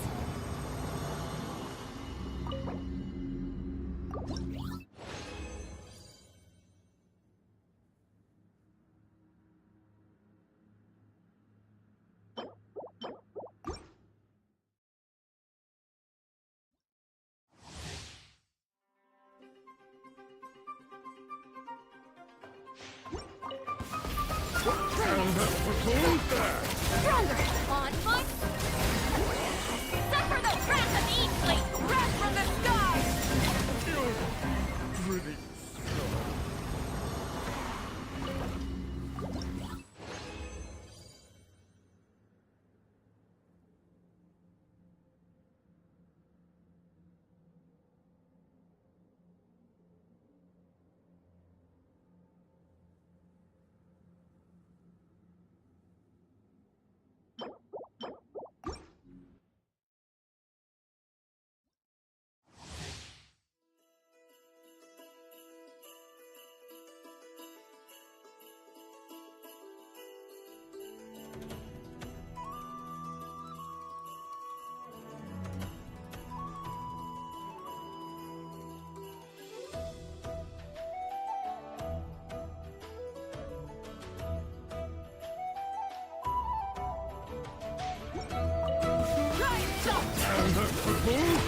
Troubled breathing.